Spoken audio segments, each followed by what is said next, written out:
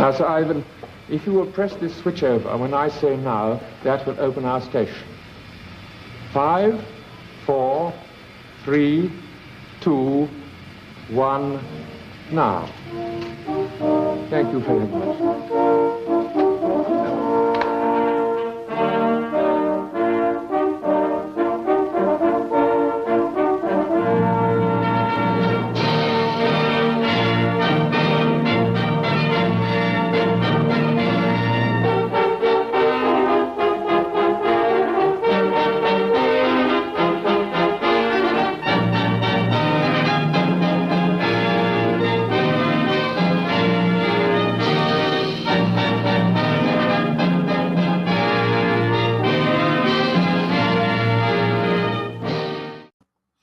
Hello guys, welcome to tonight's show. How is everybody? So last night I decided I wasn't going to do a show because I was absolutely exhausted after my concert, which was absolutely amazing. So I had a bit of a funny couple of days actually. But first of all, disclaimer. So on this show, this is my little area. I'm inviting you to come and join me.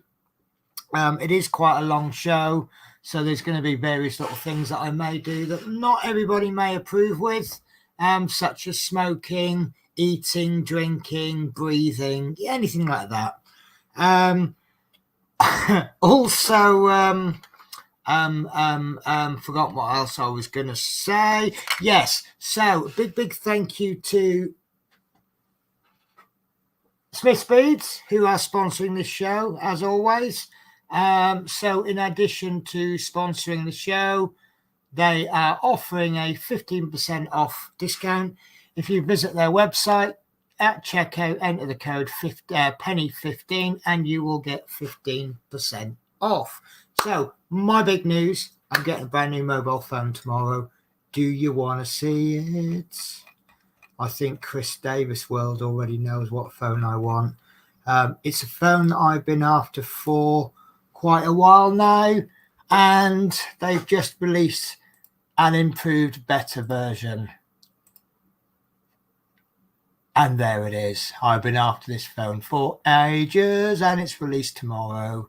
So it kind of makes sense for me because I've been umming and ahhing about getting a tablet for ages, and basically the way this works, I'm told, is that when you have it folded, you can use it as a normal phone. It's just the same as any other phone, but when you flip it open, it doubles the size, and it's like a small tablet. So for me, I think it's a really good investment. The only thing is, phones are so expensive these days. I've had to do a 3-year contract, not a 2-year contract. So I'm a little bit worried about that because my current phone, it's 2.5 years old and the battery life is a little bit on the dodgy side. I get away with it because I drive a lot, so I've always got my phone plugged in. But it's got all the features I want, plus a little bit more. And it's basically, when you look at the price of it and you compare it to the price of a mobile phone and a tablet, I think it's actually not that expensive if you need a tablet. Apparently the screen is so big that when you do see at the moment emails, I just look at the emails on my mobile phone, and then when I get home I respond to them, and sometimes I've forgotten. With this particular one, because it's bigger and the way it's laid out, I can actually use it as a computer, so it's all good. Right, so I have been cheating ever so slightly, and I have done a little bit of my diamond painting. Not a massive amount, but as you can see there, I've finished this bit off now. Shall we move this camera up a little bit, because my name is getting in the way, isn't it? There you go, that's a bit better. So I played with the cover sheets. I did show you the cover sheets a couple of days ago, and here they are, and I think they're brilliant. What I personally have had to find that I've had to do is one of the cover sheets I've ripped in half across the narrow end to make where have I got them? To make 2 smaller ones. And then that way, as I'm actually working, I can use that. You know, if you rip off a big area, as you're doing drills, your hand's sticking. So I'll just use that half one more for a hand holder. And then I've ripped another one across long ways. So you see, I've just got this little bit at the bottom. So I've just got this little one. But then that's the beauty of them. I mean, you get all those sheets for not much money. So, you know, if you want to rip a couple of them up, that's absolutely fine. So my impossible, hard to achieve aim today is to do this bit here.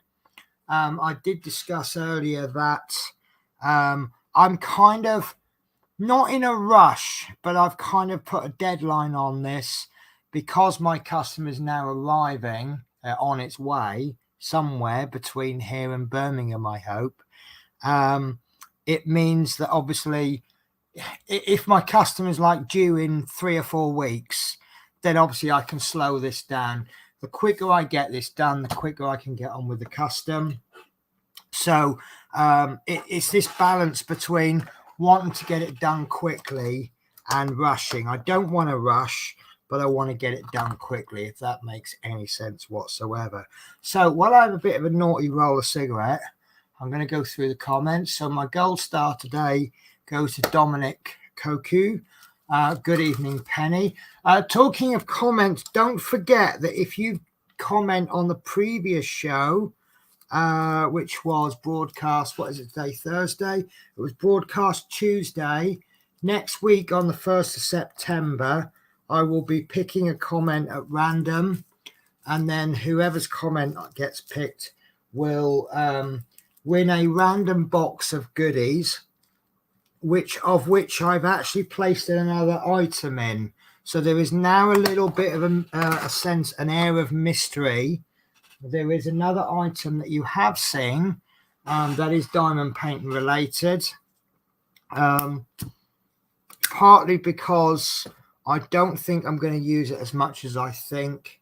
And also, I think it would probably be someone else can make better use of it than me. I think that's, but let's keep that one a little bit of a surprise. So you can leave a comment on Tuesday's show right up to probably, let's say 10 o'clock on the 1st of September, probably closer to midnight. And what I'll do is I'll select a comment at random and they win a box of goodies. Chris Davis World, hi all, how's everyone? Mark Fit says hi all. Love Min says hi all. And the lovely Smith Speed says hi all. Hello all. I need to arrange another mystery box with you. Obviously I want to get another one of these for definite. Because this is one of those items. This is my opinion on this. This is one of those items that you'll look on the website and go, yeah, okay, that's all right. But when you actually start to use it, you're like, wow, this is amazing. This current project has got 27 colors, 2, 4, 6, 8, 10, 12. It's got 24 holes in it. And then because one's a duplicate, because I've got a lot of 939s, I've got 4 that won't fit in. So I do want another one of these because God knows how many colors. I mean, there might be less colors with my custom. You know, there's a lot of, I think there's 1 or 2 colors that's similar. But yeah, this is definitely one of those items that when you look at it on the website, you'll go, yeah, that's all right. I can see a good use for it. But when you actually start using it, it's like, oh my God, that's amazing. And don't forget that you get 15% off if you buy one. So let's have a little bit of a crack on, shall we?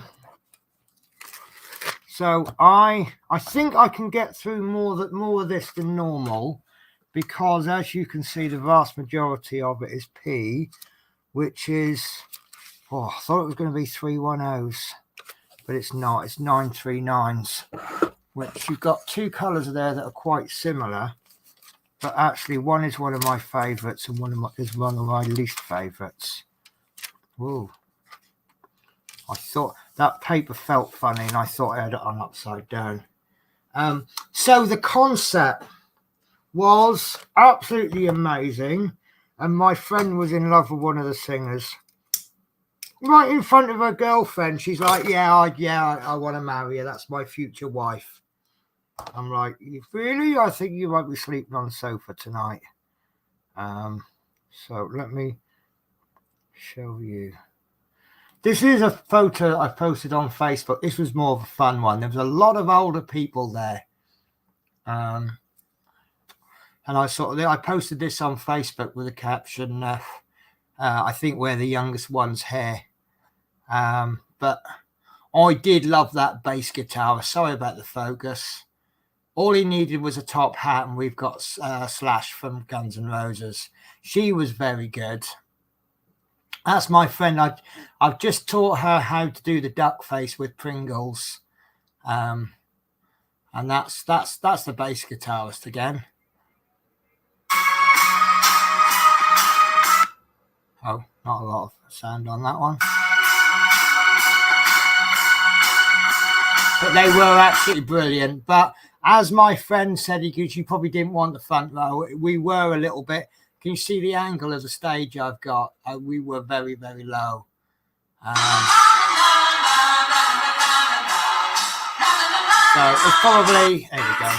She was all right. I think that was there you go. So much going on. So let me show you. My friend did a few photos, and she sent me the photos. So this is the three of us before we went out. So as you can see, I look really, really comfortable there. Not.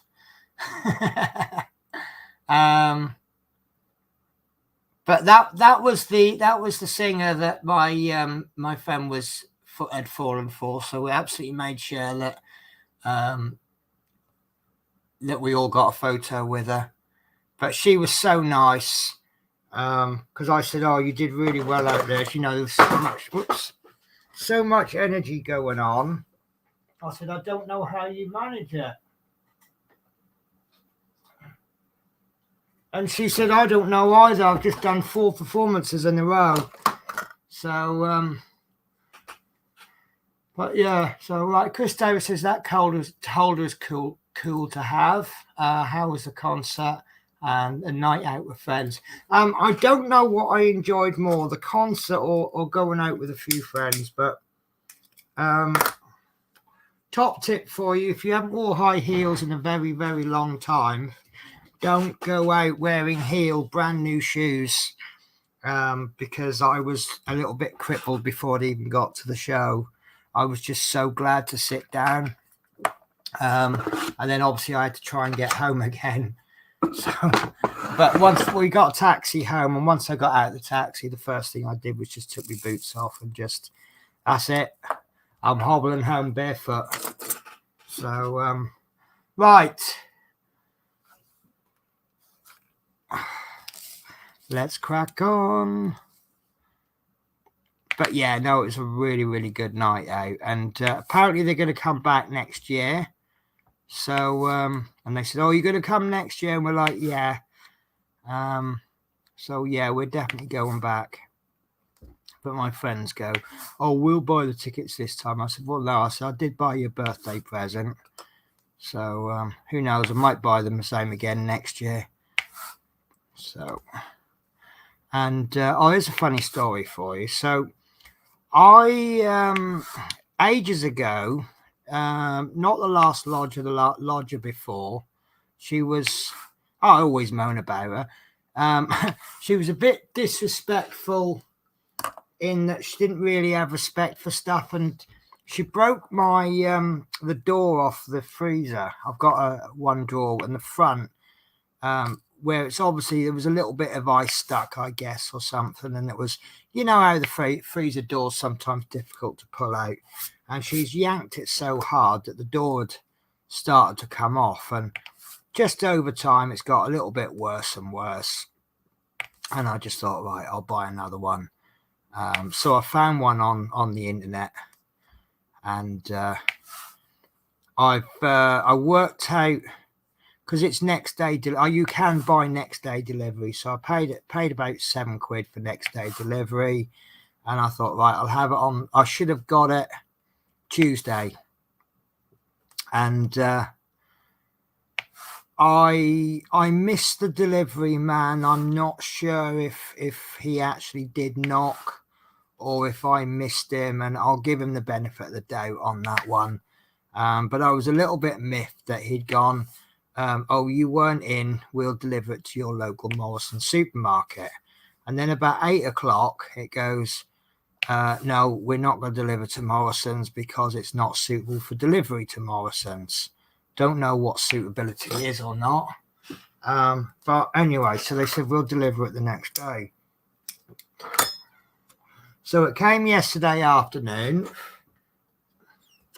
And to give you an idea of how wrong they got the order, I ordered a freezer, a Grundig freezer drawer front, let's say for a Grundig, and I got a Beko fridge door tray. So I thought they couldn't get any worse than that. So I contacted them straight away and I said, oh, you've sent the wrong thing. And I think this is reasonable. I said, as a gesture of goodwill, perhaps you could refund the postage because I did pay for next day delivery. And because you've sent the incorrect order, I clearly haven't got it next day. And that request was completely and utterly ignored. And they just went, oh, we're dispatching a new one. So I'm sitting there today. I got the message from DPD. We will deliver between, I don't know, let's say 4 and 5. So about 3:45, I had a little break and I thought I'll play a little bit of PlayStation because then I'm sitting virtually next to the buzzer. Let's have a quick look at the comments because I can see someone saying they're going. So Chris Daviswell says, nice, looks like you had a good time. Yeah, really good time. And I've been a long time since I went out like that. Dominic Koku, I'm off. I'm going to bed. The painting looks neat. I don't do that myself, but my wife does. Good evening. Well, thanks for popping in, Dominic. I really appreciate it. Yeah, so anyway, next thing I know, it's been no knock at the door, and I get a message. Sorry, we missed you. We're going to be taking your order to Morrison's. So I'm straight on the phone to DPD, and I just went, so is it a new policy that your drivers don't knock at the door? She says, what? I said, and I explained. And I said, I am really, really angry at this because I had been waiting a while. I said, no, it's not totally all your fault. You know, they sent the wrong order. And she said, oh, let me sort it out and I'll give you a ring back within an hour. And they gave me a call probably within roughly an hour, give or take, say, 15 minutes. And she says, yeah, I can see that he actually went to the wrong side of the flat block. We've got a call entry system on one side and we have all the bins by a back door. And we've got a lockable door there, but it's to gain access to the wheelie bins. And in all fairness, a lot of the Amazon guys, they go, I've actually had an Amazon guy said to me, oh, you've got your call entry system on the wrong side of your house. You should really have it at the front of the house. And we say, yeah, it is at the front of the house. You're at the back. No, this is the front. And it's like an Amazon guy telling me which is the front and which is the back. But anyway, they did admit he'd gone to the wrong side. And she said, we'll send him back. I said, okay, that would be appreciated. A couple of hours later, I get a message. It's been delivered to Morrison's. So I had to go to Morrison's to get it. So, yeah. Right. Amanda Blackshaw, how are you? Amanda, I don't know if you are into diamond painting, but if in case you haven't caught the show from Tuesday, I'm doing a giveaway. All you have to do is leave a comment leave a comment in the comment section, which is where you normally leave a comment, and you will receive a box. If your comment is selected, sorry, you won't get it just for leaving a comment. If your comment is selected at random, you will win a box of random diamond painting related goodies, all supplied by myself and by Smith's Beads. But I'm not going to show you what's in it now because I put a couple of things in there just to sort of add an element of surprise to it. So how are you anyway? Chris Davisville, that painting looks nice and you're doing a good job. Thank you. I find these aren't difficult, but you do have to put a little bit of attention into getting them neat. And if you go wrong early on, you know, if you get one, say, a millimeter out, this makes it sound scary, but if you go like 1 millimeter out on one of your drills, that then has a knock-on effect. So, but really the main trick is just getting those edges done. You'll notice, you may have noticed earlier on, I use this little tool and I mean, you can use a ruler if you want, but you just get this straight edge, line that up, and then you get those drills lined up against this, and then each drill you then get lined up neat. You see I'm doing this checkerboard pattern, and that just kind of helps as well. Even if some of these are out a little bit, by the time I filled it in, I'll go over them and I'll just push them all up so they're all in line. And it's just a case of just little slight attention to detail, and the job is really easy.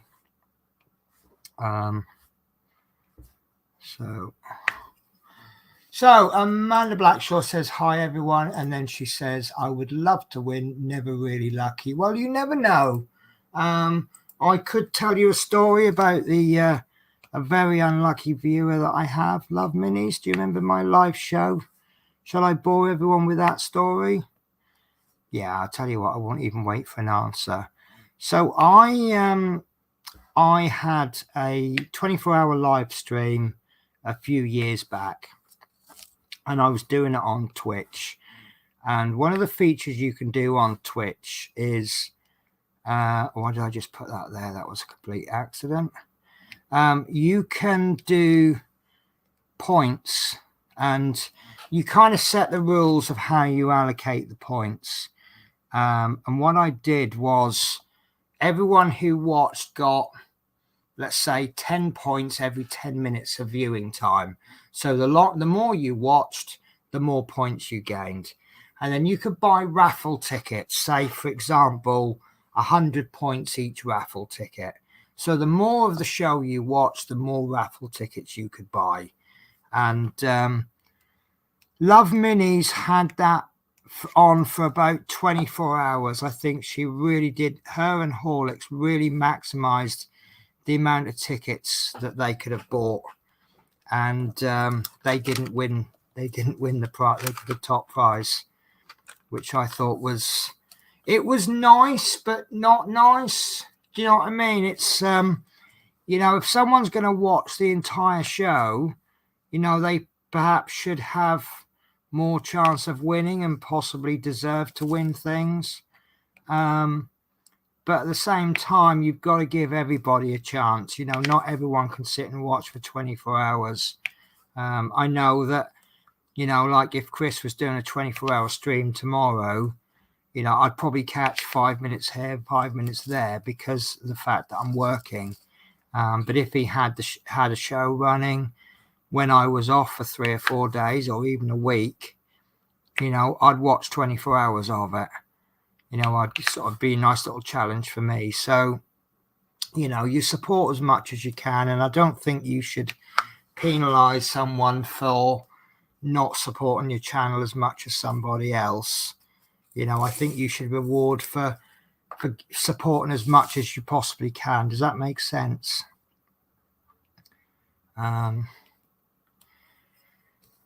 So, yeah. And I managed to get all of my news out in about 10 minutes. So, yeah. Love Mini, sure. Sexy brushes too. Right, so I got sent some brushes by is it Watercolors, War Paint, or something? I've forgotten the bloody name now. A really nice set of brushes. They were all right to paint with, and they had these really lovely handles, and they had this little cutout on the end, which was actually quite useful. And when Love Minnie saw them for the first time, she just went, "Sexy brushes," and it's just some random crap that we come out with now, and it's just funny. Obviously, Love Minnie's been supporting my channel for a long time. She was supporting my Twitch channel when, well, I think she was the only viewer at one point. And but it's like we used to have this jukebox feature, and people could play songs. All you have to do is just type a command request, and then you type the artist and the song title. And you can't do that on YouTube because YouTube are just very strict on copyright, whereas Twitch is more of a live streaming. We don't really care about the stream after it's finished kind of a platform. So but there was one song, I've actually forgotten the title of the song, but it's a Tracy Chapman song, and not the one that you're thinking of. And but it was like I heard a sort of a supermarket version of whatever the other day, and I just had to sit there and record it and then send it by Facebook Messenger to Love Minis. And my messages probably sounded really weird because it's like, heard this and thought of you, which is probably an odd thing to say to someone that you're not in a relationship with. But there you go. That's us. So, yeah. So, Mr. Mike, did you, do you know, I just thought actually, because I've asked, I think my customer's being sent to work. Because when you're told something is going to be 2-3 weeks, I really don't know. I mean, it could be 2 weeks, it could be 3 weeks, it could be anything in between. And with my work patterns a bit funny, and every stroke Hermes, I don't know what's going on with them. My courier, he used to be all right, and the other day I had my boots come by every, and he's delivered it to completely the wrong address. But what was really funny was I popped out. As I came home, I saw him. Now, I didn't know my boots were being delivered by Every. They came via Shoe Zone, and they just said, "Oh, your boots will be delivered tomorrow." That could be Royal Mail, that could be DPD, anyone. But I actually saw him around the back of the flat block, and it was like he just. But also, I did see a parcel outside one of the neighbours, and he'd left it out the front, and then underneath the doormat. He'd done a pretty good job of hiding it up. And I didn't even think it was him. And he's been to my house loads of times. I'd like to bet that if you put just my name on it, and then said, "Here, this one's on your round," he'd probably still deliver it because he's seen me that many times. He's spoken to me so many times. So I'm really disappointed that he left it outside someone's house. But I messaged them, and they said, "Oh, well, we've got this photo." And I looked at it and I went, "Right, he's delivered it by a door that's got grass on it." I said, "I live on a second floor flat. There is no grass outside my house." They went, "All right, we'll send it out." But they were all right because they did refund the postage cost. Because again, just like with the fridge, I said, "Look, I've paid for next day delivery. And I clearly haven't got them the next day, through no fault of my own. And they went, yeah, absolutely no hesitation in refunding the postage. But the trouble is, my nearest shoe zone that I know is open is Paisley, which is about 20 miles away. And to go there all that way when they may not even have them in stock, I just thought I'll order them online. But they're in the naughty corner at the moment because they really hurt my toes because I'm not used to walking in heels anymore. So maybe I should get a slightly lower heel and then walk about it. But I just don't get the opportunity. You know, you can't really drive buses in heels. And I just don't go out much. But I think last night has just taught me that I need to go out more, even if it's just go down the pub on a night off. Right, there's a little bit more done. Yeah, right, I'll get to that. Right. So I'm that unlucky. If I fell in a barrel of boobs, I'd come out sucking my thumb. I like that. I used to know a saying that went something like, I'm so lucky, so I'm so unlucky that I entered a contest to see who had the most bad luck, and I finished second. Right. So Amanda says, I think Joseph would like this. Do you know what? Right, Amanda, have you got me on Facebook? I've got loads of diamond paint, like cheap diamond paints, and nothing amazing. But I've got a few. I bought that many.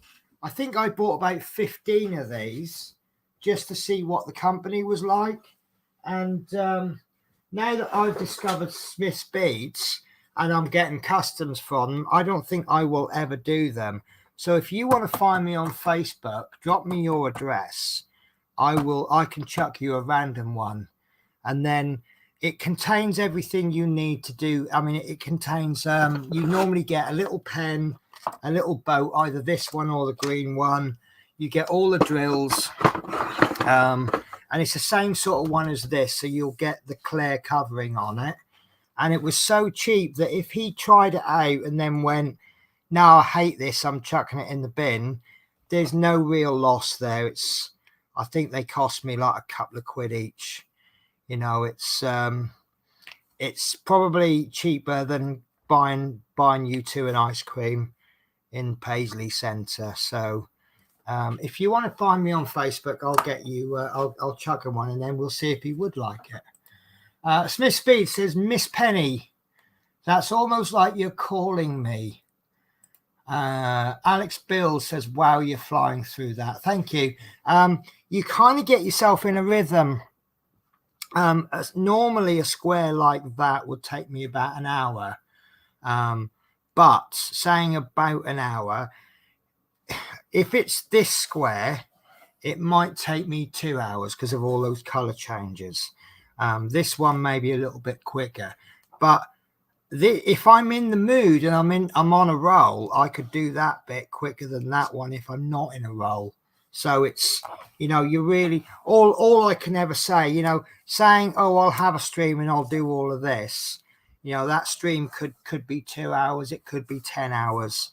It really depends on, you know, you got to get your mojo going. I think I'm a little bit more mojoed up today because, you know, I'm a little bit pumped and I'm happy and angry and sad and, you know, all lots of emotions at once. And it's a case of this is sort of send me to my happy place. And streaming obviously always does, because you guys are awesome. Yeah. Donnie John says, hi Penny, hope you are okay. I am absolutely amazing today. Really, really happy. I just realized something. I normally put my Eddie Stowbar up on a Wednesday, and I completely forgot to upload it. So, and it's this episode. I'm going to give you all a sneak preview. This is what I've done. This is the next episode. The problem I had was this is red.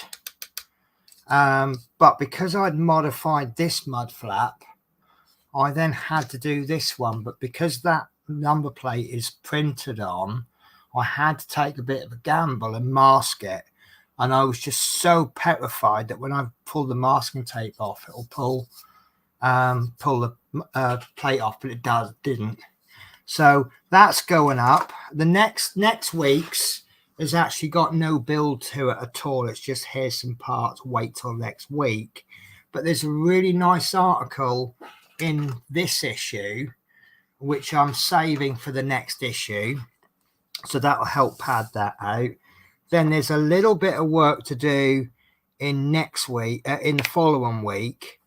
And then the week after that, again, it's just parts with nothing to do.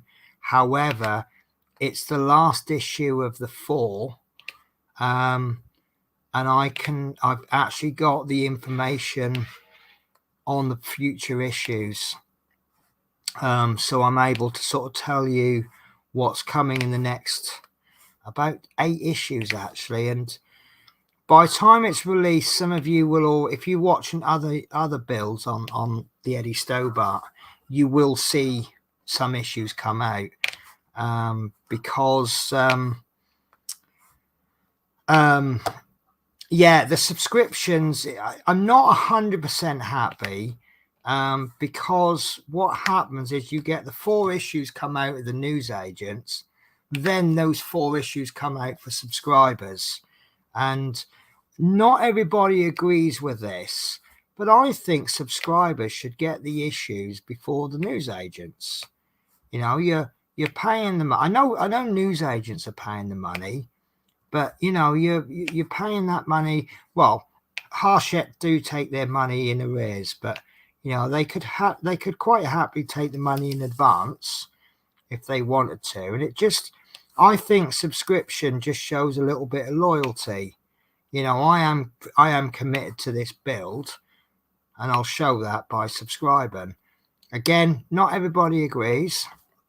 But I've now got all of my you get free gifts when you subscribe to magazines, and you get like the first free gift is usually the 1 issue, and then the next free gift is a binder, and then you might get, for example, a tool set, and then the last free issue that I got, which is not within reach, so I can't show you, but it's a 1:76 scale version of an Eddie Stobart truck.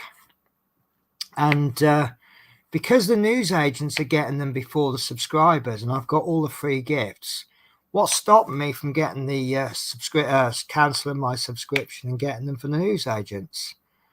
So I am actually considering doing that. The only trouble with the newsagents is that as the issues progress, I think they publish less and less, because people do naturally tail off, especially with this cost of living crisis. You know, people they have a difficult month or something and they can't afford to buy it anymore, so they cancel it. And obviously with the cost of everything going up, you know, let's be fair, what's more important, food in your child's belly or a copy of an Eddie Stobart magazine? You know, it's you can't sit there and go, well, I know you're hungry, child, but I really need to get this wheel put onto this truck. But yeah, so what I think they publish less and less issues, so then obviously they can only send so many out, and you find like maybe at the start of the build, one newsagent might be getting, say, 3 issues, and then after maybe 6 months that might be cut down to 2, and then it gets cut down to 1, and then all of a sudden you'll find a week, oh sorry, it's not been delivered. So you are better off subscribing in that sense, because you will get your issues every month. And also sometimes they delay the issues at the newsagents, maybe because of bank holidays or something, and then they might slip a week, but you still get your subscriptions. So it could well be that by the time we get to, say, issue 100, subscribers might actually be ahead of the newsagents. So, you know, it's one of those things. What do I do? And also, even if I do get them from the newsagents, with my work schedule, am I going to be able to get down to the newsagents and then get that issue and publish it on YouTube a week after the previous issue? Because my shifts essentially is work 6 days, have 2 days off, work 6 days to have 2 days off. So there is a possibility that I can't get down to get the issues, whether they're in or not. So I guess I've just spoken myself into keep it the way it is, because the subscriptions gets delivered to my house, and once they've been delivered, they sit there. I mean, the last pack, it sat there for 4 days unopened. But once I had my days off, package gets ripped open, and they got built. So next comment from Love Minis.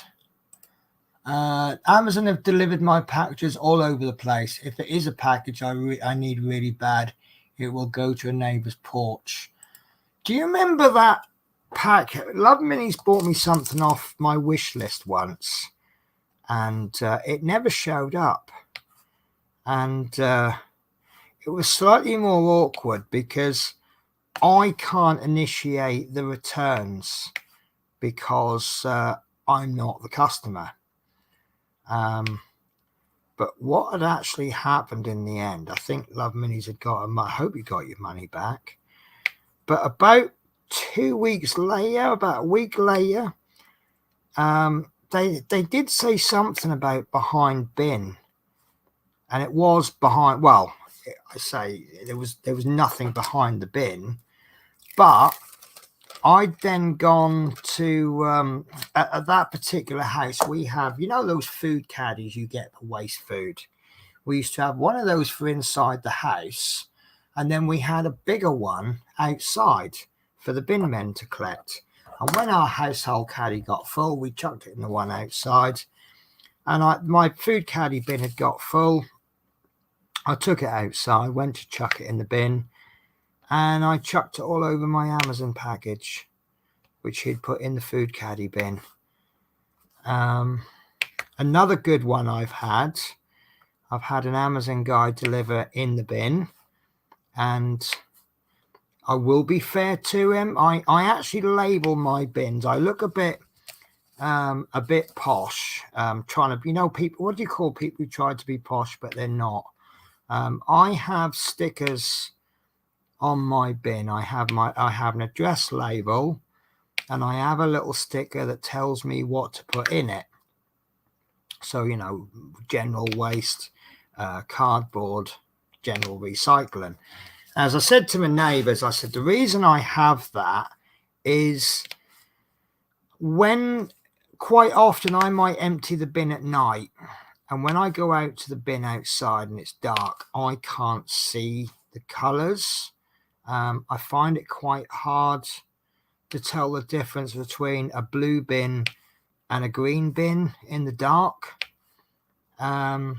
It's not anything to do with bad eyesight. It's just the colours.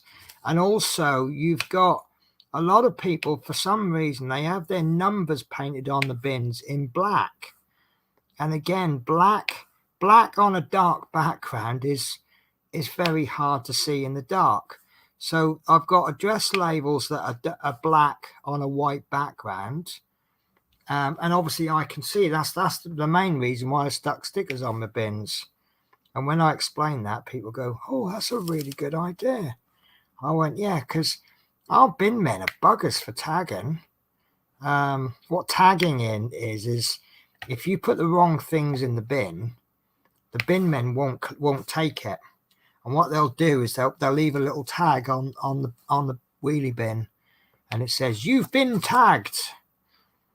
And then you get told off. And my understanding is that if you get tagged so many times, they don't collect your bins anymore.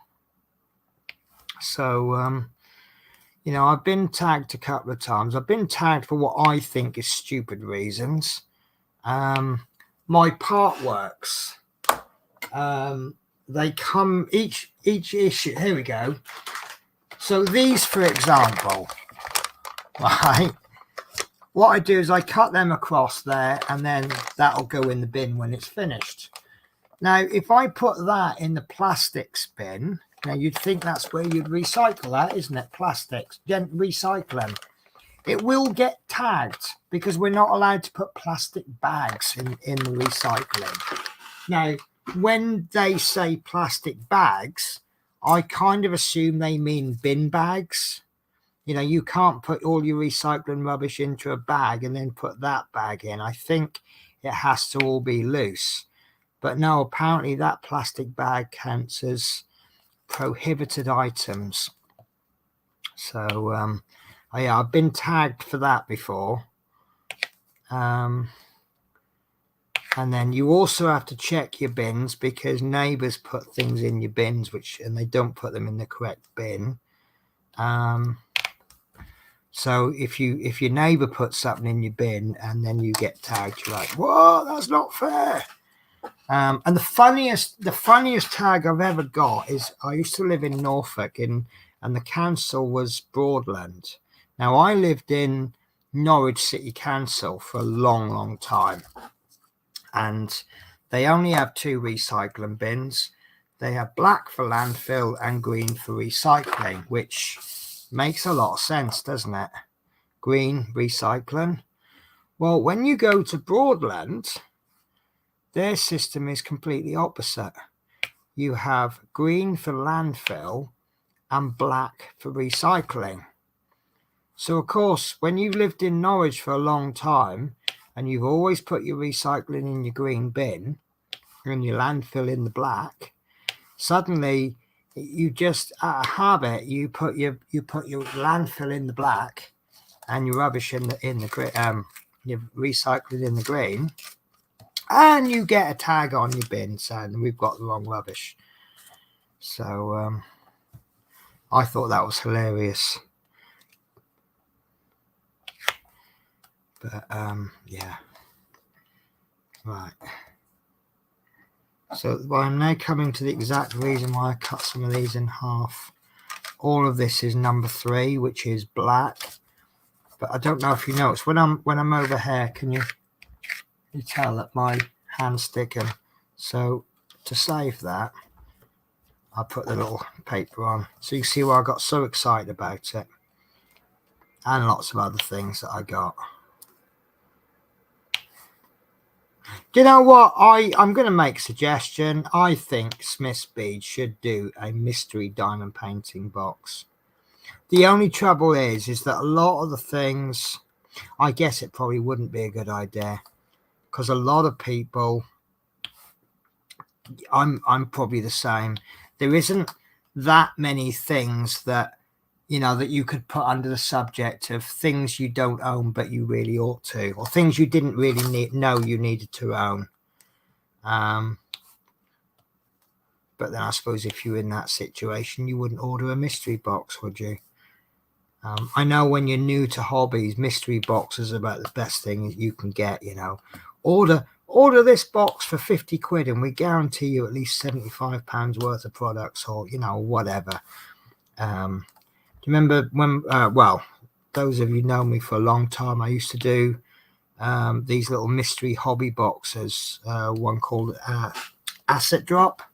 They don't exist anymore. Well, they do something else. But you used to get a few paints, maybe a model, a few little terrains stuff, you know, and it was really good. And because of them, I only really knew a couple of products before I got involved with them.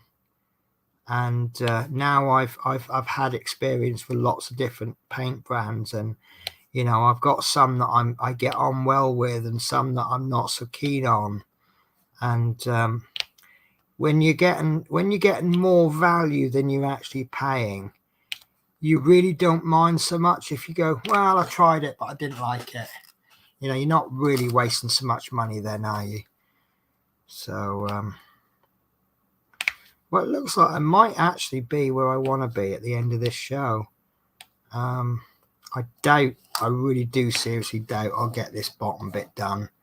But I wasn't sure if I was going to get this done. Although saying that, I've been streaming for an hour. I was going to stream last night on the basis of I was going to start a stream about 11ish. I was home about 10:30. No, I was home later than that. That's right, yeah, because we had to wait about 3/4 of an hour because my friend wanted to get a picture of one of the band members. So we had to wait for them to get changed.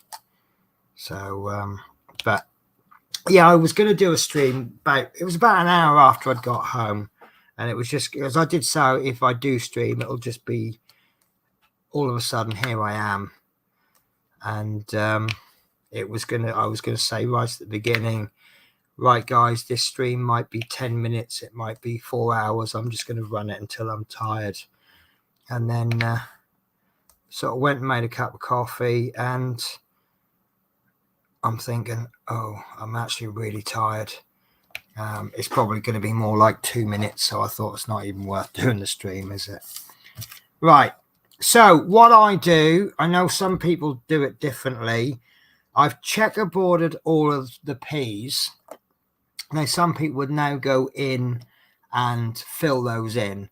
What I like to do is get some more done, because where this checkerboard is, my hand won't stick to it.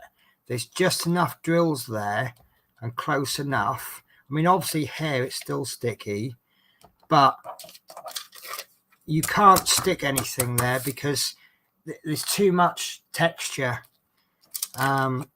So if I now go over the 3s and just checkerboard those and then do the H's, I pretty much got a patch there where I don't need any paper or anything down.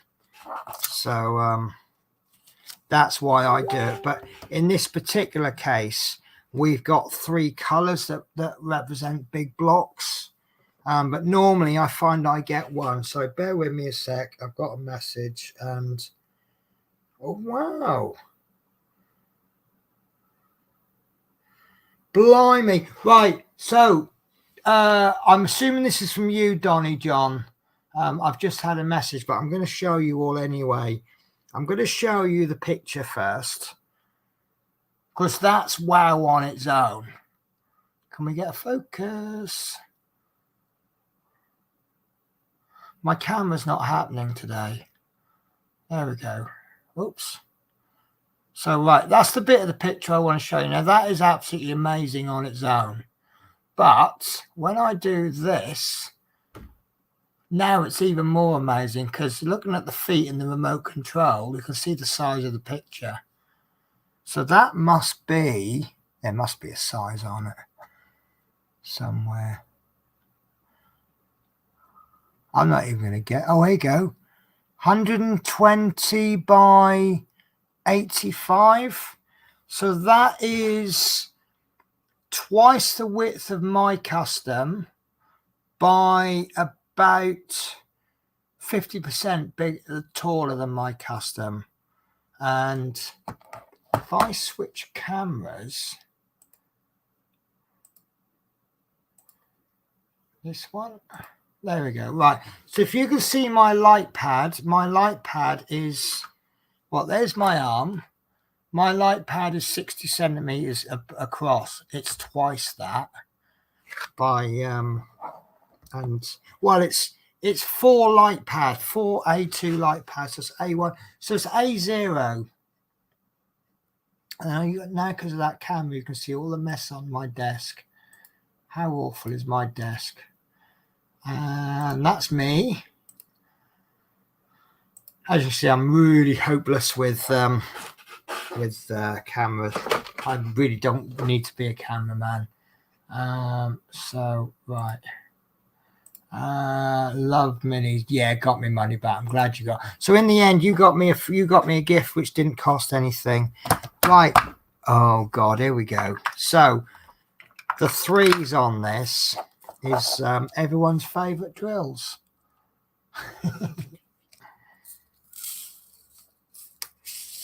And that is way too much. So I'm going to start in this corner actually.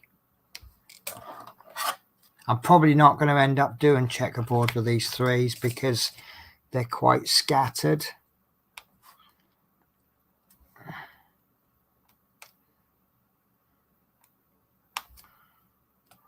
So what's everyone else been up to? You've all been listening to what I've been up to. So come on, fair's fair. What have you been up to? Boring, interesting, sad? Share it with us. Do you need cheering up? Or do you just want to show off that your life is better than mine right now? Because that's life, isn't it? You have your ups and downs, don't you? Sometimes your life's better than everyone else, and next week it can be the opposite. And your good life could just cheer up someone who's not having a good time at the moment. Like seeing people's tiger diamond paintings.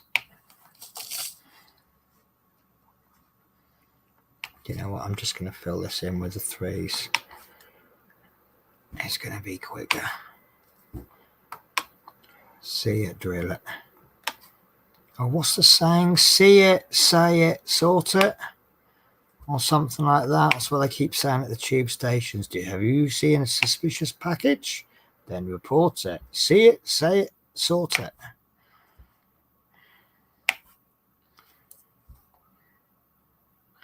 We did have fun. Well, I say fun. We had the tube strikes affecting us. And the reason the tube strikes affect us is because when we get to London, we have to stay in a hotel overnight. So we have to get from Victoria to Heathrow. And we use the tube. And obviously the tubes went on strike over the weekend. Now, we could have used National Express, I suppose. We did that last time, but you run the risk that everybody. Sometimes what we'll do is we'll go up to the driver and we'll go. We'll just go, oh, can you give us a lift? You know, professional courtesy.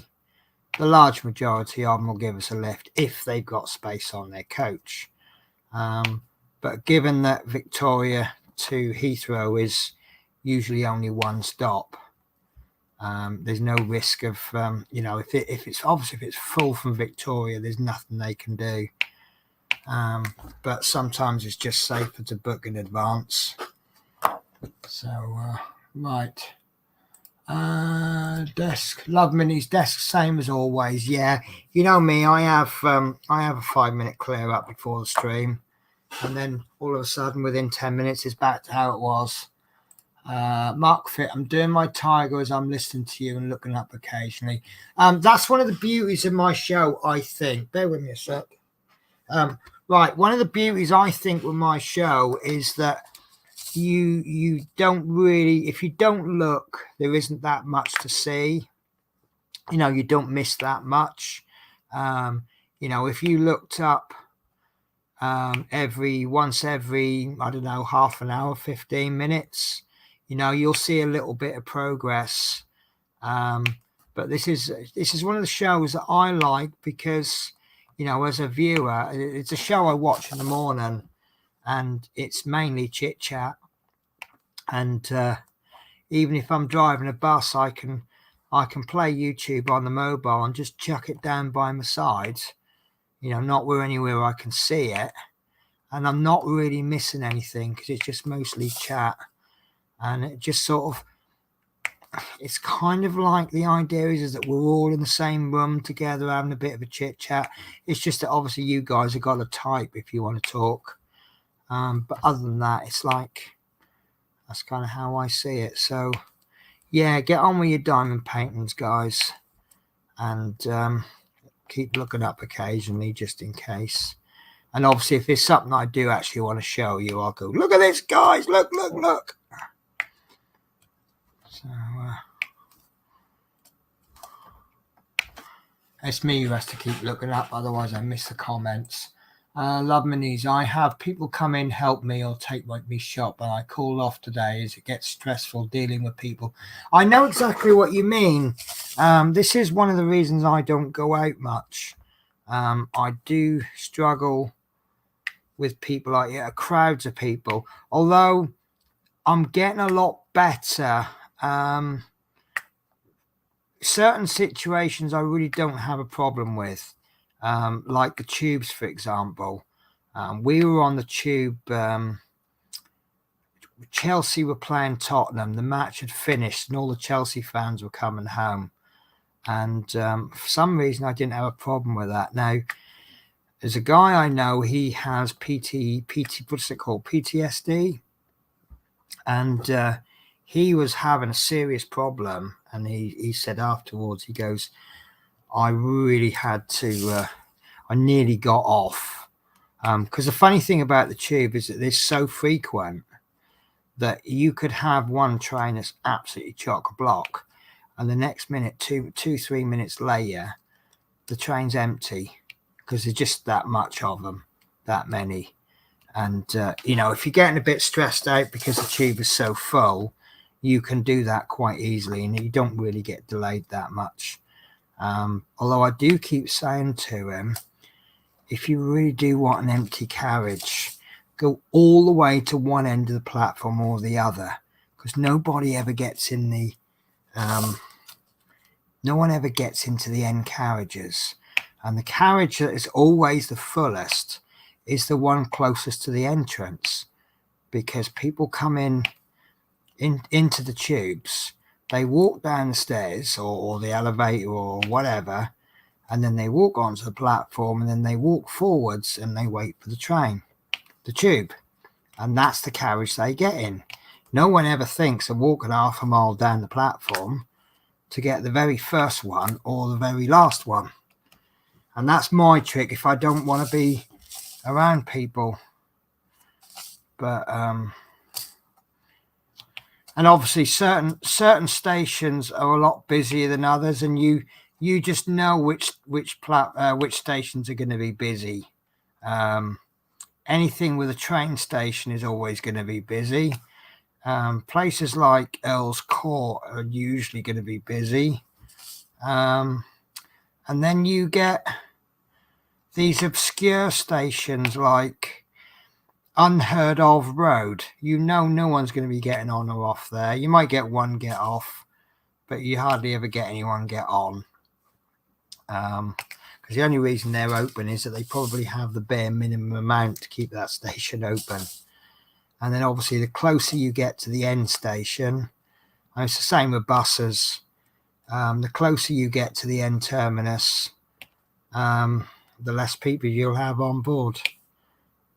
When I used to do my 26, I might come into Paisley, you got loads of people getting off and then loads of people getting on. You might have a full bus at Paisley Centre, and although some people will get on between Paisley and Nethercraigs, generally what's happening is people are getting off, and then by the time you get to the end terminus, you'll take one person, maybe two people to the end terminus if you're really unlucky.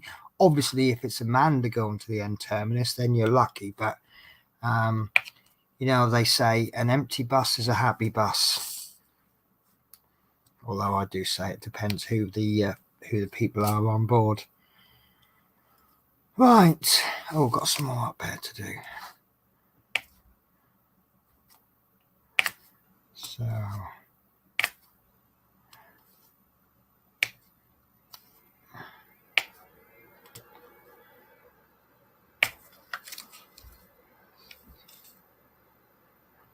I think that is all the threes done.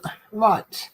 So, Joshua, I'm just going to call you Joshua. It's just going to be a lot easier for me. I hate trying to pronounce. I worry about pronouncing people's names in case I get them wrong and they get upset. I know you don't, but so hi Penny, hope you are well. Yes, I am well. So Lovely says they have picked up the tool and asked me, do you need this? Well, I would guess the answer would be yes, otherwise you wouldn't have it. Or do they just mean, are they trying to tidy up or something? Do you need this here? My mum used to say that. Do you really need this? Well, yeah, otherwise I wouldn't have it, would I?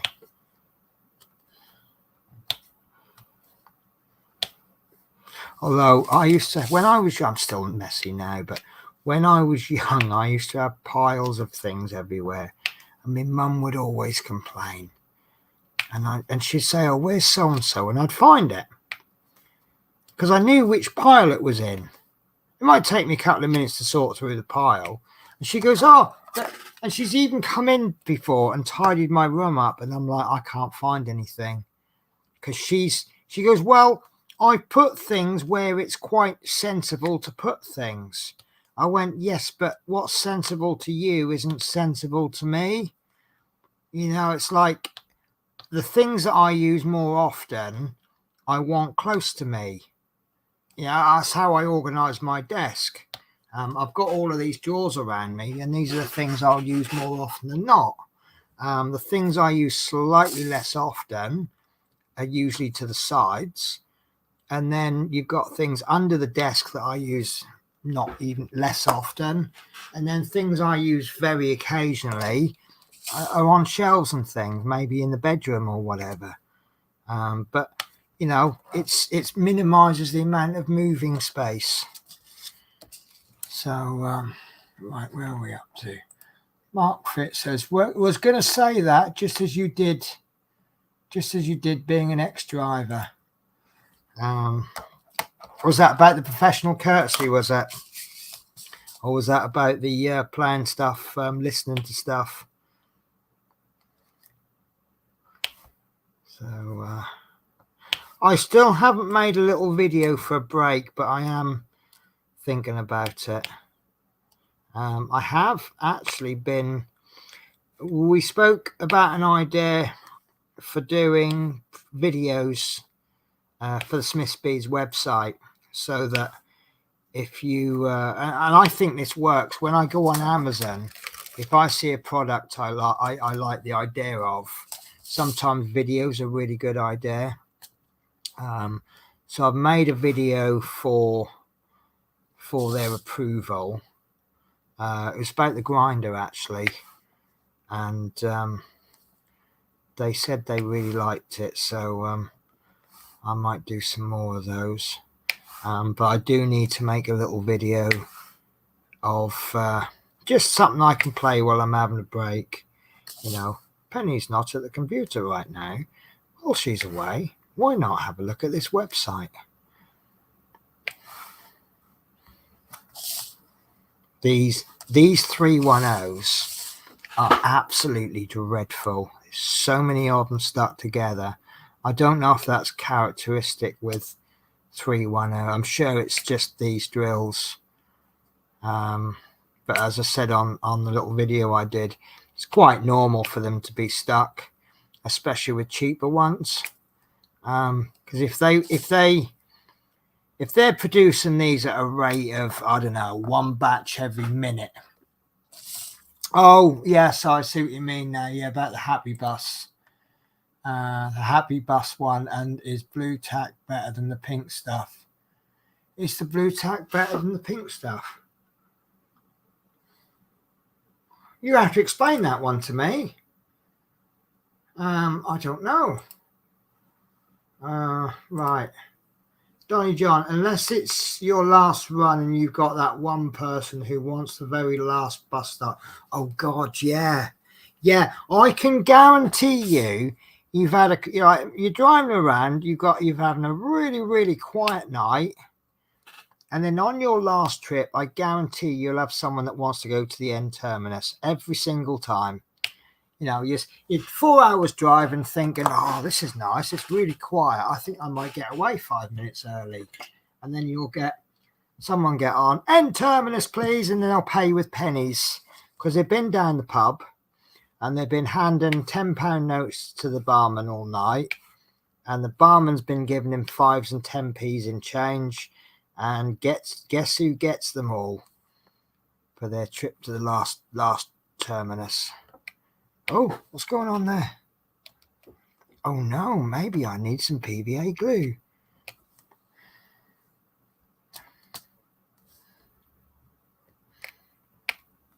Now, I don't know why I did that and why it worked, but I had a drill that wouldn't stick. So I picked a different drill up and that different one stuck. And it's not the drill, unless the drill was oily, but you wouldn't get, if you had an oily drill, you wouldn't normally get one drill that's oily, would you? You'd usually have the whole packet. Oh, I get what you mean now. Yeah, the wax. So the difference between, well, the only difference is, do they do blue wax?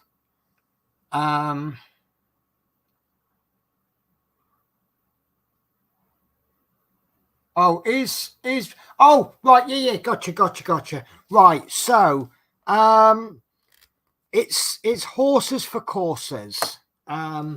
If you use pink wax, which the majority of people do, you are forever poking, you know, topping it up, do a few drills, poking. So, you know, that's the drawback of that. With this, let me show you. This is actually nearly running out.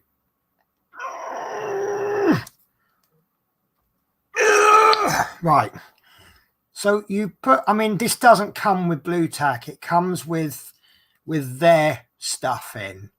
They have a specially formulated sticky stuff and they want you to throw the pen away when it's empty.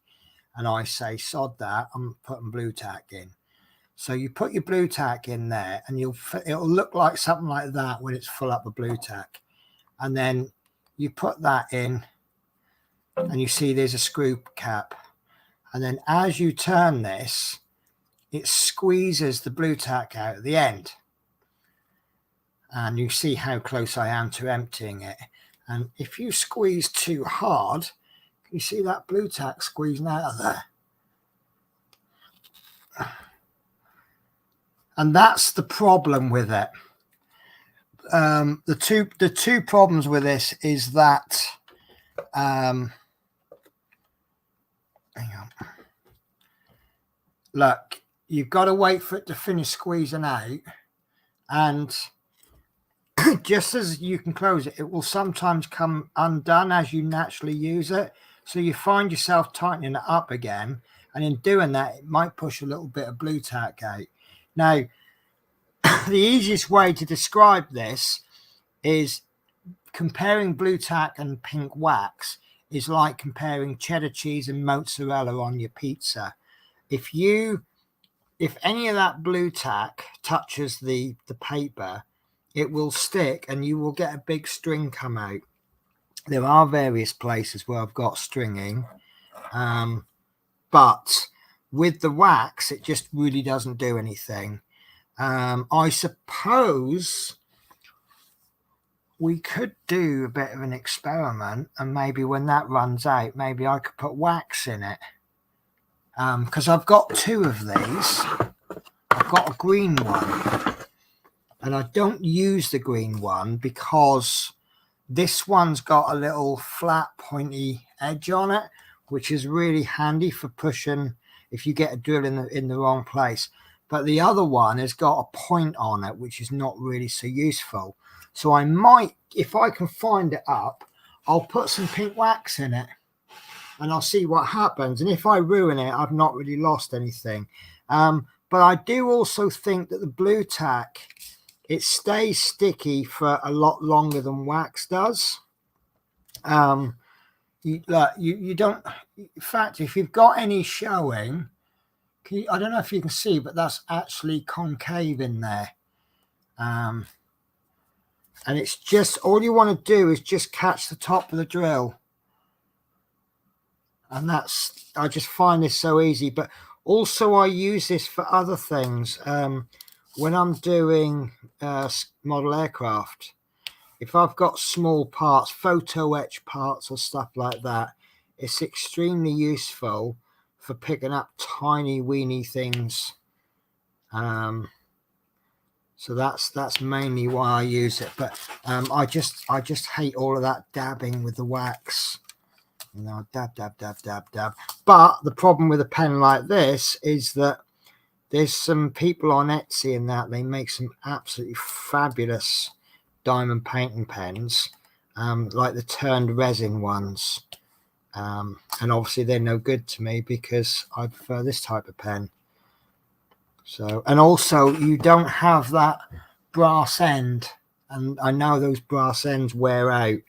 And as I'm a bit of a heavy dabber, I think there was a little plastic bit on the end here as well, and I actually broke that where I dabbed so hard. I think it just eventually broke. But that's me. So it's a better pen. But you know, you ask 100 diamond painters what their top 10 tools are.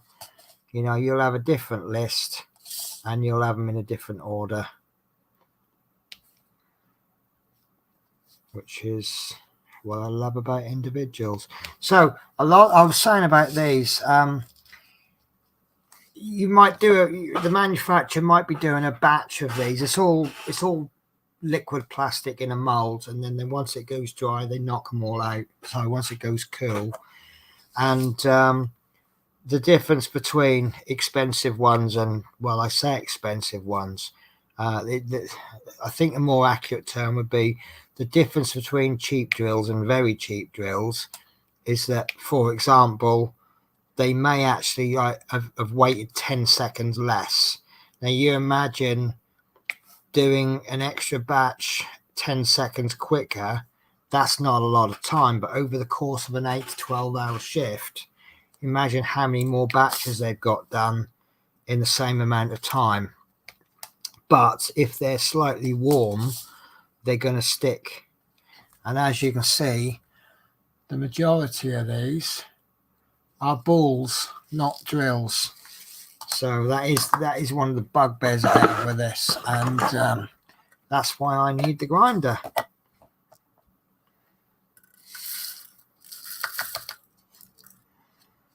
So let's make sure that magnet is clear and just grind away.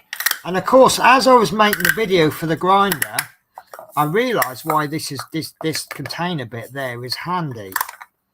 Because if you're doing like that most incredible size tiger one, you can have your big boat, but also you can grind up. I know some people grind their drills before they use them, whereas I just use them and then go, oh, I can't get on with those ones, they're stuck. You can actually make up extra batches. So if you know you're going to be spending like the next 4 hours doing the same color, then some of these have got different color bottoms on them. It's almost like they're painted rather than the same color. It's really weird. Like this one. Look, it's black on top, but it's white under. I can't show you now because I've lost it. But it was black on top and white underneath. It's almost like it was a white drill painted black. Maybe it touched a white drill or something, and it's, you know, if the drills were hot when it touched it, maybe they are painted. Do you think these little Chinese infants, you know, child labour, having to paint, their whole job is to paint the drills black?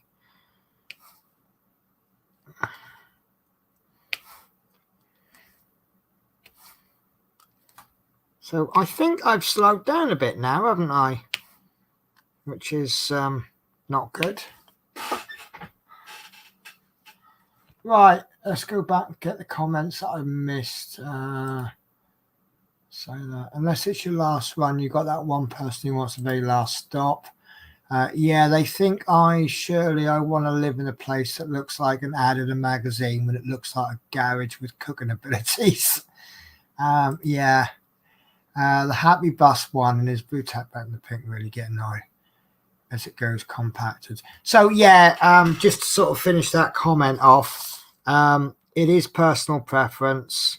Do you know what? I don't think I've ever seen a hobby where everyone is as individual as they are. You look at like painting, everyone agrees on the same methods of painting. They agree that this paint goes with that paint, and you know, you shouldn't be painting Chaos Warriors pink unless they're that way. Is it Slanesh? That's the god of hedonism, something like that. But with diamond painters, you get one will say, I like blue tack. Another one says, no, you're wrong. Pink is best. And then someone else will say, I use soap or whatever. I don't know. And then someone else will say, I use green slime. And none of them are wrong. If it's what's best for you while you're doing your drilling, you know, who am I to tell you you're wrong?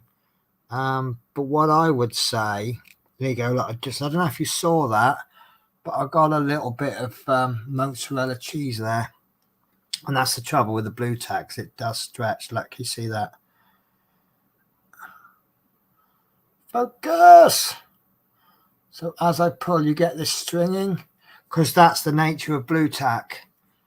And obviously, if you get a bit of blue tack, although you at least you're putting sticky stuff over it, so the drill will end up sticking to the blue tack, but that's not ideally what you want, is it?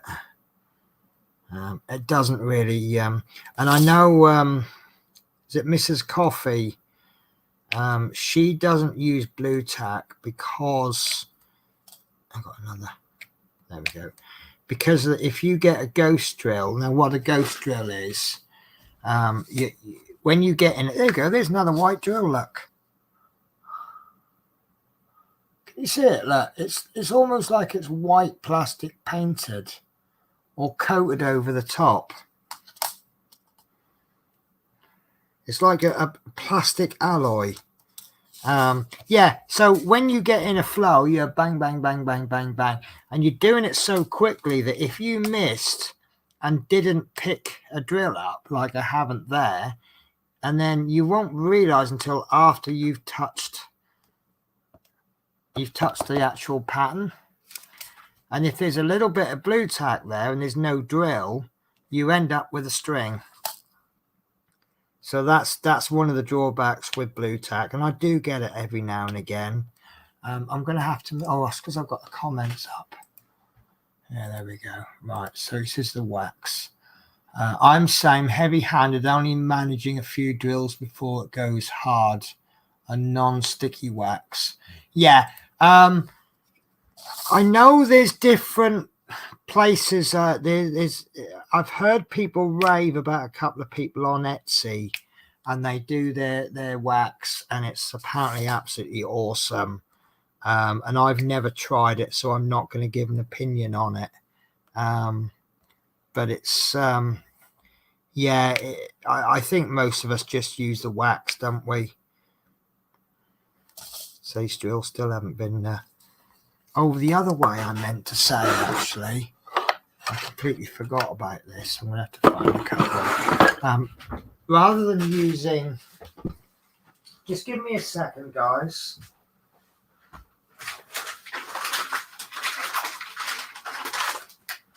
I don't know what's happened to me boats, so I bought some more of these Tic Tac containers, and they come with a few boats. So come on.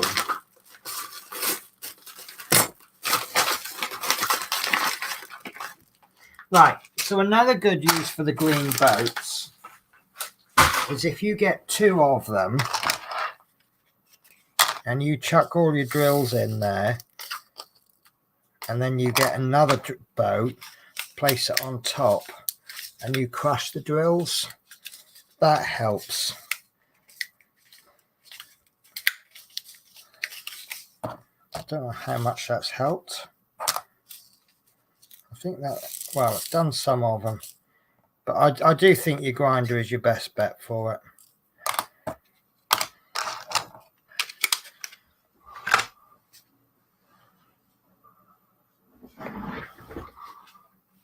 I've just learned something now.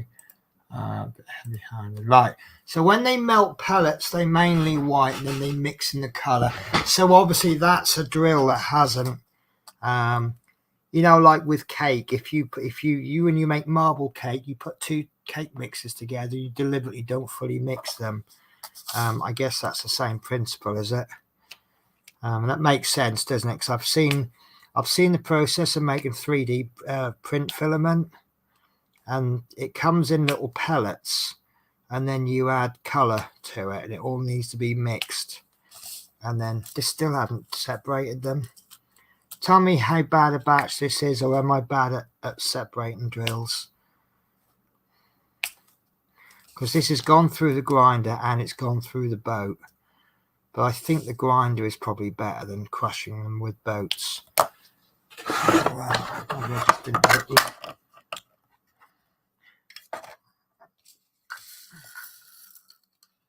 I really am struggling. It's only 310s I'm struggling with. This doesn't do it. Nothing will.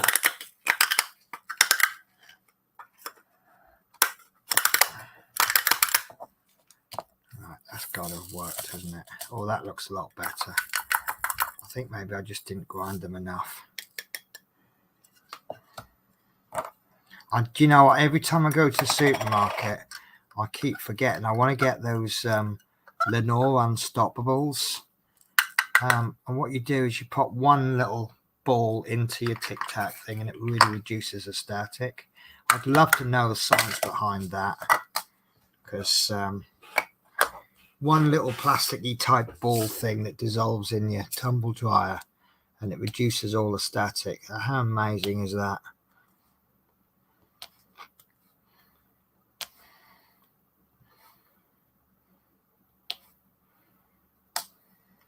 Yeah, it hasn't separated all of them. I think I'm just going to end up throwing these, because if you constantly grind them and they still don't separate, I think it's a sign it's not going to separate, is it?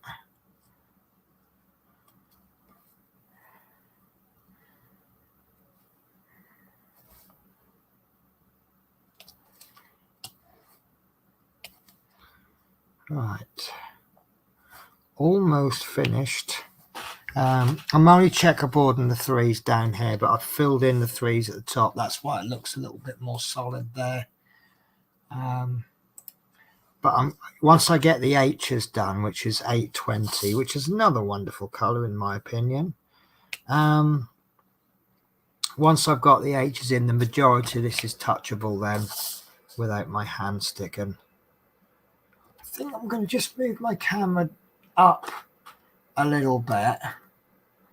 I know you don't see the picture so much, but you see my boat a little bit better. I don't know if you really want to see the boat. Don't know if you need to. So get that bottom line filled in. Right. Do you know what? I think it's time for a cigarette.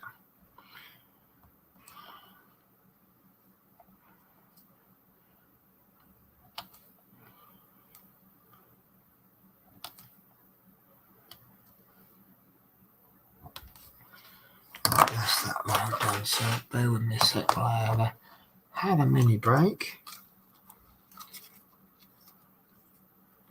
So back to work tomorrow night. So I really need to keep myself up tonight, but I've got so much to do. not done the washing up in about 2 days, and I still haven't made that batch of yogurt yet. I'm desperate to make that yogurt. I'm gonna have to wait 6 days now till I'm back off work, because the starter batch, your first batch that you make with an actual, let's call it yogurt yeast. It's not yeast, but you know how you add this stuff to bread to make it rise. This is like bacteria cultures, and you make like 150 mils or 200 mils or something of milk, but you've got to boil it, which I presume is to sterilize it. Then you've got to cool it down to room temperature, then add these cultures, and then wait 24 to 48 hours.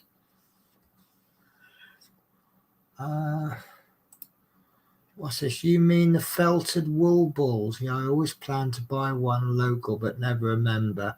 Yes, similar sort of thing. I don't know if it's a worldwide product or UK, but we have these things called Lenore Unstoppables, and you chuck a capful in your tumble dryer, and it stops all the static building up. So yeah, and I've just completely forgotten what I was going to say, what I was saying. So if anyone wants to remind me, this is how bad my mind works. I can actually forget. You know how people go into a room and they forget what they went into the room for?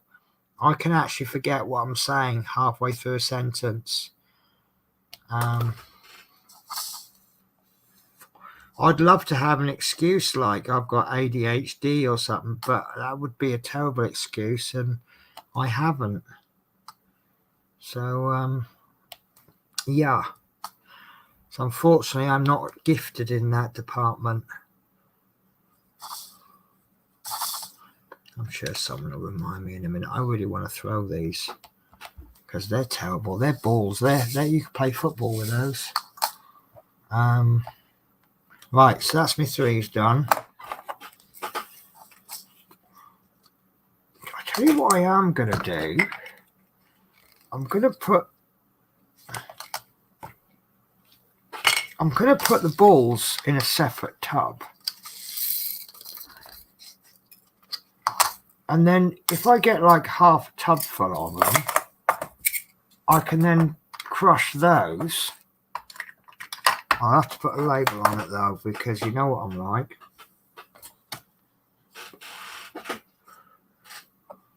Got to find a pen now.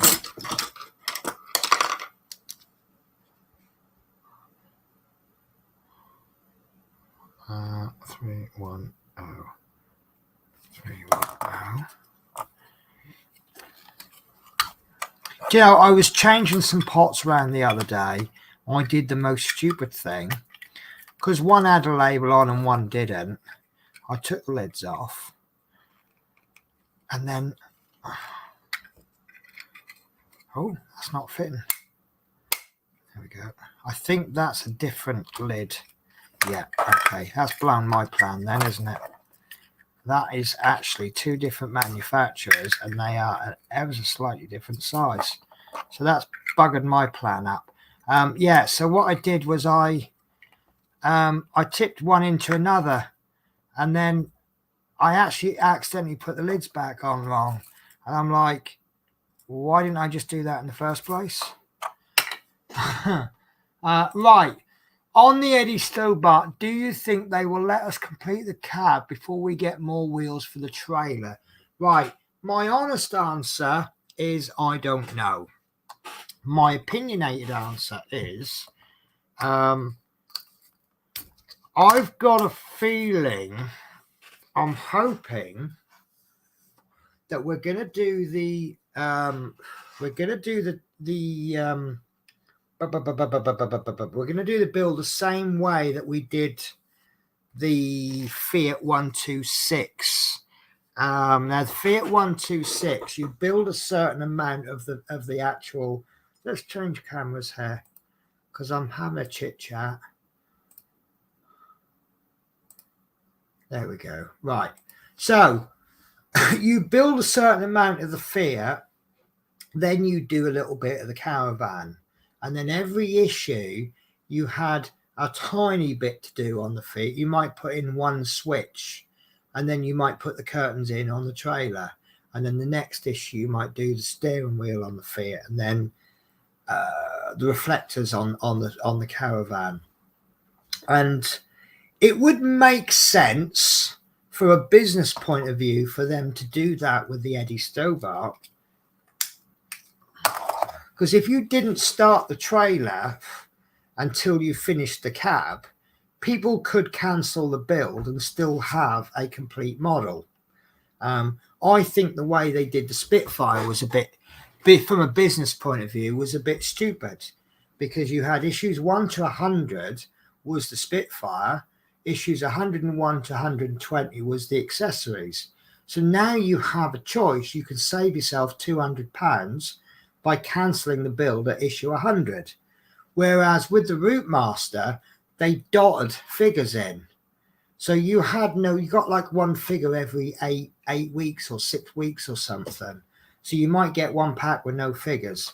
So on that basis, I think what they're going to do is we've now got the chassis. You've heard it here first. Well, this is the first time I've told you.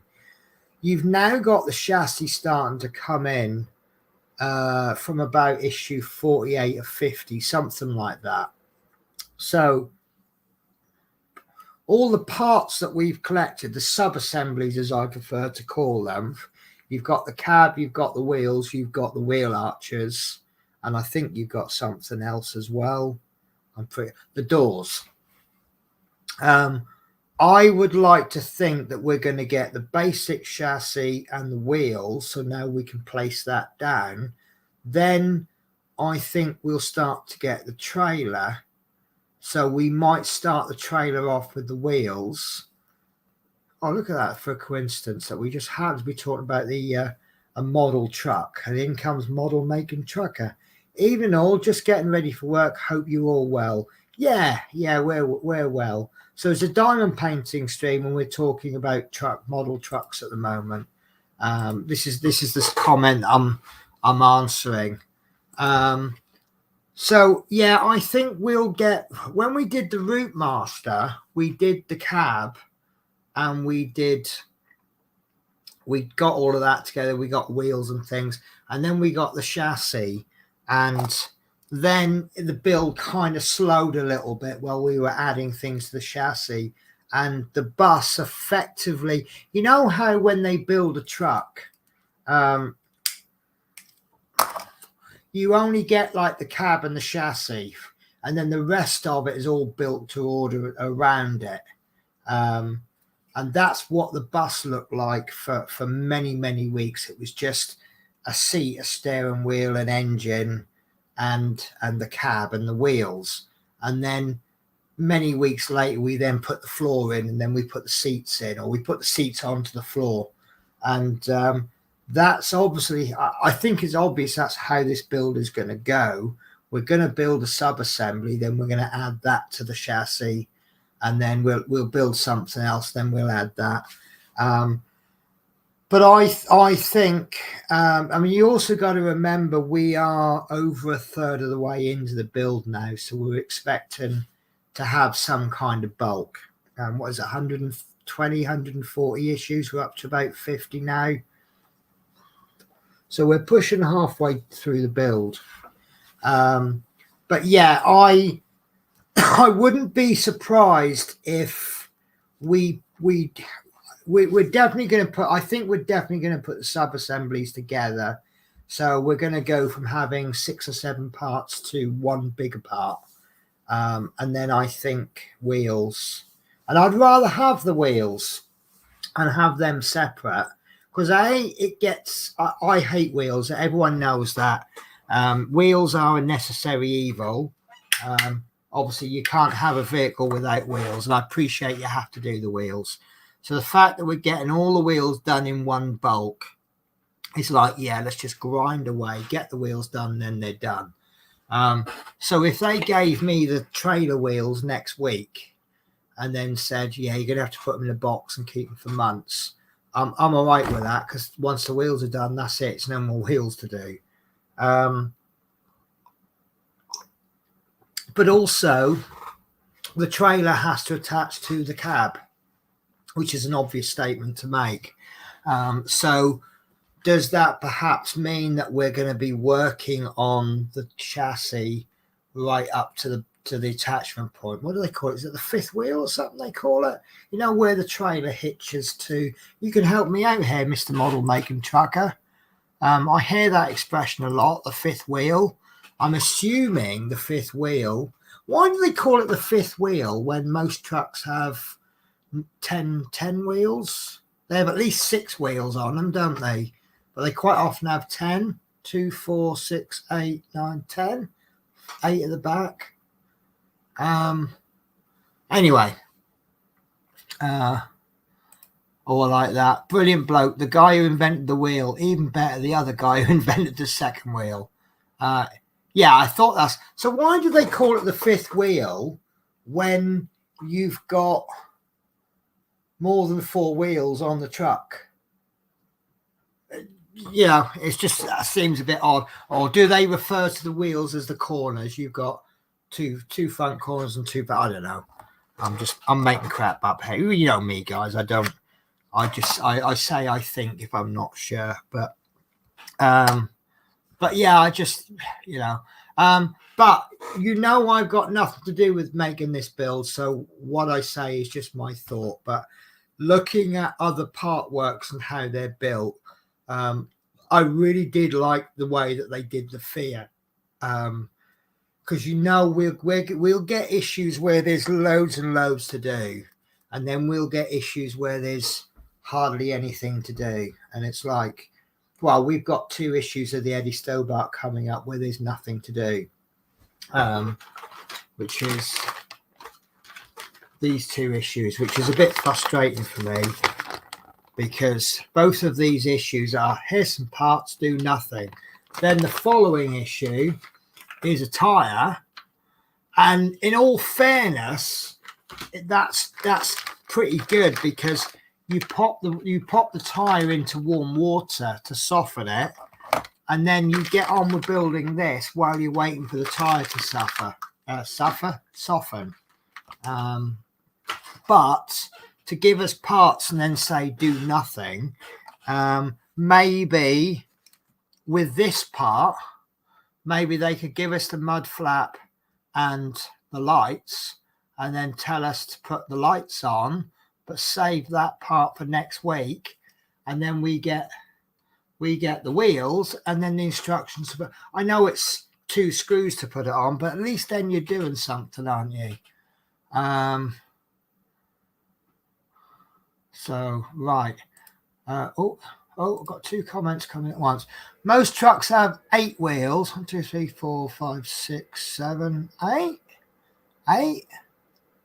How do they have 8 wheels? They have 2 at the front, and then they either have pairs of wheels. Oh, so the back wheels are double wheels, and the ones just in front, because they have these wheels, we'll call them middle wheels. Sometimes they lift up, and I assume they lift up when they've got nothing on the trailer, so that the idea is they can lower them. It just gives them a little bit extra traction. That's just an assumption. So yeah. So 1, 2, 3, 4, 5, 6, 7. Yeah, that makes sense. Right. So Mark Fit, 4 wheels on axles on old trucks, who probably called that as things rotating it when locked in. Okay. Right. So yeah, maybe it's an old term. Good old Google. The name actually comes from the company that first utilized the hitch in the early 1900s. The Martin's Fifth Wheel Company named their device after the round shape of the hitch. Hence, the hitch itself is the 5th wheel. And Donny Johns, I wouldn't mind if one issue was 1 wheel, but most of the time, yeah. And with the Route Master, they pulled a dirty trick on us. I think it was the Route Master. It was one build we did. In the early issues, we had 1 issue, 1 wheel.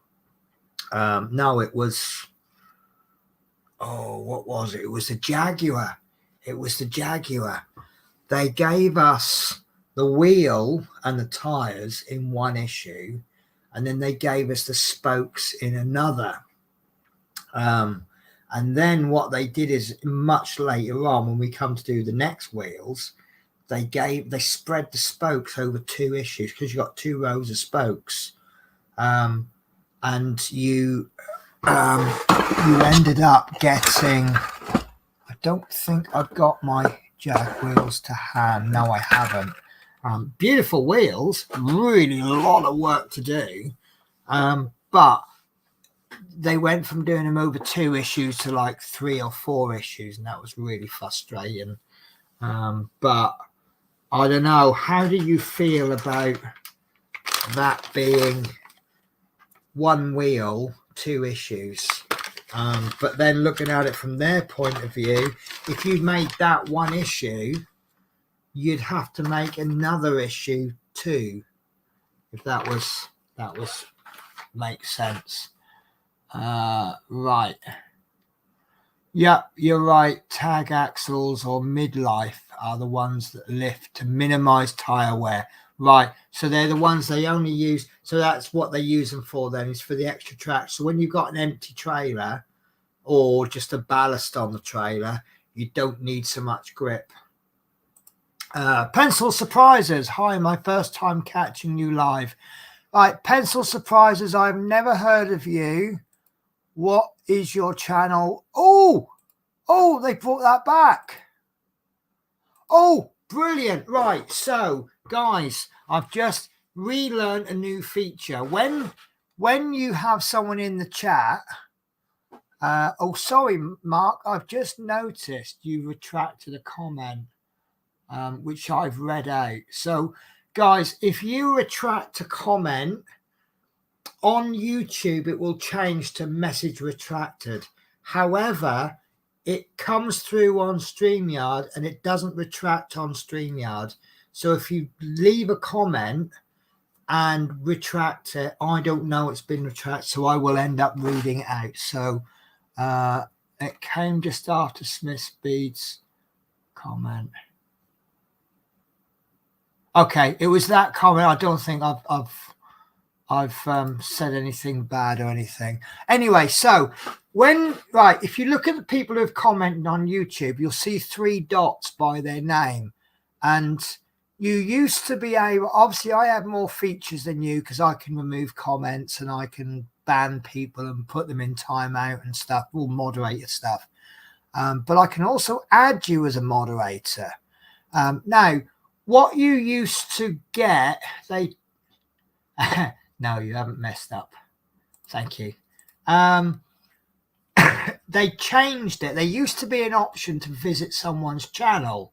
And it used to be great because you'd have someone, I don't know, let's say you're doing, I don't know, let's say I'm watching a live build on Airfix.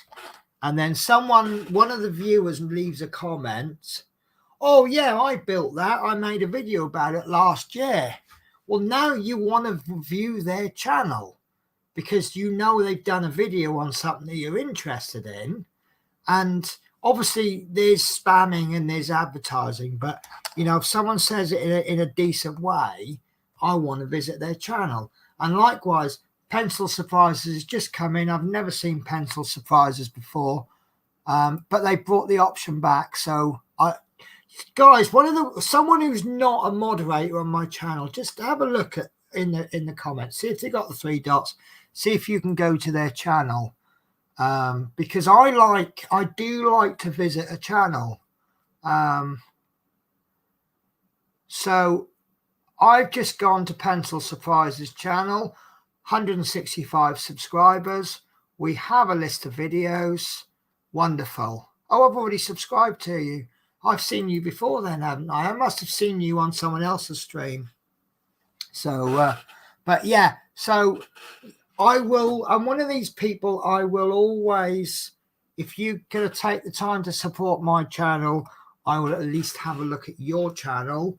And I'll be honest with you, if your channel doesn't interest me, I won't stay subscribed, but I'll at least have a look. And I think that's fair.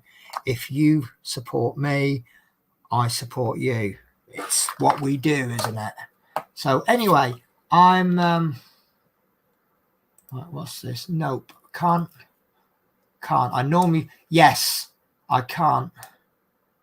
Oh, so you can't visit their channel by visiting the three dots. It must only be me then, because I've got, I don't know if it's because I've got admin rights on my channel or because I've got moderator rights.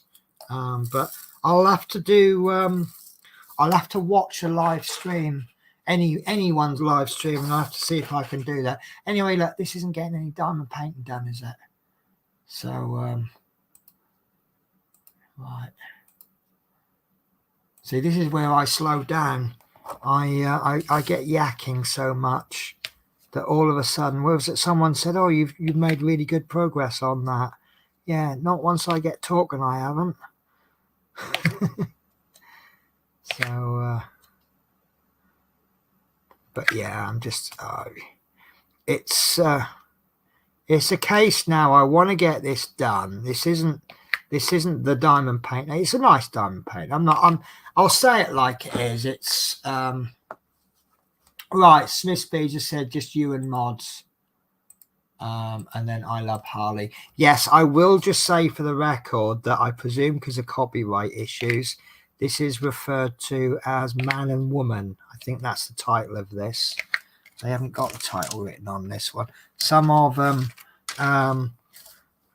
that's the reason I got this was I'd read somewhere, I thought I'd got a Fansels one before, and someone had said that Fansels were absolutely awful. And if you make a big order, you'll only receive half of it. And then I had this really daft idea of ordering a lot of diamond paintings from them. And I ordered something like 15 of them from their £2.99 range. And somewhere on my channel, there's a review of them. And there was so much of them that I think I had to split it over 3 videos. But the main things I found is that for £2.99, I think they're worth it. I certainly wouldn't pay a tenner for this, and 10 quid I think is probably still cheap. I don't know. I'm out of touch with the price of smaller diamond paintings. Because I know when do you know what? You're gonna have to help me out, Mike. How much did I pay for my 60 by 60? It was something in the region of 44 pounds, which I thought was absolutely amazing, especially considered that it's a one-off. This, I presume this was done in a production run of 1,000 or something. So obviously production runs, it works out a lot cheaper. $2.99, yeah, fine, it's worth it. But what I found that with ordering 15 of them, 1 or 2 of them were partials. They were all rounds. I don't know if this is the case, but cheap diamond paintings tend, from what I've seen, tend to be round. I'm sure that's not intended that way. But what I also noticed was, this is one of the better ones. There we go. £44 I paid for 60 by 60. Right, 30 by 40 goes from £4.99 to 20 quid. Right, so these are all, I think all of these are 20 by 30s. So I suppose I paid a reasonable price today. But you see, obviously with these smaller ones, you run the risk of losing a lot of the detail. And these aren't highly detailed. They're fine. They're detailed enough to tell what it is, but it's not well detailed. But I think that's more the size than anything else. But yeah, the thing that annoyed me, this one's all right, and you can't really see it because of the camera, but it tells you the DMC number of each drill, so that's fine. Most of them, they're listed as bag 1, bag 2, bag 3, bag 4. And unless you've got a really good eye for colors, you have absolutely no idea what color they are. So you can't really store your leftover drills, which is what I tend to do. All you can really do is do whatever you do with leftover drills. I don't keep them, so I keep, if they've got none. I mean, I don't keep round ones. I try to avoid round patterns. I'm not a big fan of round. As you'll see, I'll do them, but my custom comes in square, and that's my preferred drill. And then any leftover drills will be put into the containers like this. So what I'll do, obviously these are rounds, but if this is my little container, when I get my custom, I will look at my 820s, and the first thing I'll do is I'll check the color does match, and then if they match, I'll just tip them in there with that. So I will have the ones that come, I'll have the ones that come with the diamond painting, plus any spares that I've accumulated. And obviously the common colors I'll end up accumulating a lot.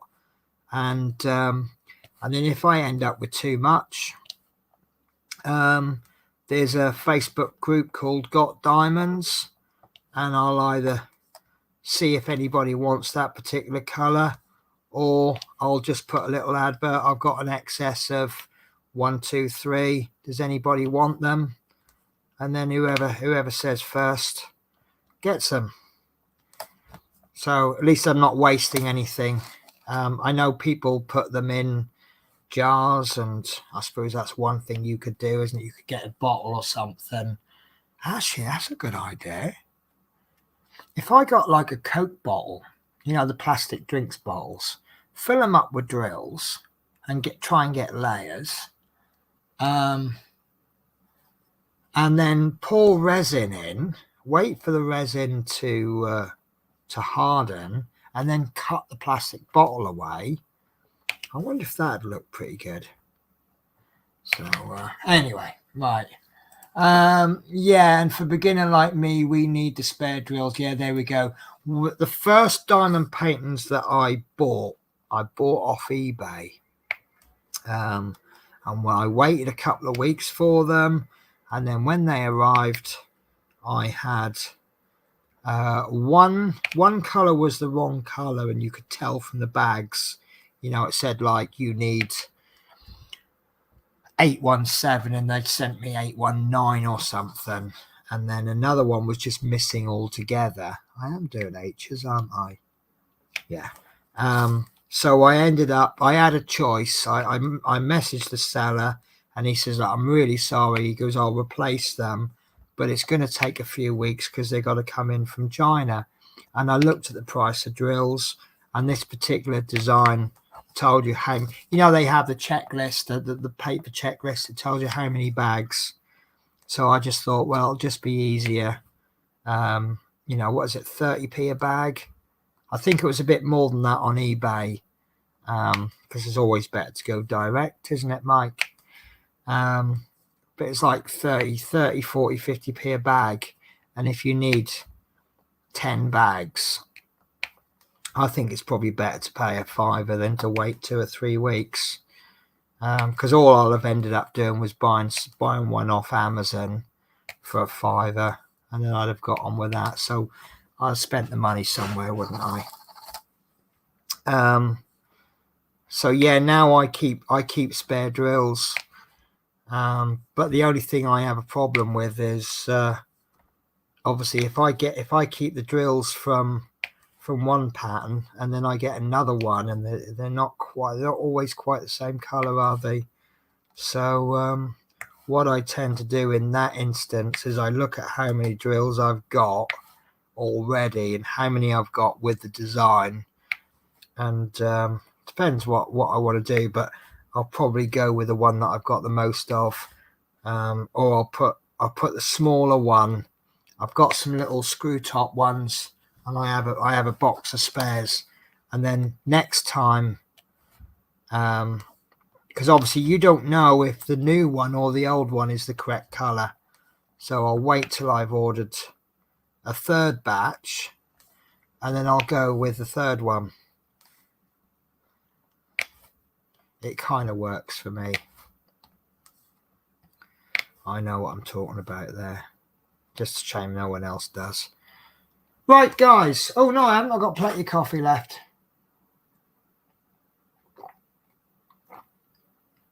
Right, so let's do some catch up. So, oh God, I've missed a lot. I don't mean to. Right, ideally, Smith Speeds has been my best friend. Yeah, this is how I discovered Smith Speeds, because I had missing drills and I found them on eBay. And then once I'd actually, something I'm going to have to explain. When they sent me these drills on eBay, they sent me a comp slip or something like that, a business card, whatever, telling me their website. And then I looked on their website and saw that what I wanted was cheaper than on eBay. Now, this is, I guess every single company has this issue. eBay and PayPal charges to the seller. So, you know, if someone's selling something for £1, they're probably getting, I'm guessing at this, 70 pence by the time they paid their charges. And then obviously they paid for the product that they're selling to you, so they're probably making 2 pence or something. So because they're not charged charges, they're not charged seller charges on their own website, then obviously they can sell on their website cheaper. However, eBay is good for attracting new business, because obviously people go, I need something, I'll look on eBay, and then no one goes, oh, I need to buy something. I know, I'll visit that website of a company I've never heard of. So it's good for drumming up business. People just, I mean, I'd never heard of Smith Speeds, and I'd have never thought of well, I suppose I could have done. But if you do a Google search on I want to buy drills, you'll probably find 90% of the first matches are all Chinese companies. And at that particular time, I didn't want to wait. I'm not adverse to buying Chinese products. I'm adverse to waiting. When I did a lot of electronics, I was able to plan ahead.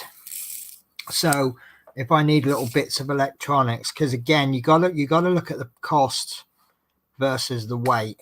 And there might be like a servo that I need, and to buy it from a British company, it might cost, say, £5 for one servo. You'll have it in 2 days. You go to somewhere like AliExpress, I think it's £6 for 6, but you'll have it in 2 weeks. So I'm ordering from AliExpress 2 or 3 weeks before I need it. If I need it now, I have to go to a British company because the post is quicker. So, and that's why I ended up going to Smith Speeds. I wanted something now. If I wasn't in a rush for it, I'd have happily gone to a Chinese company. But to be honest with you, the price of drills, how much money are you going to save by going Chinese? Anyway, that idea would look like the layered sand bottles they had when I was a kid. Do you know what? I'm going to have to do that idea now. See how it goes. Because I've always wanted to, I've got an idea of using resin for some projects, not all diamond painting, but there's some nice little there's like sorry, I'm going to change subject a bit. Mark Fit, I was talking about this blue tack. Do you remember when I fiddled with this and I said about how long it lasts? I'm now getting to the point where I'm starting to struggle picking them up. So that's how long your blue tack lasts. before needing to give it a twist. Actually, it's all right now. I think it's just seeped out. But you have got to be careful. You only literally have to just turn it. You didn't even see how much I turned. That was how little you turn it. Anyway, so yeah, I've got some ideas for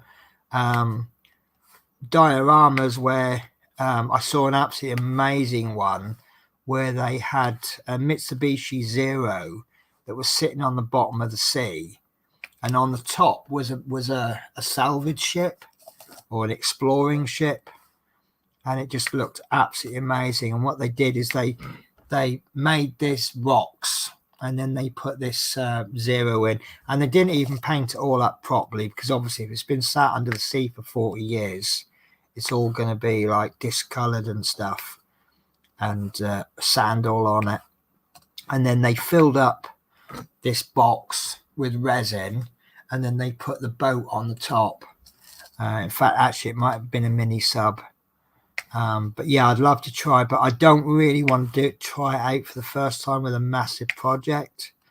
So maybe that would be an ideal first project with resin. Just fill a bottle up with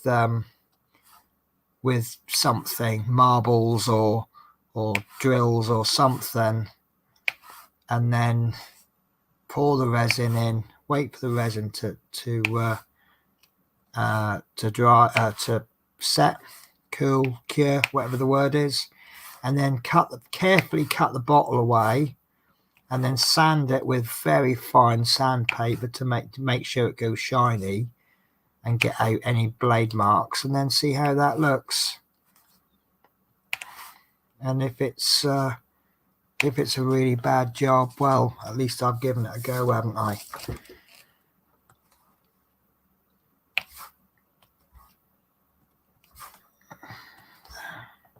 Right, I know I've got a million comments to catch up with. Pencil Safari, you ordered from us lots of times. Curious now. Yeah, I like the painting I just had. Was missing a green colour, so jumped on Smith's Beads and ordered 4 bags, paid first class, got them in time to sort the painting. Fantastic. And given the issues that we're having with Royal Mail, that's pretty good, isn't it? So again, this is the problem with companies have, isn't it? You make these orders and you think, oh, it should be here within X number of days, and then Royal Mail, I actually ordered, I posted something the other week with Royal Mail, and I posted it first class, and it took 3 days to get there. And I thought, do you know what? Once you got to 3 days, you're starting to think, well, I probably should have gone second class, and it probably would have taken 4 days. You know, what's the difference between 3 days and 4 days? Big difference between 1 and 2. But yeah, right. Sharon Paris is my name. I'm in your group also. Chris Davis, will have to go through the one I had. Yeah, those sites suck money out of the small business. It sucks, but yeah, I always go. But the thing is, without those companies, a lot of those businesses, you know, they're essentially using it as advertising, aren't they? And it's a good way to port business your way. So someone on Facebook directed me there. Hello, Sharon. We see you regular. There we go. Once you put a name on it, yeah, I agree. I always need quick. Is another reason I use Smith's Beads, because I complete. Wow, I'm really impressed. 30 by 40 in 3 days is good. The problem I have is because of the shifts that I work. Although saying that, there's no reason I couldn't take these to work with me. Once I leave for work, I really don't have any spare time for 6 days. I work an average of 4.5 days a week. Over the course of 6 weeks, it works out that I work 4.5 days, but I tend to work 6 days. Well, I don't. I work 2 days, 2 days, 2 days, because I have one day going to London, stay overnight in a hotel and then the next day coming back to Glasgow. But I just thought, yeah, I could take this with me. If I just get half an hour done in the hotel, that's an hour and a half, 2 hours worth of diamond painting I've done in 6 days then, isn't it? But yeah, I did, I don't know if I can see, yeah, I did a big, it was a big one. It was the biggest one I'd done at the time. I think it was around about 40 or 50. But I like the 40 by 30s. I think they're a nice size. They're, what are they, this big? I'm talking about canvas size. I'm talking about, what do you call it, working area. So about this big for the actual design. Roughly what you can see on camera now. I think that they're small enough to handle. They're big enough to get a nice amount of detail on. But for what I've got lined up with my custom, well, again, another reason for using Smith's beads, I trust Mike. If Mike says to me, I wouldn't go lower than a 60 by 60, I will go 60 by 60 because I believe he's telling me that for the quality, not because he wants to sell more diamond paintings. And I also trust that if he says, yeah, you'll get away with that in a 40 by 30, then I know it'll probably look good as a 40 by 30. And of course, you get 15% off if you use my code, which is at the bottom now. So enter penny 15 at checkout, get 15% off your order. Don't wait till October. Make an order now because you might then find you need to order more stuff. Right. Yeah, you do. LOL. Nice to talk to you. So to speak to Smith's Beads. Name's Mike, either me or Teresa. Yeah, so if I ever say Mike or I say Teresa, yeah, so I've just seen another comment come in, which I'll get to. Oh, I've lost, right, there we go. So if you ever heard me refer to Mike or Teresa, you know I'm actually referring to Smith's Beads. But I've actually met Mike and Teresa, so I know what they do within the company. So if I talk about things have been picked and that, then I'll probably mention Teresa. The more IT type stuff. Mike does stuff that I wouldn't expect him to do. When I said about my custom, I said, I know he'll put the picture through some system which turns it into a diamond painting looking. And I didn't realize he can do fancy cropping and filters and whatnots. And what he's actually done, he's taken a picture of my coach and he's fuzzed the background, blurred the background to sort of bring more focus into the coach. So anyway, nice to meet you, Mark. Nice to meet you, Mark. Mark, do you mean Mike? I don't know. Pencil, have you gone on Penny Stream from Tuesday? Yes, sorry. Thanks for reminding me. So, Pencil Surprises, if you go into my video list and you look at my stream from Tuesday, which I think is titled, let me have a look. Right. Why is that strange? Right. Coach Driver does DP 23rd of August, unboxing time. I did an unboxing. What I did was there was one product that I wanted, which is this release paper. I wanted to try it out. And I just went, I'll give you a load of money. Not a load of money, but I'll give you some money. Can you just make up an order to that value? And I did the unboxing on the stream. And so I got to try out products I've never tried before. And I'm actually thinking about doing that every week or every fortnight now. Just saying to Mike, yeah, here's some money.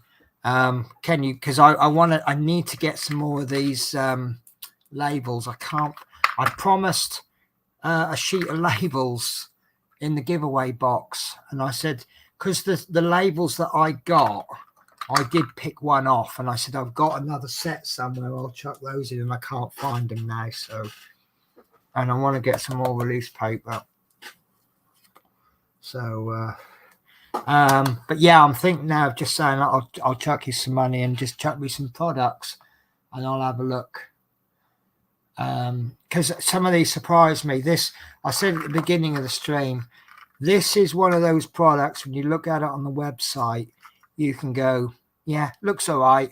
I can see its uses, but it's probably not good for me. Now I'm using it, I think it's absolutely amazing. Because I used to keep my drills in here. I used to make a box up, and I'll swap them so that all the ones that I need are in one box.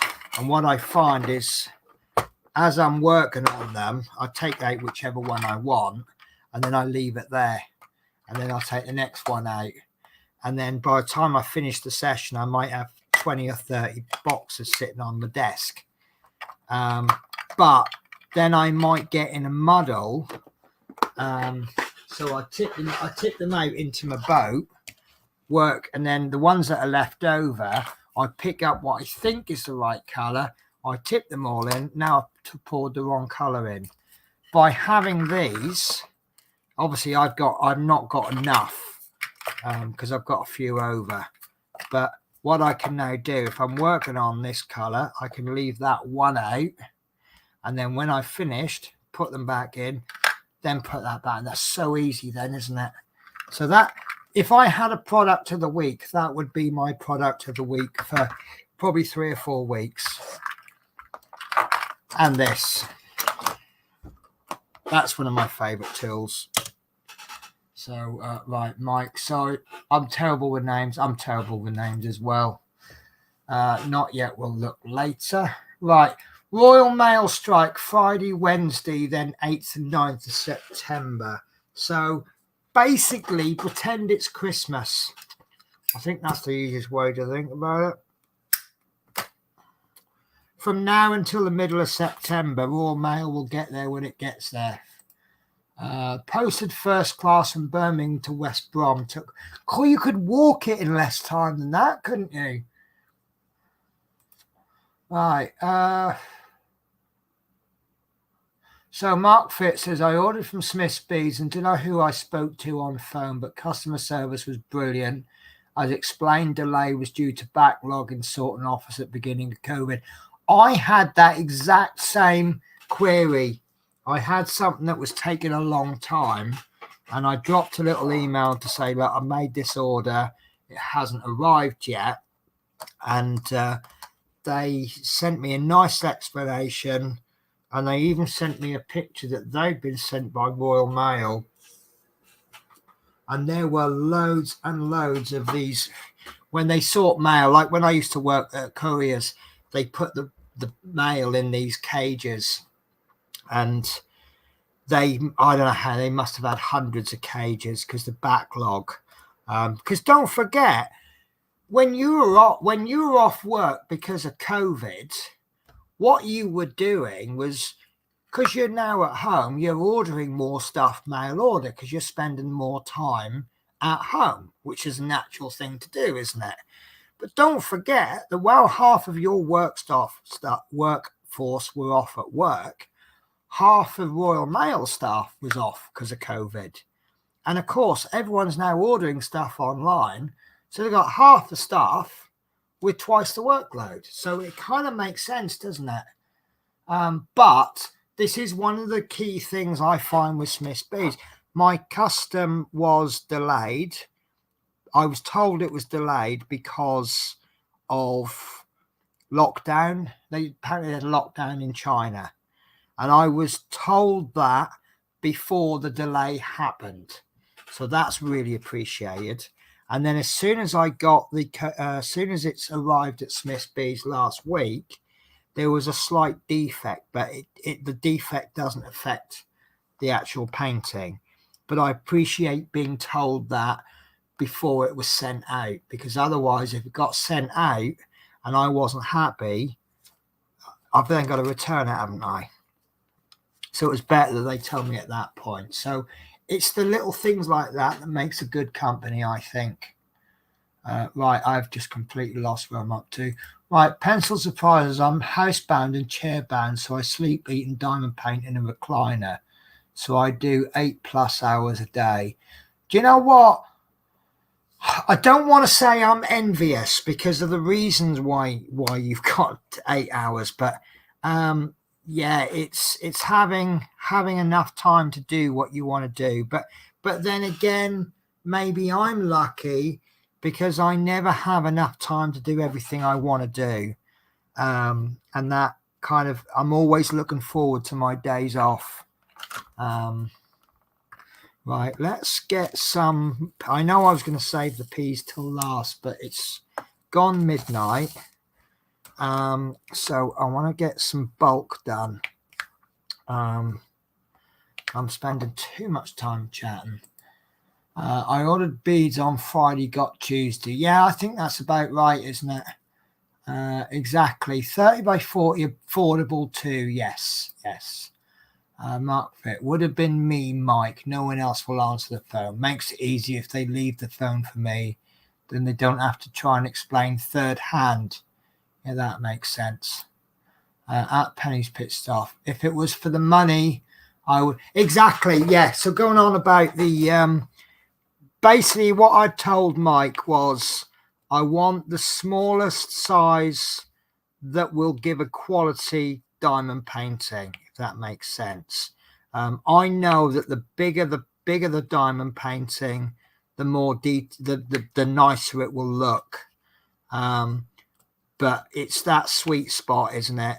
You've got the small, cheap one, but low detailed, clunky detail.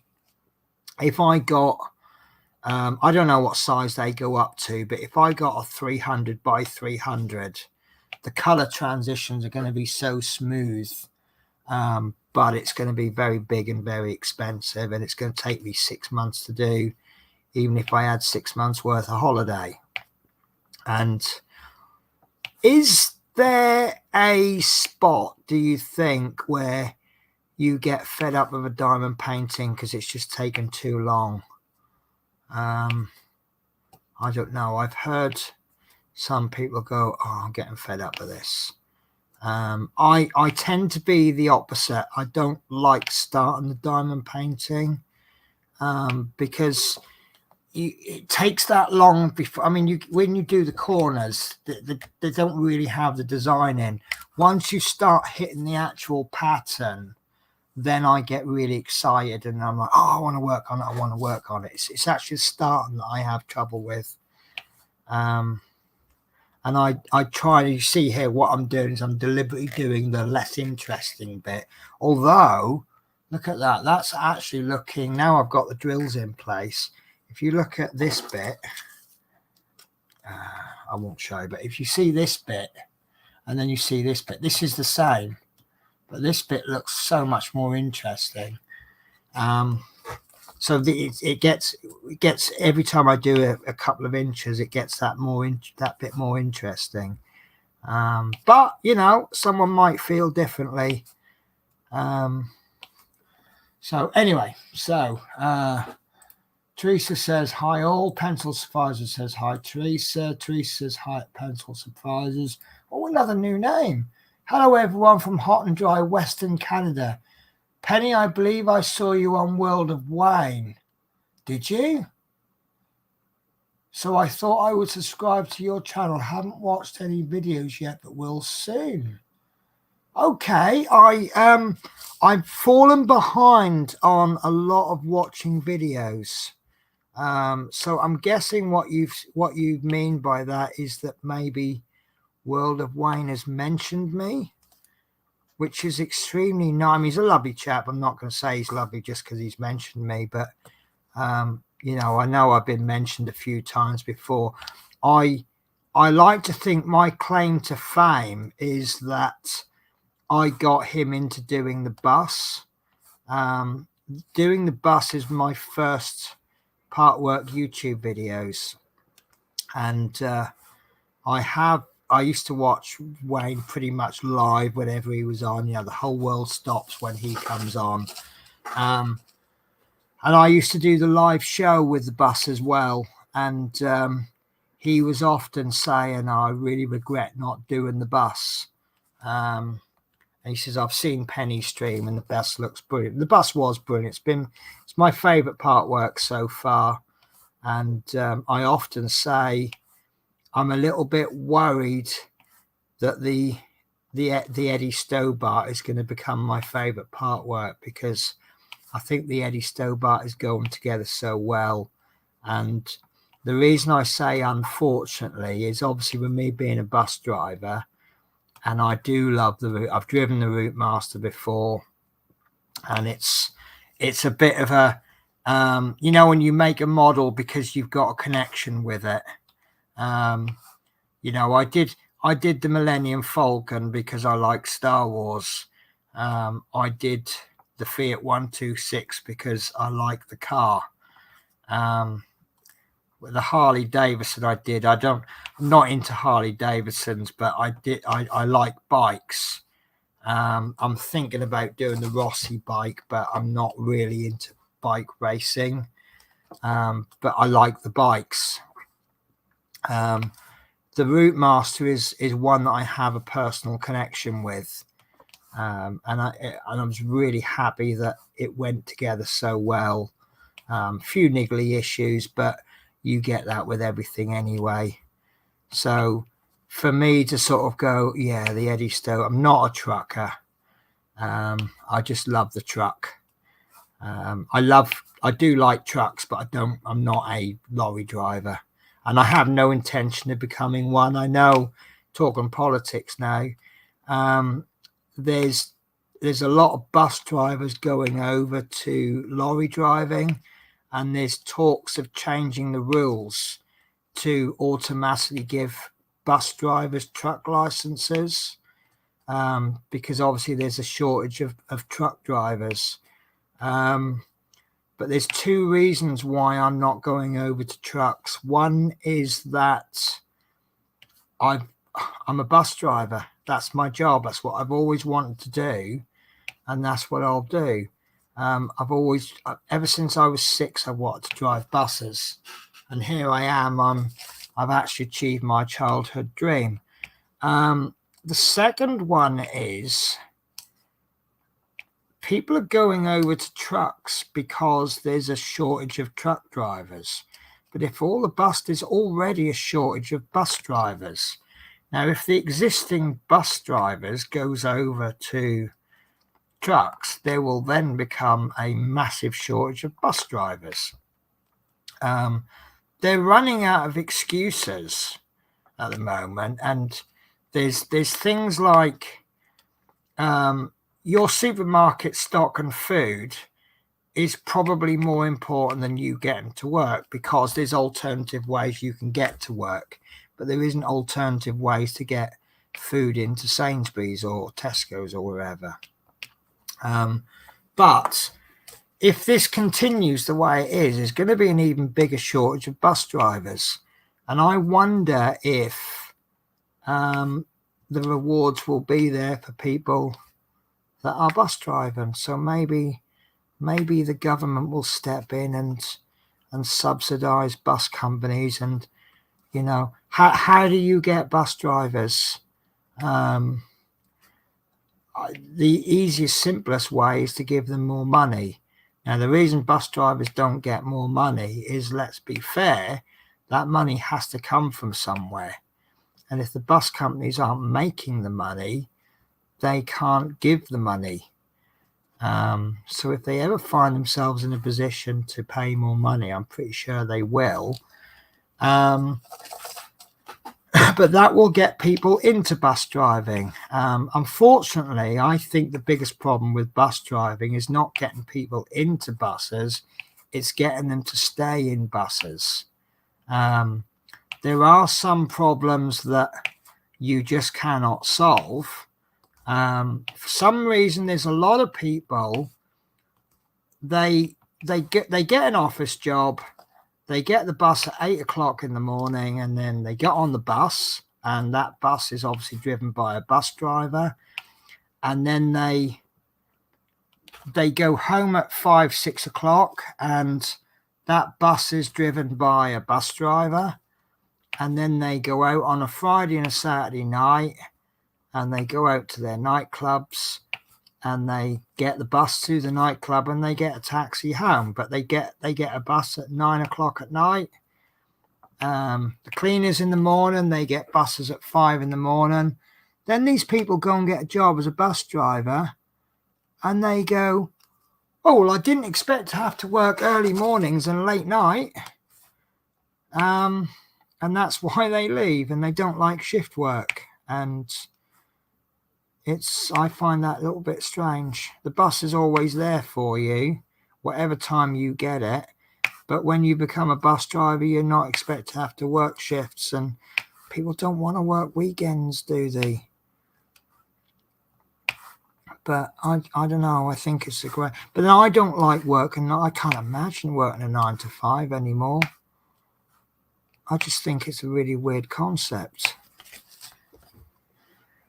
And it's like you contact companies and they're like, sorry, our office is shut at 6. And I'm like, really? Are you a bunch of dinosaurs?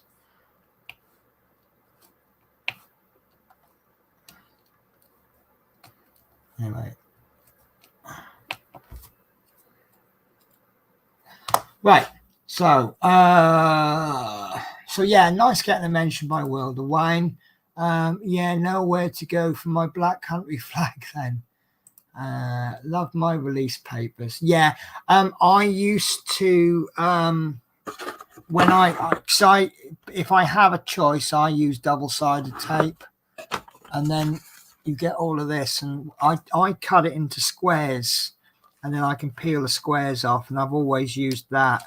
But I'm finding that release paper is so much better. This stuff is good, but it doesn't go on quite as tough as it came off, whereas this is consistent. So it's great stuff, and I'll put it all in the drawer. And like I say, I've got most of them I'll keep full size. I've got a couple of sheets that I've cut in half widthwise, just for areas where I don't want it so big, and I've got a couple that I've cut lengthways. Like there's a lengthways one there. But just, this little bit there needs a bit of paper on. You don't want to put a whole piece of paper on, do you? So I'll use a small. In fact, I might even cut some of these even smaller. But yeah, I love it. And I do, when I get the clear ones, I mean, when I get the double-sided tape ones, I'll be honest with you, I won't use these release papers. I'll use these, and I'll cut little squares. I got my little ceramic blade cutter, and this is brilliant. Do not do what I'm about to do at home, but if you,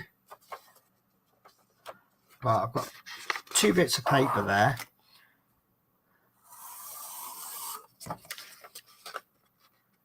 And you see, I didn't actually cut it deep enough. So right, there we go. So you see that it's cut through one piece of paper, and it's cut that paper. Yeah, like I say, do not do this at home. If I cut on my hand, it doesn't cut my hand. So it's really clever. I don't know how it works. It must have a little microcomputer chip in going, no, that's paper. Yeah, get that cut. Oh, no, she's doing it on her hand. Don't cut. Don't cut. So, yeah, what I'll do is I'll cut the strips, and then I'll just pull the bits off as they go. But, you have tools in your arsenal, and sometimes they'll sit in the drawer for months, and then all of a sudden you'll be using them constantly and going, oh, I'm so glad I got them. Right, anyway, comments.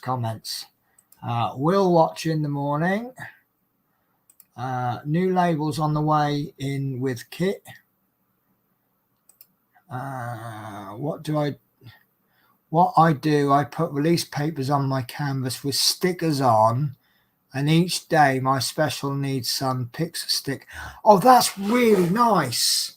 That is really lovely. Do you know what? I've got to tell you this story.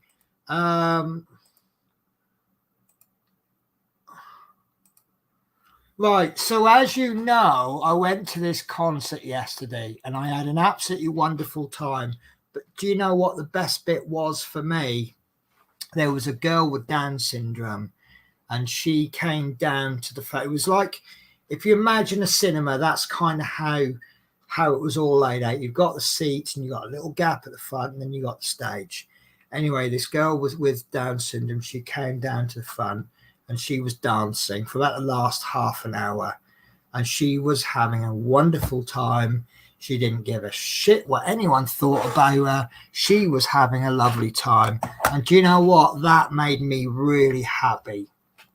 I just thought, you know what? And I'm a little bit conscious of what I look like. And, you know, and I tend to keep a bit quiet because I don't want to draw my any attention to myself too much. And there's her not giving a shit about anything. And I just thought, you are probably the best person here. You know, it's like, that's how you should be. And that was probably the best bit of the night for me. In all fairness, I mean, the music was great, but, you know, when you see people having a good time. But yeah, I've often said, like, I compare these bits of release paper to, do you remember the program Catchphrase? And you go, and then you pick a square. So I'm kind of imagining that your kid with special needs is like, oh, well, I'm going to do that one. And what's under the paper? I bet that's actually quite exciting for them, isn't it? Love the straighteners. Straighteners? You've lost me on that one. Right, could drop them to my house in the car in 1 hour. I know this service is good, but that's pushing it, isn't it? midnight. Right, China has new lockdown 1st of August, 3 weeks. Oh, is that is 3 weeks? We've just had 3 weeks. Is that what's caused my delay? Right. Hi, Sheldon Martin. Nice to have you here. Looking forward to watching the videos. I have no idea what is being made now. What on here or on the videos. I mean, I always say with my channel, have a look. If you don't like my channel, if it's not for you, I'm not offended. Not everything is for everyone. I mean, I'm mostly into part works, and there's plenty of part work builders out there that I just really don't get on with their videos. But that's a story for another day, isn't it, Teresa? And Mike. So, right, yeah. So we keep advertising the giveaway. I did a live stream on Tuesday, and what I'd done last week, I wanted to get some release paper, but they're so cheap. I think it's a bit ridiculous making one order for like £1. Is it £1? £1.50? So I said, well, look, I'll tell you what I'll do. I'll chuck you a bit of money. Can you make up a box of random stuff, include some release paper in it, and I'll do the unboxing on air. And that's what I did on Tuesday. And some of the products are amazing. Some of the products, like I know one of the products in there is one of these. Well, I don't need two. This you're not getting because I think it's absolutely amazing. I think there's something else I kept back as well. I can't remember what it is now, but basically a lot of the stuff there, like most things with diamond painting, it's all down to personal taste. Just because you don't use it doesn't mean it's a bad product. Oh, I'll tell you one of the things, and I am really torn between keeping it and giving it away, but this little, I'll call it a diamond painting starter pack because it is really good. I've got to bag that up because I can't find the bag for it. So you get, I think this came with it. So you get this little and it's got 3 different shapes of storage, but they've put in a white boat, 4 green boats. I don't know if this came with it. A couple of rolls of washi tape. They're lovely fish or mermaid pen, fish or mermaid, one or the other. It's got a few Tic Tac containers. And if you're not sure about whether you want to use Tic Tacs, this is a great little set to get because there's a few in there. A set of tweezers, a little pot with wax in, which I think is excellent. I do like that little pot. And the fish pen has, now I don't use these because the results are laughable, but you've got these multi-places. And I know some people love the multi-places. And you've got the various sizes, which you can just put on the end, take the tail off and pop it in there. So this is one of the things, and I really am drawn between keeping it and giving it away because it is a useful little thing. But I think this is, for me, it's the winner.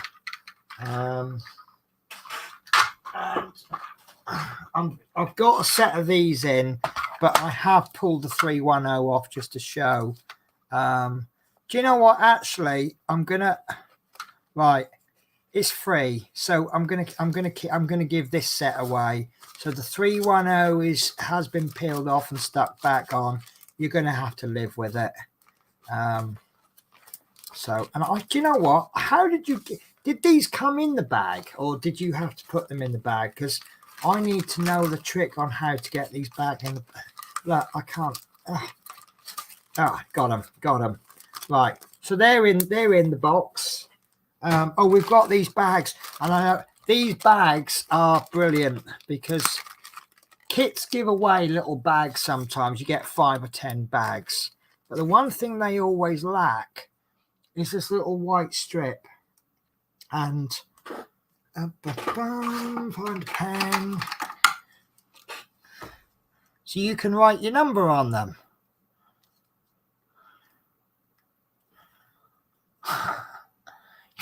Why do they give away bags that don't have an area to label on? Sorry, you've lost a bag now. So a little pack of, how many bags is in there, Teresa? I reckon there's got to be 100, I'm guessing. So yeah, that's in the little box. You got some label. A couple of things came with this, but check the website out and have a look. I'm dropping stuff. We've also got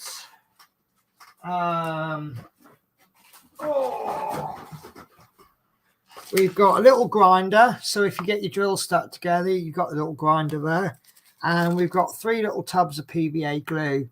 And if you've ever had drills that won't stick, like the glue maybe has gone, the PVA glue, that makes it life so much easier. So if you want this, all you have to do is have a look at my stream on Tuesday, which is titled Unboxing Time.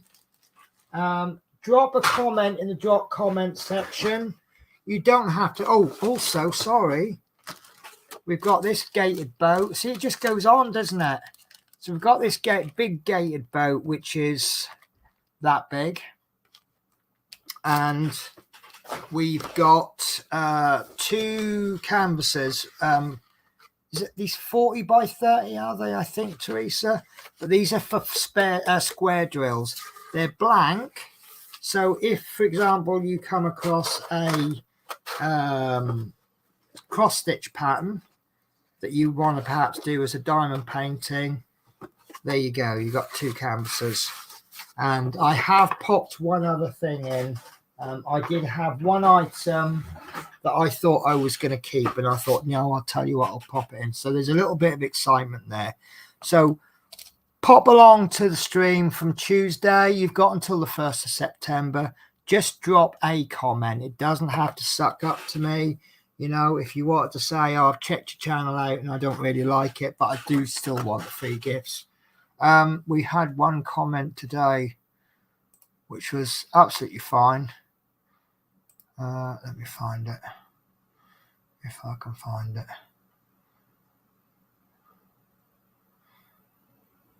There we go. We've got one comment that says, I'm obsessed with diamond painting. And Mark, that's it. Mark Fitz comment. I only really want a couple of the pieces, but worth a try. So what I'll do is on the 1st of September on my stream, I'll do this comment picker thing. And I'll pick one comment at random. And all they have to do is send me their details. Send me a shipping address. And I will ship it. Excuse me, sorry. And it's theirs. So all it's going to cost them is the cost of the time it takes to make a couple of comments.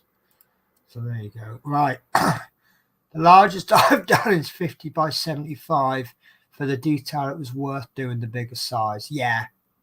It's just like I say, finding that sweet spot. If you do flowers, you can tend to get, I find you tend to get away with a smaller one. I did 50 by 70. By day 6, I was like, I want this done now. Actually completed in 7 days. Right, so it's quite normal to get fed up of it, is it?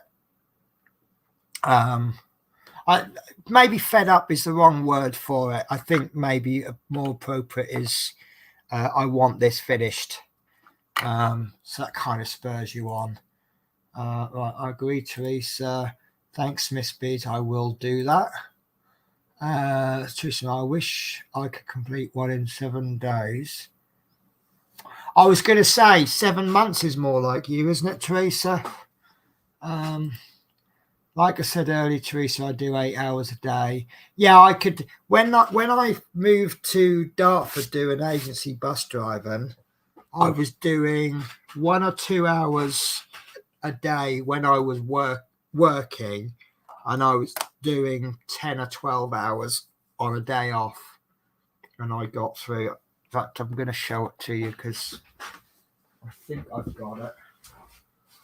Is that the one? Sorry, guys, bear with me a sec.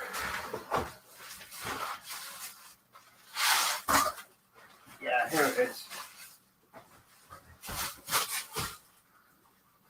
I'm not sure if it still is, but this was the biggest one I'd done at the time. This took me 2 or 3 weeks. It's got a little bit damaged where I've been moving, but why is my camera now gone funny? That's a bit strange, isn't it? Right, sorry guys, I seem to have some kind of technical issue. It's not liking that, is it? Ah, that's weird. So yeah, this is one. This is a.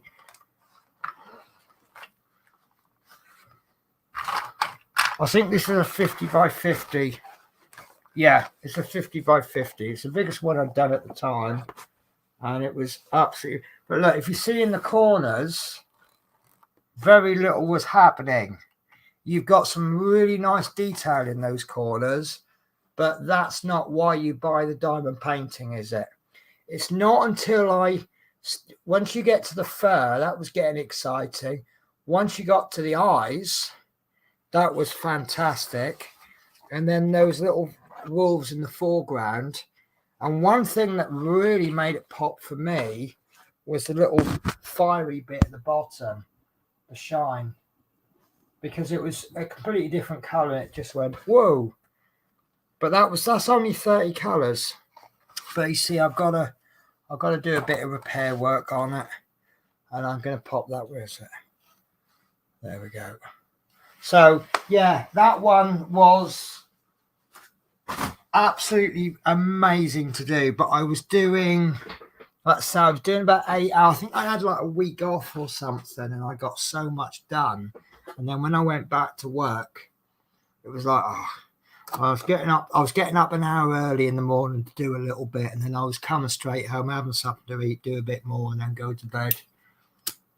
And it was but it worked out. I think I forget how many hours I'd done, but it was a lot. So yeah, pennies. It must have been when he started the bus. Probably, yeah. That was about the world of Wayne, wasn't it? Because I do claim I got him into that bus. I just had a message saying Teresa's biggest is 50 by 75. Right, well, I will beat that one day. Yeah, it's easy to do so many hours on them. I can't always doing Smith speeds. It's rare I get any spare time. When it comes to cars, Mark 1 Capri. That is, even if you're not into Capris, you've got to admit that's a lovely car, haven't you? It's a real iconic classic car. I appreciate what you do, Teresa. It makes it easy for little old me to do the painting I do, so thank you. Love Minnie's wheels on the bus go round and round. I actually sung that in training school in Sheffield 20 years ago when I started driving buses. And I said to my instructor, I said, I am really, really sorry for what I'm about to do, but I've just got to do it. And I just started singing it. So, you're welcome, Sharon. That's what we're here for. Wheels on the bus go round and round. Love Minis, not if they are square wheels. I bet you Mike wrote that comment. 2, they go flop, bang, groove, flop, bang. Yeah. That story made my day. Yep. Sheldon, I took the bus when I worked and appreciate the driver, said good morning every time, and won't want to put up with some of the BS the drivers have to put up with some extreme. I'll be absolutely honest with you. You get a couple of people that are rude and it can really affect your day. But when you actually sit and think about it, to be absolutely fair, 90% of your passengers are just thank you. You know, you don't interact that much with them. You say hello, and then you get probably 5 to 7% are really nice, and they really make your day. And you probably only get 1 or 2 customers that are really, really rude, really memorably rude. But it's just that you remember those more than your nice customers. They just, one customer can really ruin your day. But in all fairness, you probably only get 1 or 2 customers that will ruin your day.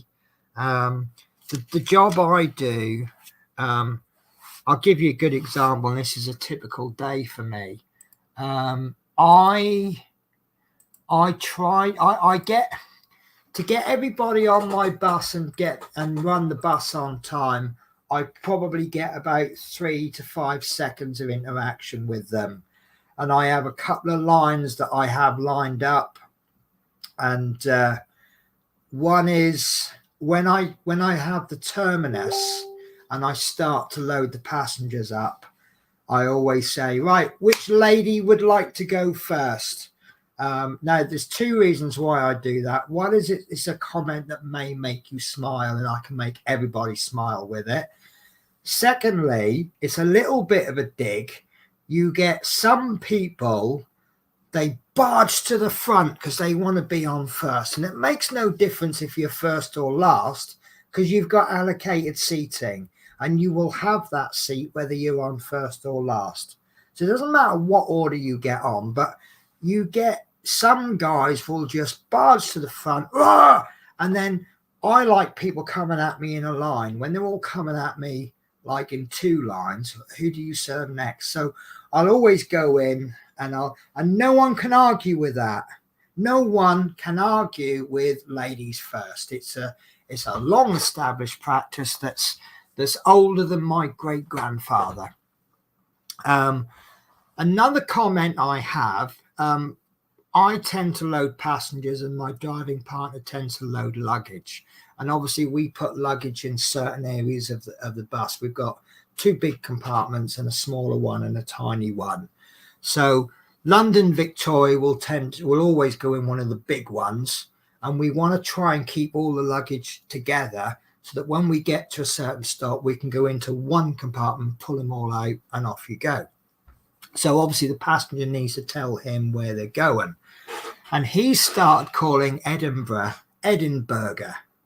So I always say, take your bag to my handsome colleague, tell him where you're going, and he'll help you put it in the hold.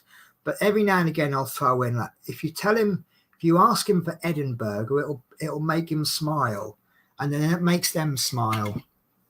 So, and what's the other one as well? If they've got allocated seating in row 1, I will ask them, would you mind not snoring, because it keeps me awake while I'm trying to drive. And then that obviously makes them smile as well. So I tend to find that most customers, you can work them, but then you'll get these odd customers that are, I'm going to say it, arseholes. I had one woman, this is probably one of my favorite. We got into Sheffield late and she came straight at me. She went, I've been waiting 16 minutes for this bus.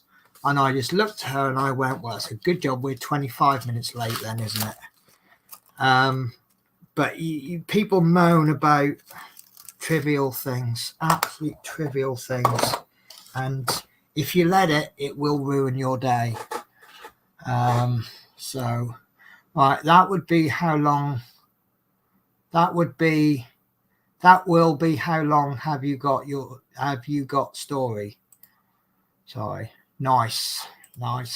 I use 2 and 3 places for orange. Right, you'll have to explain to me what orange wax is. Right, okay, I've got to find that now. Bear with me a sec. Is it this one? There we go. That's the accessory kit. Right, so I'm going to have to do a screen share now. No, that's not all I want. Right. Share screen. So we were talking about the accessory kit, and this is the accessory kit, and that's what you get. And I think that is absolutely amazing. £11.50, except it's not £11.50 because you're getting 15% off. So that's £1.50. You get nearly £2 off that if you put in the code penny15. So that, I just think that's absolutely brilliant. So right, at Penny have sent you another pack. Oh, thank you, I really appreciate that. But I'll put sorry, it's not this comment, I've read the next one. So that pack of bags has got 100 in, and Smith's Fees has put 98. Now you use 2. Yeah, because I used one on this stream, but he's obviously remembered that I used one on Tuesday. I did exactly the same thing. Right, so those blank labels were in the starter set. So yeah, I just saw that in that diamond paint accessory kit. So by the time you read this, it'll be Saturday. Not far off. So yes, 30 by 40. You have seen the detail in ivy and hay. Oh God, yes.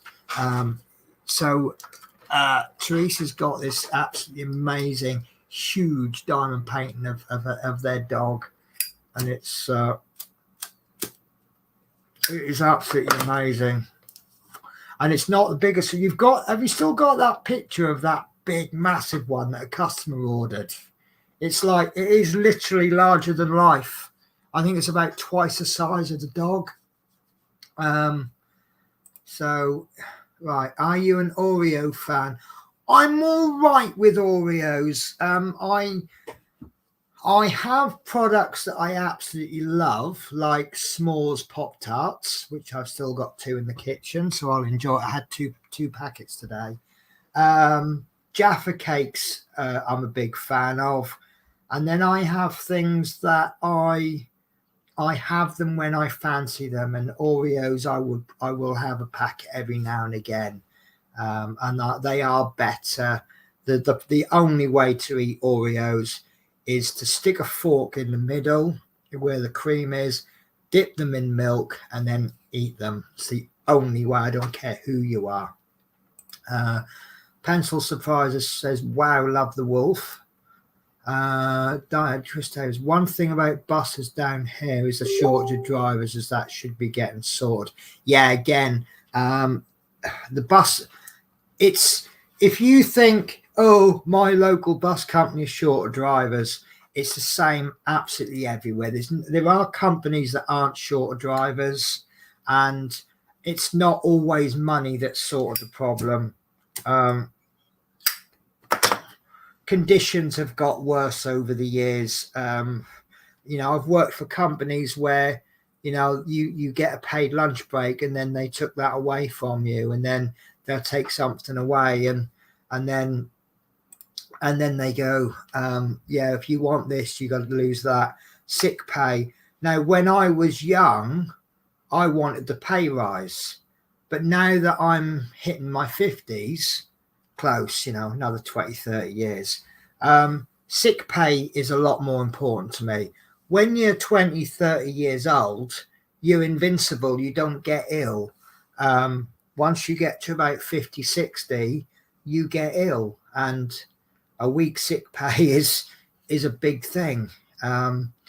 It's, if you're 20, 30 years old and you have a week off work and you don't earn any money in that week, well, that's not a problem. Just bang 10 hours overtime in for the next 4 weeks, and you can make it up. But when and also when you're older, when you're off, it affects you longer. So this is one of the things they've been taking away. It's loads. I could be here all day. I could do a stream all day on buses. It's still a great job. Don't think I'm bad mouthing buses, and it's still. It's a funny one to explain, but I think for what the job is, it's extremely underpaid. But I earn more money than a lot of other jobs. I could work. Where did I work? I worked in a distribution center for a supermarket for about 3 weeks. Couldn't hack it for more than 2 or 3 weeks. I was lifting heavy boxes. I was targeted to do like 100 things, cages or whatever, every shift, and it was really hard work. And I was on minimum wage, and now I'm on about 1.5 times minimum wage, and I sit on my ass for most of my shift. So I do still think I'm underpaid for what I do, but I get more money than I could do a harder job for less money. So I'm okay with it. Right, you can get the red, blue, purple or orange wax. I prefer orange. Right, and then Mike has sent me a picture on Messenger, and I think I know what it is. I hope I know what it is. Yes, gotcha. Right, so switching cameras. Right, so this is the picture of Ivy looking at her diamond painting. And then this is a better view, but you see it on the door, so you can see how big it is. And if you think that's big, this is a customer order.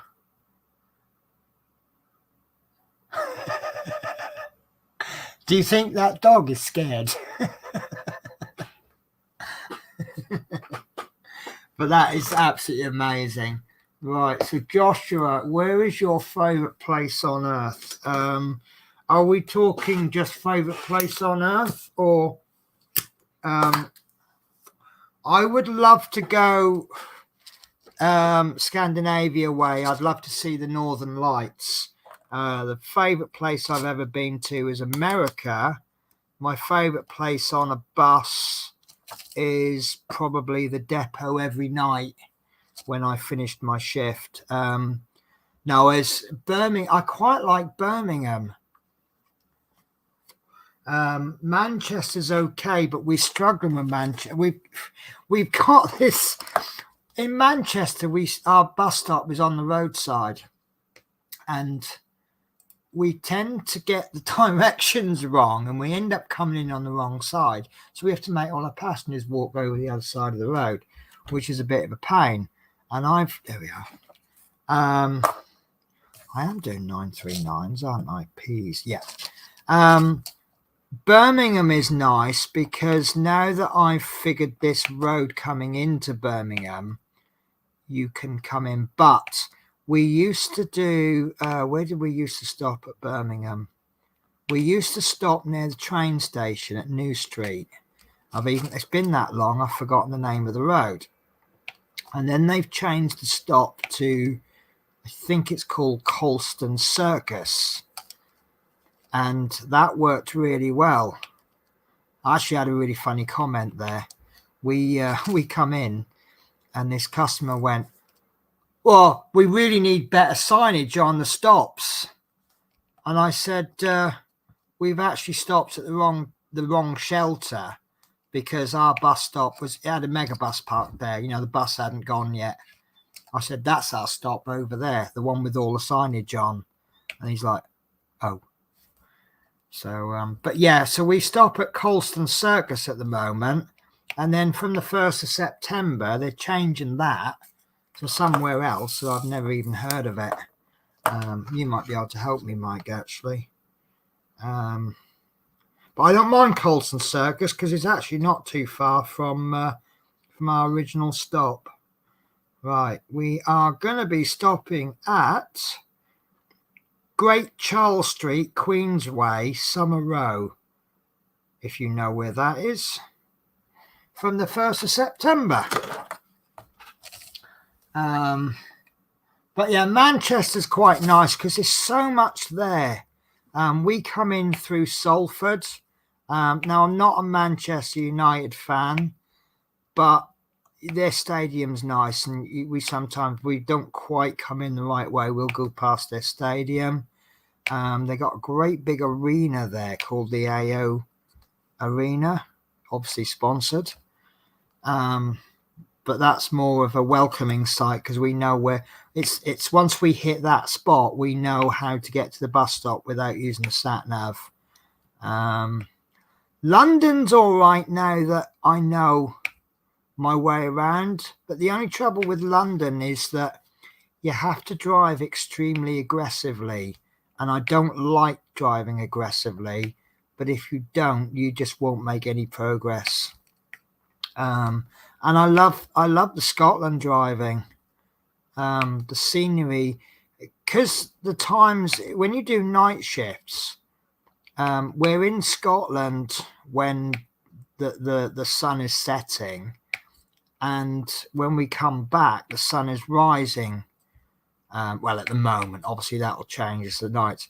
So you're coming into Scotland as the sun is rising, and that's really attractive. I might have to get some photos for you guys because that is a sight worth seeing. Right. So yeah, so Christo says he'd like to visit Las Vegas or New York. I've been to New York. It's very, very busy. So much going on. It's quite scary, actually.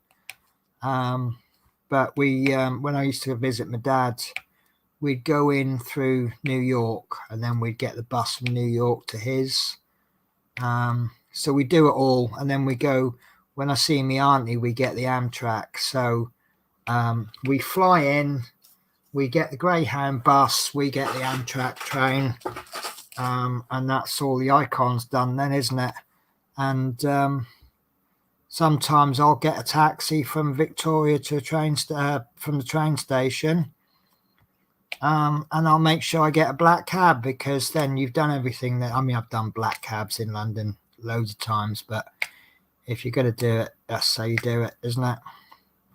It's just a shame they got rid of the old Route Masters. I don't like the new ones. Too many windows. And I've seen so many accidents with those new ones. And because there's if you have an accident with a bus that hasn't got that many windows, then most of the damage is going to be bent panels, and that's all right. But windows don't bend, windows smash, and for some reason, bus windows are expensive. I had the other month, I had a kid throw a brick at my window, and it smashed £1. Anyone want to have a guess how much it cost to replace? One window. Right, ain't been in Brum for years. Hate to run, been great, but it's 110. Sleep well when you go. Yeah, nice to meet you too. Really was. Great Charles Street is hard to explain. Well, that's really helpful. Thank you. I'm sure we'll find it. Been nice meeting you too, Sharon. Hope you sleep well. Right, good night. Hope to speak to you again soon. Chris Davis says couple of grand. Try 7. One pane of glass, 7 grand. So when you have an accident in a London modern London route master, you're probably going to take out the windscreen and 3 or 4 panes of glass. And I'd like to bet that the pane of glass isn't 7 grand each. So I reckon your average bus-on-bus accident is going to cost the best part of 30 or 40,000 quite easily, which is probably why they get through so many agency drivers, because when an agency driver has an accident, they tend to not have a job the next day, which is not unreasonable. But I have mixed things to say about agency drivers. I've been an agency driver and I've worked with some good agency drivers, but I've also worked with some very bad. The first problem you've got with agency is because they don't work for that company, they have no vested interest in that company. You know how you get drivers who really care about the company and the job that they have. If you know you're only going to be there a couple of weeks, you don't tend to care about them so much. Some drivers, they care about the job so much.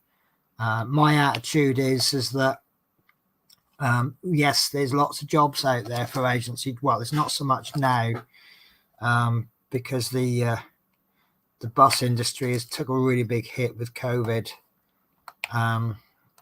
But there used to be so many jobs out there. If you lost one job, there's probably about another 3 or 4 lined up for you. And I think it's a good agency that's got that many jobs, but it's also bad that you don't have to really bother. And they were so desperate for agency drivers, they didn't really care how bad or good you were. But my attitude was, if you worked hard, when that contract might come up next year, and like with the case with Dartford, that was meant to be a 2 or 3 month contract. I think I was there for about 6 or 7 months. And when COVID hit, they actually reduced the bus service. And they said, look, we're really sorry, guys. We can't guarantee you more than 2 days a week. You can either come and work for us permanently. Obviously, they've got to give their drivers their contracted hours.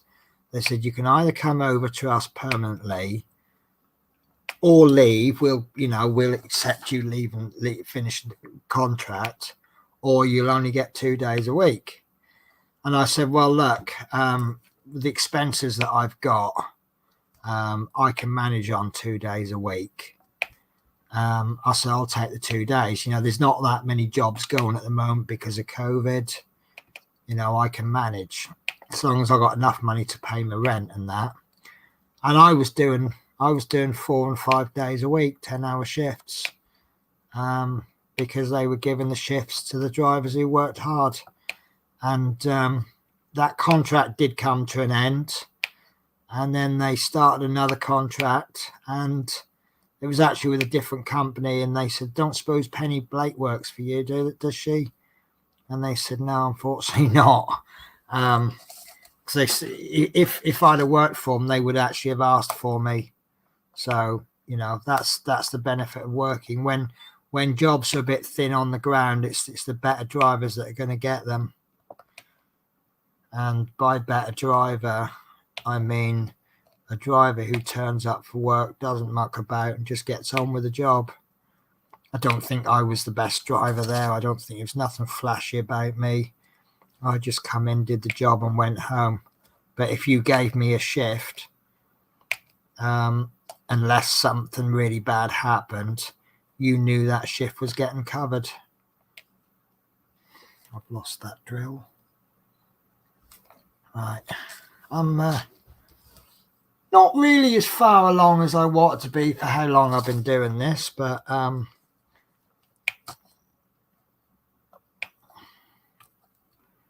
got quite a bit done tonight. Just depends how many.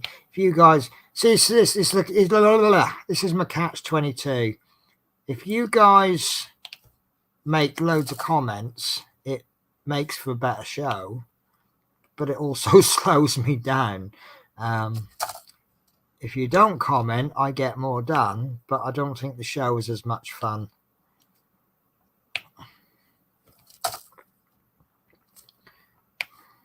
So yeah, it's a bit of a catch-22 there, but I'd rather not get much done and get loads of comments and chit chat about this, that, and the other. And there are exceptions, but there's very little that's off. What's the word I'm looking for? Most things I'll chat about. Doesn't have to be diamond painting.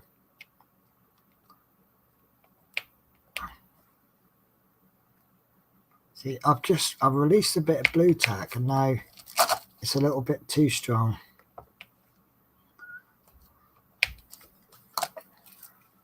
Oh, nearly finished those 939s.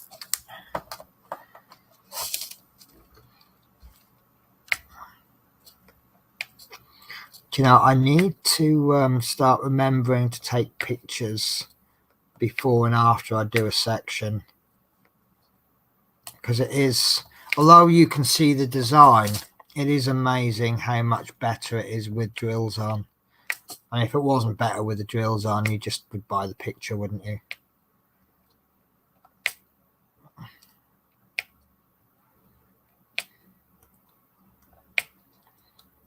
Right. This is speeding up now because there's not so many P's. Lots of threes though, and threes is the one that sends me shivering because it's 3 1-0s.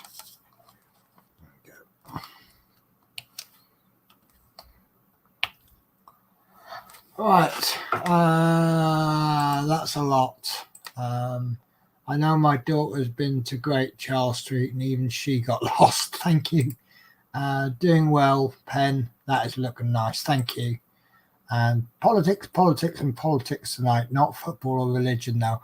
Well, we did touch a little bit on football in that I did say I went past Man United's football ground.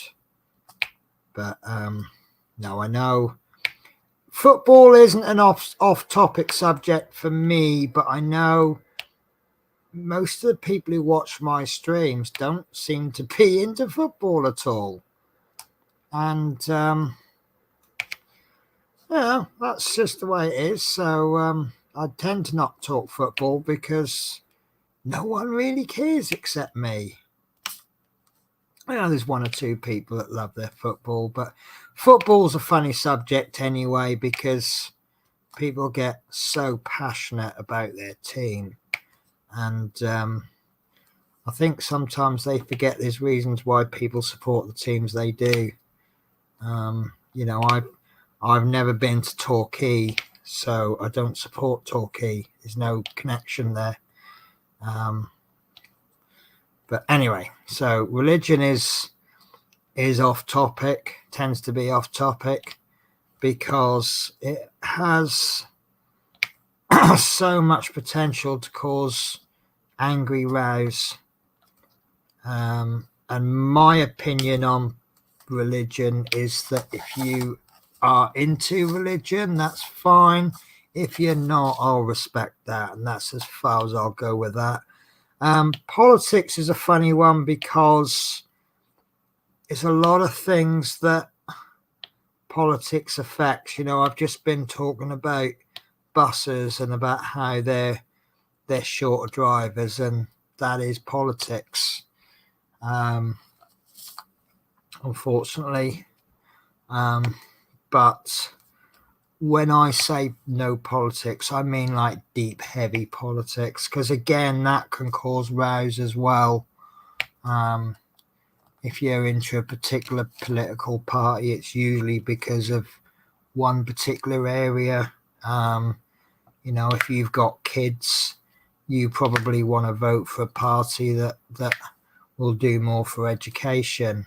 If your kids are all grown up or you haven't got kids, you don't care about that, do you? Maybe if you're starting to get a little bit older, you might be sort of supporting a party that's more into elderly care, ready for when you get old. So yeah, it's just what's important to you. So yeah, that's why we tend to not bring that up too much. But I think the simplest way to say it is no talking about specific parties or what parties should do. But with regards to the buses, I do think there needs to be some help before it gets out of hand. I know there were some strikes lately, and I did have a bit of almost. There's a guy I'm friends with on Facebook, and he's a lovely guy because we have really strong differing opinions, and but we can respect each other's opinions. And he was talking about the strikes, and he was saying about, they should be more grateful, and what do they mean by I can't afford to feed a family? And I was saying to him that the grim reality at the moment is that a lot of people are having to do overtime to make ends meet, and I think that's wrong. Overtime is for things like when you want something a little bit above and beyond your day-to-day life. Maybe you've got a holiday coming up and you want a bit of holiday money. Maybe your son has sprung a surprise that he must have this Xbox for Christmas. Otherwise, he's going to divorce you. So, you shouldn't be doing overtime to pay the gas bill. And he couldn't understand that. Just do some extra hours. What about if you're already doing a 60-hour week just to make ends meet? Well, where does the time come from then? But anyway, that's the story. I mean, that's not unique to bus driving. And also, the trouble is, we've been getting 2, 3, 4% pay rises, which have been quite generous. And now, because of inflation, bus companies are offering, say, for example, 9%. And that's not acceptable because inflation's running at over 10%. So, whereas 5% 5 years ago was an absolutely awesome pay rise, now double that is not acceptable. Look, I've got half a drill there. So, and what the papers report isn't always the full story. They'll always talk about the money. Usually there's a load of conditions involved as well. When we went on strike in Norwich, we were offered a fairly generous pay rise, but we were losing a lot on our pensions and sick pay. And we ended up going on strike, and the papers were saying, the bus drivers are getting this much and they've been offered this much. And it was just all propaganda. And it was like, yes, we have been offered that, and yes, we have refused that. But what we've done is we've refused the whole package, of which that's only part of it. And I'm pretty sure, I'm hoping Mark Fitt is sitting there nodding his head. Yep. Right, anyone heard the news about those vicars who are taking the politicians on at football? Yes, I hear the politicians have got a bit of a ringer though. Apparently they've got Lionel Messi and they've actually given him makeup to make him look like an old age pensioner. So a bit worried about that one. There you go, covered everything. Hi Chris, sorry missed you earlier. And then Chris Davis says, hi Smith Speed. So I have caught up with the comments. Right, let's do some more jiggly boring bits. Let's do number 4, shall we? 311. I'm trying my best to avoid these 3s, but I know they'll come up. What did I say this was? 311, number 4. This is 50 Shades of Blue. Oh, what did I teach my lodger the other day? I can't remember what it was now. But we went for a little walk the other day through the shopping centre. It was really... Oh, guys, I've got something really exciting for you. I might be doing a little bit of work with a charity place. I forget what they're actually called, but they get donated a lot of... there's a lot of places doing this now, you know, like rescued supermarket stuff, you know, products that's got a low sell by date, and rather than throw it away, they donate it. It's all good food. And this particular place, they do, it's like a little mini supermarket, and everything is given points, you know, maybe 1 or 2 points. And you pay £5 and you're allowed 15 points worth of stuff. That's actually a lot, especially when you think like a box of cereal is like a point. And, you know, they've got pot noodles and they've got fruit and veg and stuff. Right. Joshua says, what time are you on till tonight? I'm actually on until I feel tired. So I've kind of pushed this a few hours. Reality, I'll probably be on for about another hour and a half, I'm guessing. Just really depends how I feel. And if I completely run out of conversation, that I'll probably I'll call it a night. But you know me, I can talk the hind legs up a donkey. So yeah, anyway, so my lodge has been going there for groceries. He says, oh, you won't believe it. He goes, you get 15 items and you only pay £1. So I'm like, oh, I'll have a look.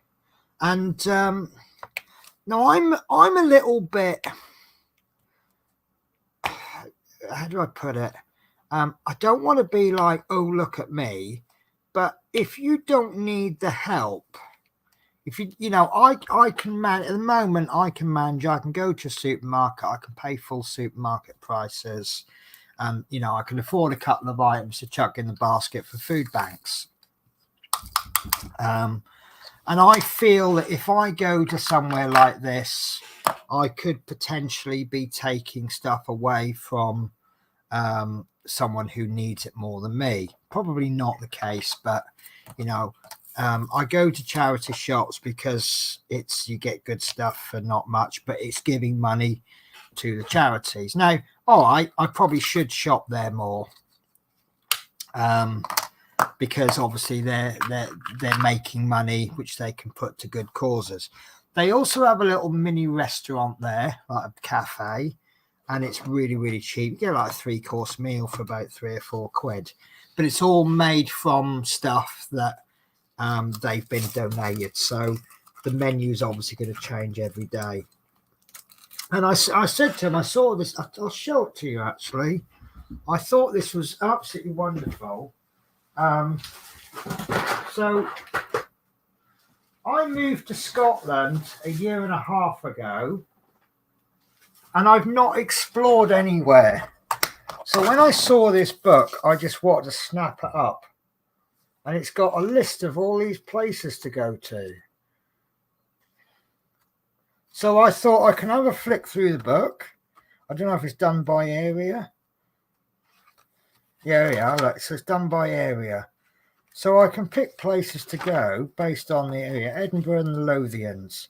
This is my area. So there you go. I could have if I got a day, Benny Museum. So, And I said, because I said to my friend, I said, where's the prices on it? She goes, they're free. I said, no, you're joking. She went, yeah, honestly, you just take the stuff outside. They have DVDs and books and stuff like that, and you just take what you want. I said, I can't do that. I said, well, what if I bring something and then take something? She went, yeah, you can do that. People do that. Anyway, I went in and I said, look, I said, you got book? Apparently you can just take them. She went, yeah. I said, no, I can't just take it. And I said, can I donate something for it? She went, yeah, we'll always accept donations. So I said, how about this? And I gave her a £5. Now, be fair, right? Would you pay a £5 for that book? She's looked at it and she went, oh, that's an awful lot. And I went, no, I said, it's probably worth it for that book. It's got information in it that isn't out of date, and it's got a cover price of £12. Special value £12. So it's been reduced from something to £12. So I said, I just don't feel easy just taking it. So, but anyway, I got talking to them. We were sort of chatting, and I said, I said, I've always wanted to do like, I don't mean this to be condescending, but a lot of times people can't eat well because they don't know how to cook. And I said to him, I said, this stuff there, and like they had jars of dolmio sauce. And I said, I'm looking at them and I'm not just thinking bolognese, I'm thinking many other things. And then, ways to reduce the meat content, because meat's expensive. So when you've got less money, you bulk things out with the less expensive things. But you want enough of the good stuff to know you've got it. But we eat far more meat than we need anyway. I'm not on a vegetarian or a vegan thing here. I personally believe we should eat meat. And if you're vegetarian or vegan, I totally respect that. Just please respect that I'm not. But yeah, we don't, I mean, you don't need to eat a £1/2 burger. Apparently 1 egg will provide you with enough protein for what you need for a whole day. So you don't need to be at these all you can eat meat places. So anyway, cut a long story short, what I might be doing is I'm going to go in there one day, and I said to them, I can't get you a lot of coverage because I've only got about 750 subs. I said, it's not enough to get you tons of coverage. I said, but I'll get you some coverage. And what I'm going to do is I'm going to set myself a series of challenges where I come in with £5 and I'll see what I can do for a family of, say, 4. I always base things on a family of 4, mum, dad, 2 kids. And then 15 items. If you are, right, would you consider, for someone who's short of money, would you consider £35 a week as too much? It's one area I'm out of touch in because I do my shopping as and when I need it. And I don't just, I chuck luxury items in, and I'm really bad with that. I'm sounding like an MP now who doesn't even know the price of milk. I know the price of stuff. I'm in a position where I can buy what I want to buy. So I do. Saying that, I don't spend for the sake of spending. I'll buy own brand labels, and I'll buy good brand labels as I see fit. If I think Tesco value, here's a good example, Tesco value pasta, that's no different from Harrods pasta. So I'll buy the cheap one, but I will not buy everyday value noodles. It's pot noodle or go without. But yeah, so I'm gonna do a little video or project. So is £5 a day a lot of money? I don't know. I mean, it's been a long time since I've claimed benefits. Last time I claimed benefits, and this is for one person unemployment benefit, it was about £75. And we used to spend, for two of us, we used to shop in Lidl's, and it cost about £25 a week for shopping. And that would be two people and one dog. And we wouldn't eat well. We'd have a couple of days where we had beans on toast for tea, because then that way we could spend a little bit more money on, we could perhaps have a pack of sausages, and then maybe we could do a sausage casserole or something. But when I was a carer, and I did live-in care, if you ever got a job where you got, not normally your client will feed you, and whatever you cook your client, you will cook some for yourself as well. But sometimes, say for example, if they were on a special diet, you would be given a meal allowance. And we're going back maybe 10 years, but used to get a meal allowance of £5 a day. And I used to have little competitions with my friend. What's the best meal you can make out of £5 a day without food for every day?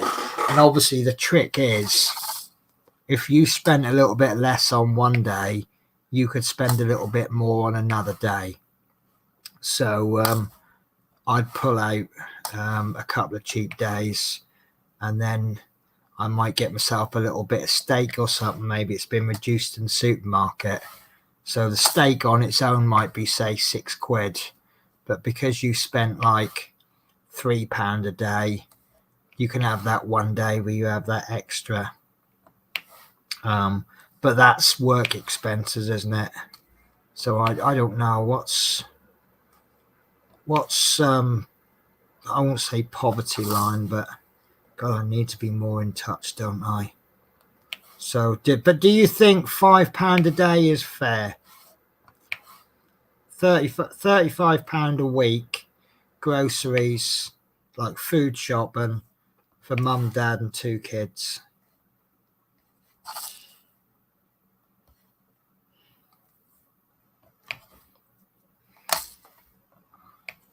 Day 2 in the penny house. Today we're cooking sausages. Right. I've got these drills again. £1.25. That, you see, now that's £1.25 a day per person. That seems like a serious challenge now. Because we're talking 3 meals a day, aren't we? And I think it could be achievable, because you get 15 points for a £5, and a box of cereal is a point. Then that's breakfast sorted out. Even if you buy a box of cereal every day, if you're getting Echo, what's £5 divided by 15? £5 divided by 15 is 33p. So there you go. You got 33p to sorted out 4 people breakfast. So yeah, that's yeah. So I think because Echo, what's 33 divided by 4?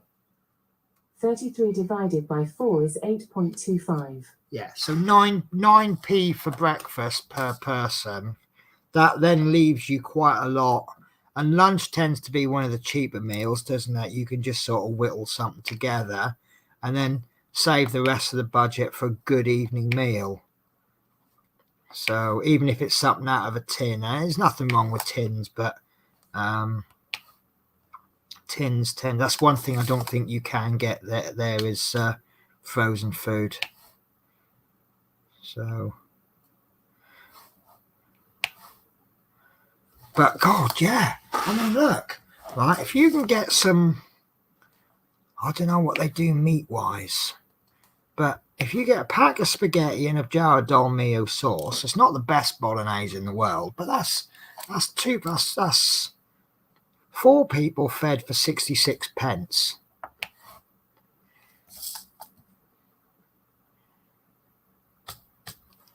So yeah, that's my challenge I'm thinking about doing. I'm trying to these drills. I hate these drills.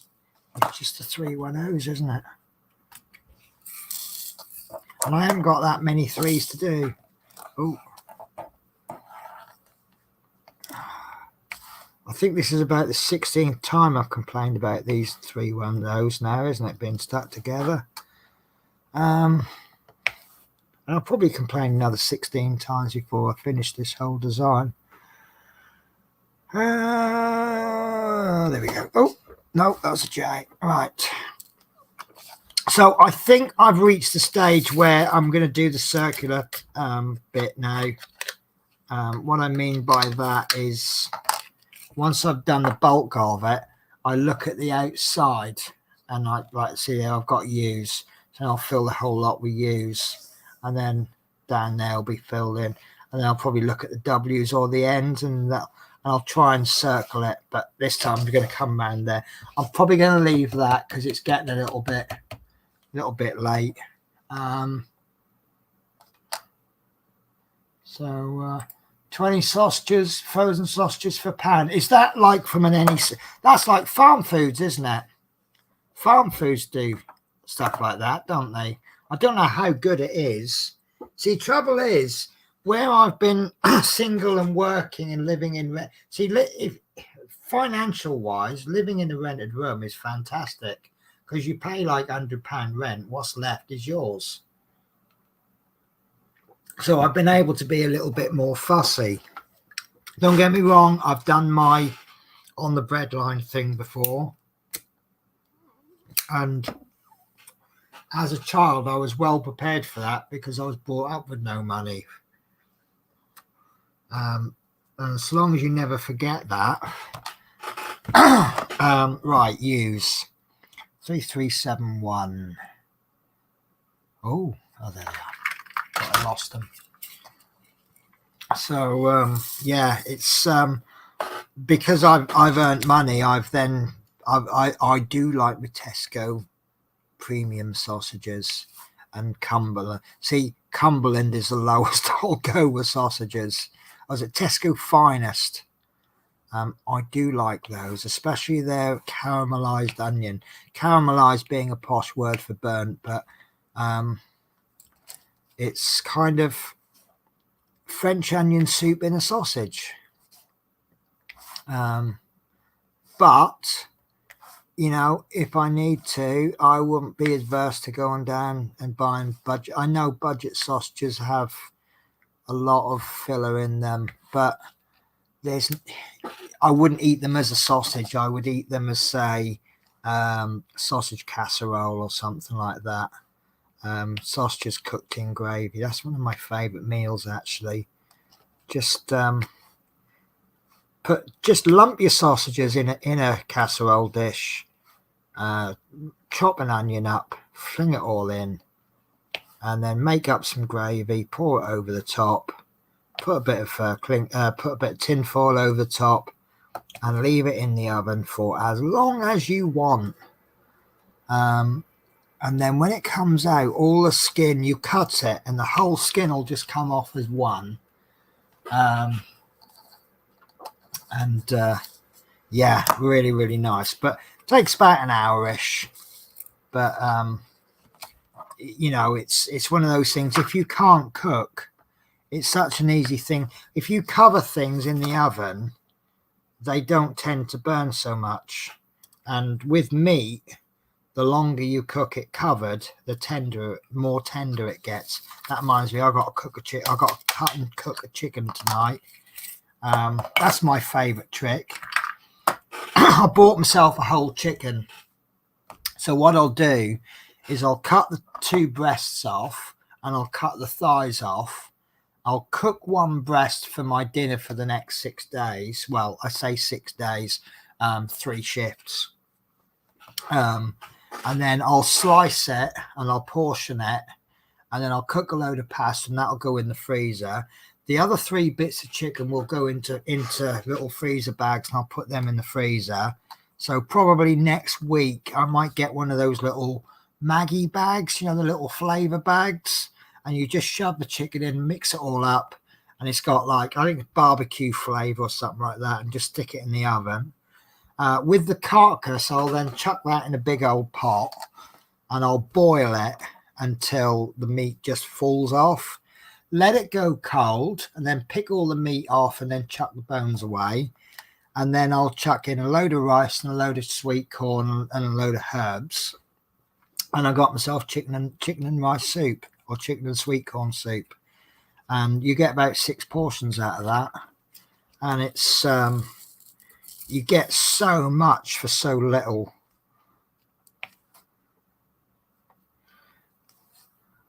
And because you're freezing it, it extends the life of it.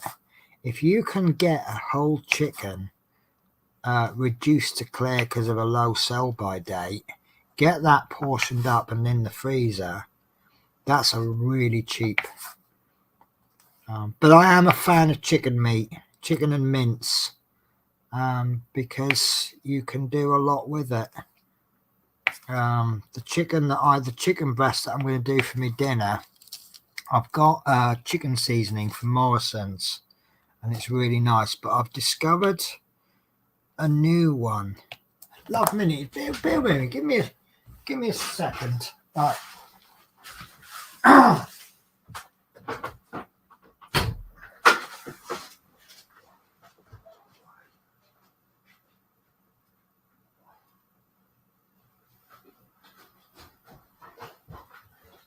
So this I've heard of, apparently it's an American thing, and it's really, really nice. And you can season just about anything with this. But this is, it's actually made or packaged in Aylesbury. But I was, here we are, born in the Bay, loved in the USA. But it's really, really good. And just put a load, but this tin's so hard to get open. I mustn't forget that. Excuse me. But yeah, it's really nice. I had one of my chickens done with that. Love my knees. During COVID, people running out of jobs. Since COVID is lighter business, say people don't want to work. I just stopped listening. Yeah, I have no problems with people can't work or can't find a job. I have a real problem with people who won't work, who can. And I know a lot of people who would love that job that you can't be bothered to do. And it's just a little bit sad that, you know, how people can expect things for free in this world. Don't get me wrong, I've been out of work plenty of times and I've claimed benefits, and you know, but I honestly believe that I've always done everything I can to find work, and I've just used the system that I've paid into to help me out in times of need. But people who rely on, and they are in them, I know it's one of these things, people go, oh, benefit scroungers. Benefit scroungers are in the minority. It's not as bad as the papers make out and the media makes out. Because let's face it, if the papers were to print a story, well, actually there aren't that many people who are lazy. It wouldn't make interesting reading. But yeah, I've used the system. I've paid into the system. And if I lost my job tomorrow, I would claim benefits because I'm entitled to. My own store, nothing wrong with own store. Now, can I make a confession? Fish fingers and custard, I've tried it. It's actually not too bad. And I will say I only tried it because of Doctor Who. I didn't try frozen fish fingers with custard, but I have. I remember being drunk one night and I had chips and custard, and that was actually not unpleasant. Yes, I watched Doctor Who 2 and just had to try it. Joshua, where do I stand on fast food? I have absolutely no problems with fast food. I have no problems with any food so long as it's in moderation. I am not adverse to a McDonald's breakfast, and I do love their Big Mac. My absolute favorite is their chicken mayo. I just think it's so simple and so perfect. But if I was to have it every day, then that's where the problems begin. But everything is fine in moderation. Chocolate, no problems. Every day, problem. And same with McDonald's. Do you agree or disagree with that? So I'm just picking up a couple that I missed earlier on. But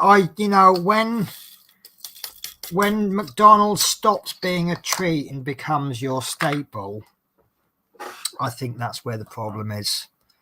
And it's people, I might be a bit controversial here. People who are overweight, it isn't necessarily what they're eating, it's the amount they're eating. If you have something that's very high in calories, you need to eat less of it, but then you run the risk of not having the nutrients that you need. So this is why everything's fine in moderation. If I'm eating, so here's a good example. They recommend 2,000 calories a day, 2,000 to 3,000 calories, depending on who you are and what sex you are. And if I eat 2,000 calories a day, I put on weight. And the reason for that is that my job isn't that energetic. So and I'm lazy. I don't mind saying I'm lazy. So I either have to eat fewer than 2,000 calories or I have to exercise more. Thankfully, I don't eat too much. But I mean, last week I had a kebab, which was a bit unusual for me. But I just fancied, I don't eat in a 2-day trip down to London. I have one hot meal in the 2 days. I don't think it's essential to have a hot meal, but I think hot meal is kind of the term you use for a good staple food. So I take, I use those energy meal replacement shakes, not the slimming ones, but the actual meal replacements, because I'm very lazy with breakfast. So I use it as a breakfast replacement. Now, when I'm at home, I try and chuck a couple of handfuls into the blender with it. So I'll have, like, say, for example, a strawberry flavored meal replacement with a handful of what we got at the moment. We got pears, apples, plums, blueberries, banana. So I might chuck in half a banana. Just had a bit of a treat. I bought myself a mango the other day. So that'll go in. And then I'll take another shake with me to work. So I can make a shake. So it's a drink stroke food while I'm driving. So I can just have a mouthful every now and again. Obviously, if I'm on nights, I'll have had something to eat before I started work. Then when we get to the hotel at about 9 in the morning, they're serving breakfast. So I'll have a full cooked breakfast.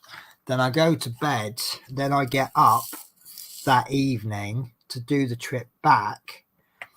where I will have a meal replacement shake with the packed lunch that I've made, chicken, pasta, and some kind of sauce, and a little bit of fruit. And I also put a little bit of cereal in my packed lunch. Nothing exciting, but nothing really bad. Usually something like Shreddies. Last week, have you seen those little mini Shreddies you can get with a little bit of fruit flavor in the middle? So yeah, basically I get one hot meal every 2 days. So I just got to this point where my body just went, I want something hot. So I bought a kebab. Right. Let me get the comment. Like, she loves KFC. I love KFC, but the last KFC that I bought was very disappointing. And I don't have KFC very often.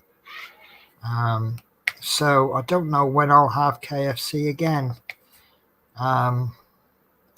Which is a shame, but there you go. So, haha, me too. Chips and custard, we'll have to try that. Yeah, I don't think you'll be disappointed. So, love means, oh yeah, I use the low sodium one. Yeah, that's a good idea. Totally agree with the food in moderation. Caramel wafers. Well, the benefits are based on past wages, while new jobs are the new higher wages. So the whole thing doesn't make sense. Right. Okay. Is that how it's done in America then? Because I know in England, it makes me laugh because the law says you need this much to live on. And that's their argument for giving you what they give you. But benefits here are supposed to be enough to tide you over. You know, some people, they sign on and they go, is that all I'm getting? Oh, well, how am I supposed to manage my gym membership and my trip down the pub on Friday and this, that, and the other? No, that's not what benefits is for. Benefits is supposed to pay your rent, pay your gas and electric, pay for your food, like say food, and a little bit left over to go job hunting. And it's based on what the law says you need to live on, not what you've earned and stuff. Although this is the bit that makes me laugh, is you go and claim unemployment benefit, and then if you haven't paid enough in national insurance, they say you're not entitled to unemployment benefit. So instead, you'll have to claim income support. And you're like, oh, okay, then. Well, income support is the same amount as unemployment benefit. So, but I think it's just to do with stats. If you're on if you're on income support, you're not classed as being unemployed. So if you've got, I don't know, I'm making numbers up, 1 million people on unemployment support, unemployment benefit, and you've got 3 million on income support, then what the government says, they don't say how many people are out of work. They say how many people are claiming unemployment benefit. So they'll say unemployment is down to 1 million, and it's not. It's actually 4 million. But 3 million of them are claiming income support. And that's how I know, sorry, we're doing politics now, aren't we? I know that there was a time when they changed the way that the system for claiming benefits, and they cut 500,000 unemployed overnight. Right, I'm not sure what meal replacement you use, but I use Huel. Right, what does that Huel taste like? Because I've seen it and it doesn't look appealing, but I buy those, you get these, they're like vegetable fruity smoothies, and they look like sewage water, but they taste absolutely amazing. They're fruit. But the green one is absolutely brilliant, but it looks like sewage water. So once you get over the look of it, but that Huel, I'm not sure. The name doesn't sound great, does it? I'm eating Huel for my dinner. I want to say, please, sir, can I have some more? Caramel wafers sound good, and you need veggies and fruit every day, 1,500 calories. Right, so give me 2 secs. In fact, actually, I'm going to take a bit of a longer break. So I'm going to nip to the toilet. So I'm going to do my little video. I need to get a video sorted out. Right, back in a sec.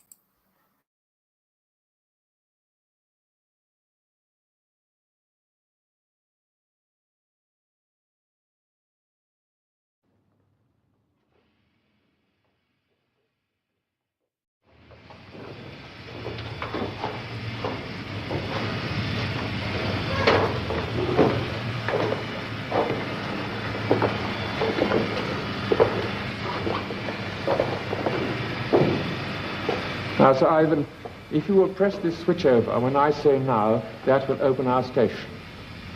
5, 4, 3, 2, 1, now.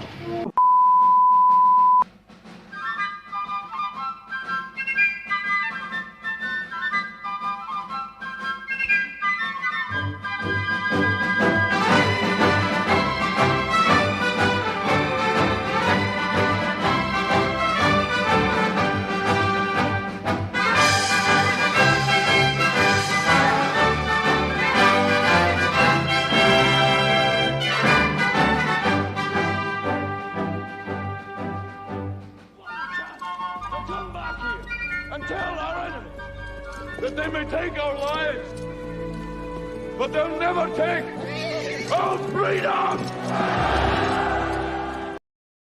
Right, so this is what I get. Ignore the word slender plan. That's just marketing.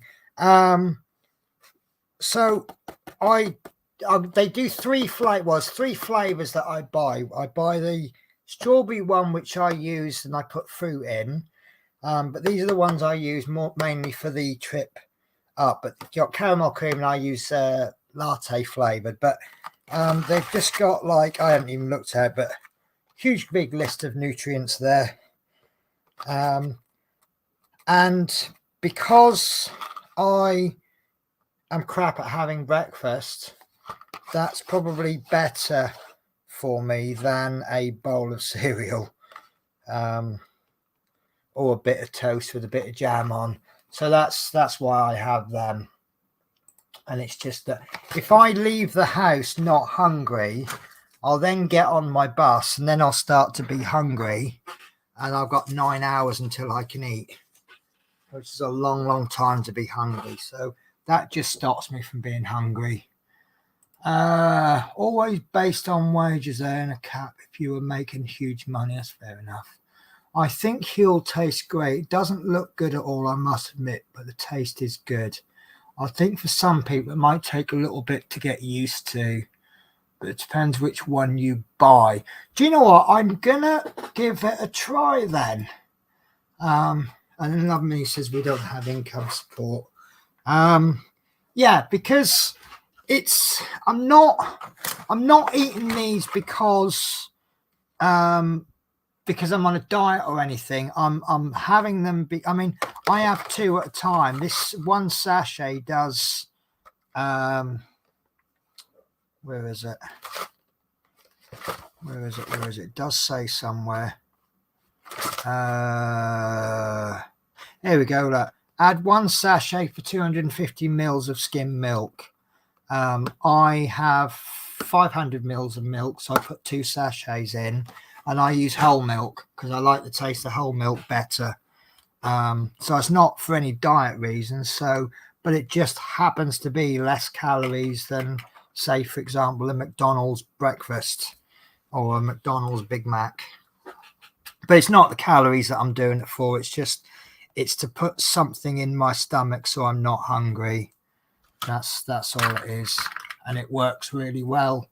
And then it keeps me from being hungry just long enough that when I get to the hotel, I'm starving, and then I can have a nice big breakfast. And the breakfast there is amazing because you can have, well, I'm trying to think, they even do donuts.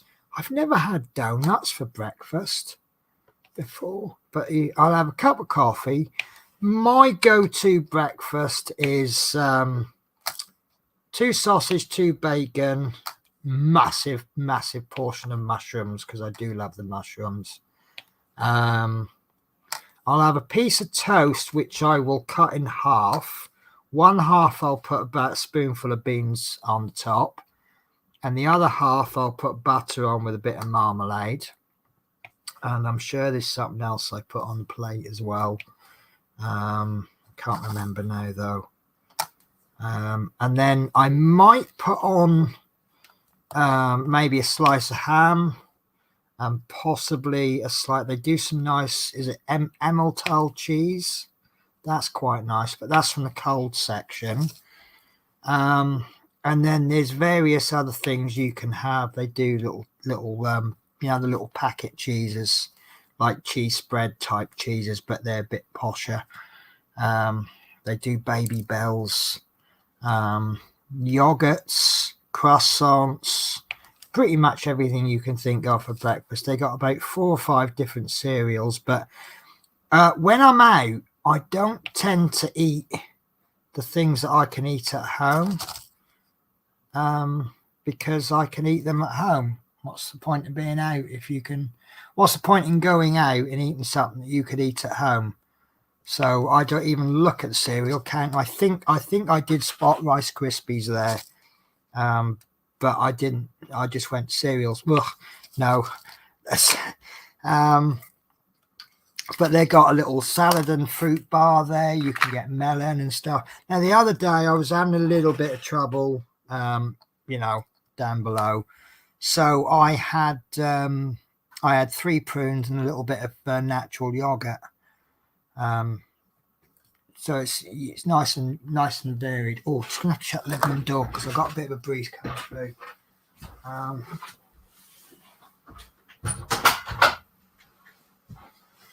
But yeah, so but yeah, that Huel sounds pretty good. It's basically if I don't eat a meal replacement shake, I would just probably eat crisps and chocolate and stuff. So it's not what I'm eating, it's what I'm not eating. Why have I pulled? God, I've just done that for one drill. Right. I think by doing some of these, I'm going to end up doing some of the middle ones, and I'm going to end up doing all the middle one then. This is a bit of a mammoth session today, isn't it? All right, let's do peas. Peas. This is about 2 of the peas that I've missed out. This is do you guys get that? You try and hit all of the same code, and then you get towards the end and you find 2 or 3 that you've missed. Not many, just a couple.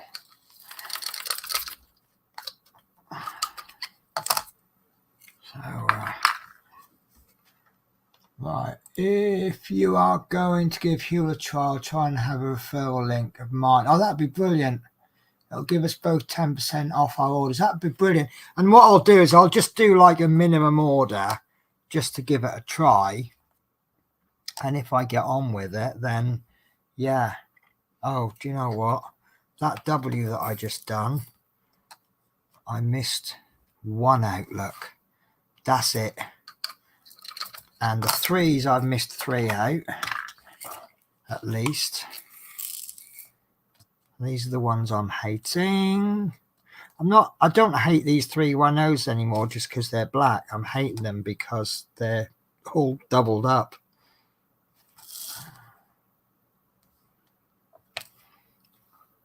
I can't believe I've still got 6 people watching at 2 in the morning. I know for one of you at least it's not that late, but you guys are giving me more dedication than I would for most channels. Mind you, I say if I was up, I probably would have it. I'd have someone's stream on. Right, let's try a different colour. 3041. which is symbol T. Right. Okay, just checked. It's actually £10 off instead of 10%, which is actually better. Is that £10 off for you as well? Have you got me on Facebook, Joshua? Because you can, by all means, send me a message or anything. Yes, all the time. Right, yeah, I'll get you now. Yeah. Never had donuts for breakfast. Oh dear, I would not do well over there. Well, if it's any consolation, they cut the donuts in half. So it's probably to make you feel guilty about having 2. Although I'd probably have 4. And if anyone looked at me funny, I'll go, oh, it's only like 2 donuts.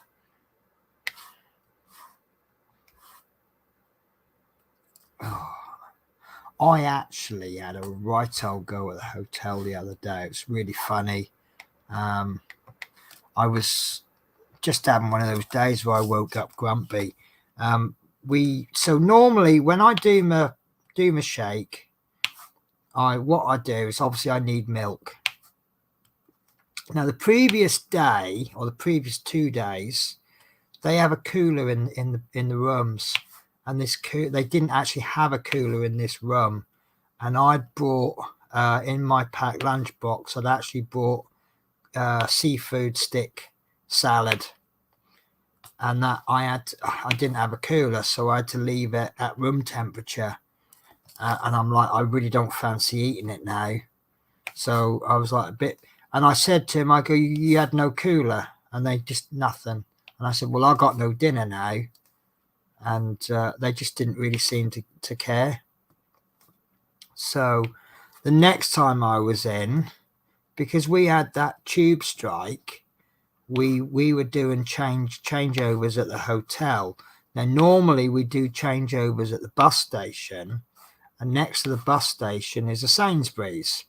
So once we've got our bus sorted out, I just nip into Sainsbury's and I get a pint of milk for my shake, and anything else I fancy. I might get coffee, and if I see anything that tickles my fancy.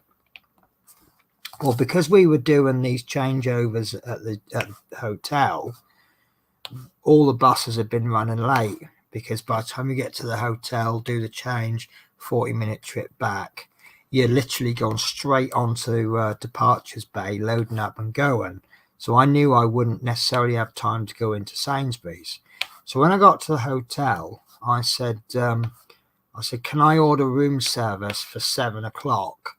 I want 500 milliliters of whole milk. So she went, oh, just ring them when you wake up. I said, well, I'd rather book it. That way it's done. No, just ring them when you wake up. I went, all right, okay, fine, have it your way.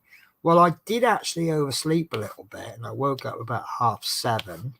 I did that old trick, when the alarm goes off and you switch the alarm off and go back to sleep again, which is a bit dangerous at work.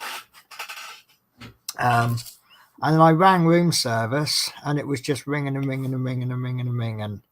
And then I rang something, guest services. So I thought, well, maybe that might be them as well.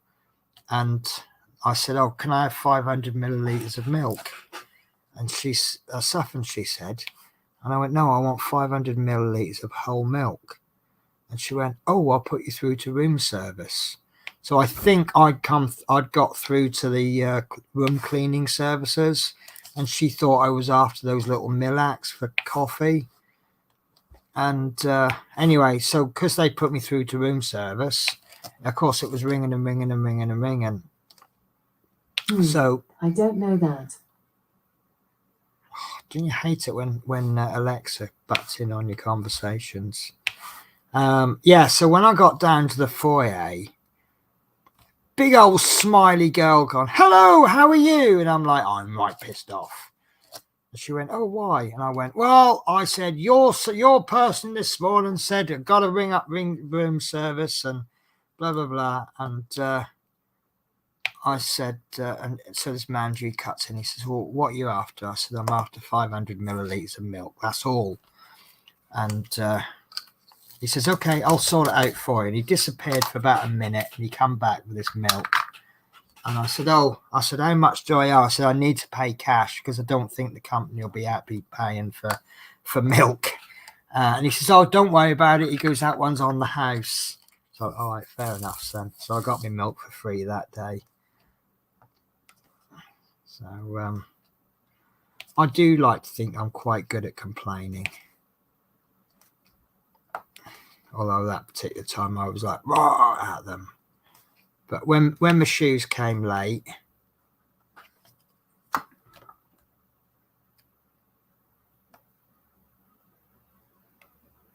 I can't remember what happened with my shoes now. Oh yeah, that's right. The it was. It actually wasn't Shoe Zone's fault, but they'd been delivered to someone else's house, and they said, okay, we'll get you another order. And I went, well, I'd paid next day delivery, and I haven't received them the next day through no fault of my own. They went, okay, we'll refund it then.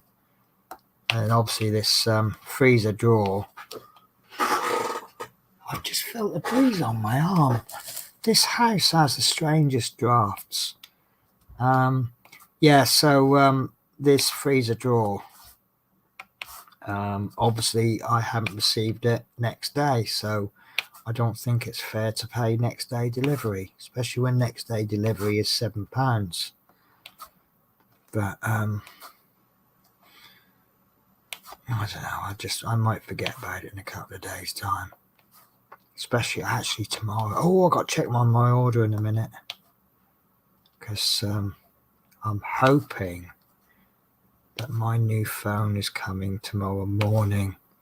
It's being delivered to the shop. And they'll message me when it's ready to be picked up. But the shop opens at 9. But it's being delivered by DHL. So I suspect it'll just go on a normal delivery, and it'll be there any time between 8 in the morning and, I don't know, 8 o'clock at night when the couriers stop delivering. I know they can get quite late. What do you guys think about late deliveries? I always thought they could only deliver during sociable hours, which is before 9 o'clock. And I know Amazon, I mean, very rarely happens after 9, but Amazon will advertise as delivery before 10 p.m. Sorry, bear with me a sec. I have no idea what that symbol is. I think that's a K. I'm just going to do that now while I'm spotting it. It's quite a hard symbol to read. So I've just worked out it's K.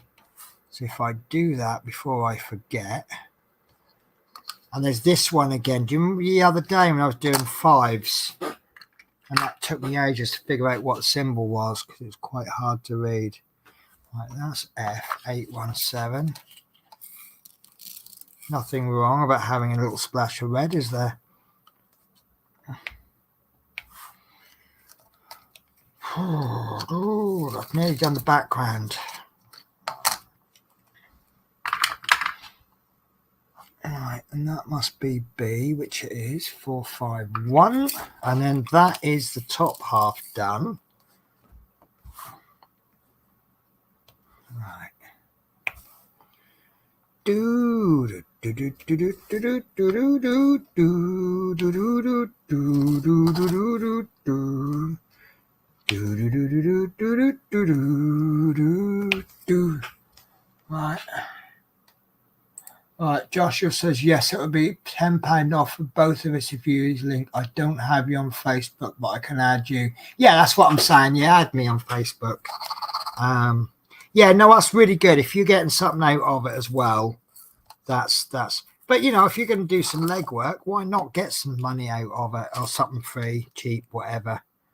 You know, it's they don't have to spend money advertising. So they might as well pass that advertising cost on to you. So,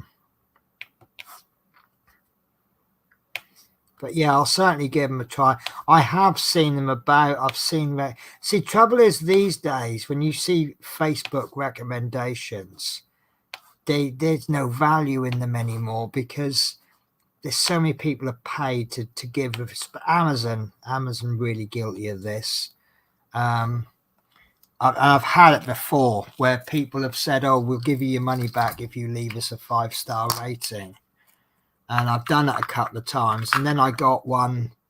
I couldn't honestly give them a 5-star rating. I think I gave them a 4-star. And do you know what? They never contacted me again.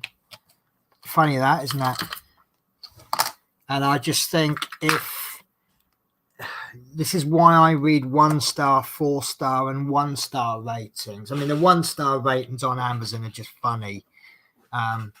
They just make me laugh, because 1 star to me means things could not be any worse. And if you're rating low because of something that's out of their control, you know, I was like, the delivery driver was rude to me, 1 star, but my product arrived in perfect order. So, right, guys, I am going to make myself a coffee, if you guys don't mind.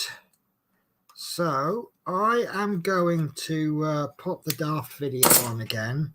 I really need a good video. I need a break time video. So I will. I say this every stream. So I am going to make a ciggy, and then I'm going to make myself a coffee, and then I will be back. So the crumpling you can hear is the packaging on my cigarette tips. I've used the last one in the box. It's time to start a new one. Right,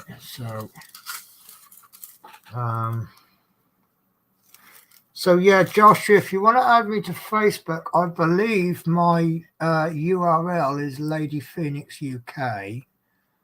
But to keep it simpler, if you look up Penny Blake, you will see. There we go.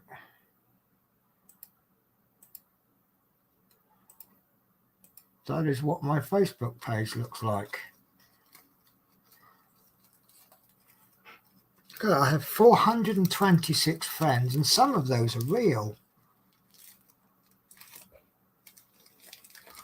That picture is the depot. I took that on the day I arrived, and it's a shame because they fixed the M in McGill's, but they haven't parked a Flixbus out the front since they fixed the M. I do want to take another picture, because I think, unless I can do some photoshopping. Do you think I could Photoshop an M into that?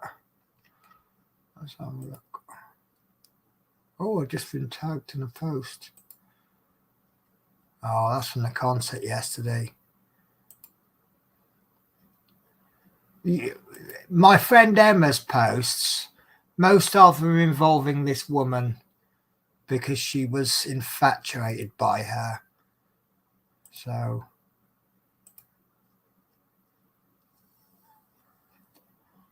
oh. Every now and then I get a little bit terrified, then I see the look in your eyes. Anyway, right. Every now and then I get a little bit terrified, then I see. So yeah, if the request comes over, oh stop! Oh no! I had one of those things where the sound didn't stop. Right. Okay, guys, so I'm going to play my little video then. I'm calling it my away video, but it's probably going to finish before I make coffee, so I do apologise for that in advance.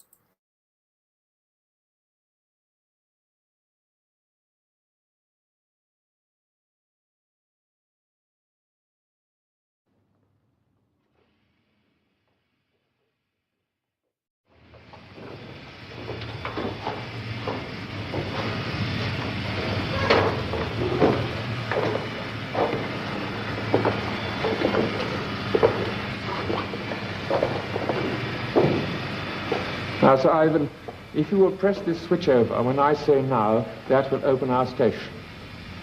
5, 4, 3, 2, 1, now.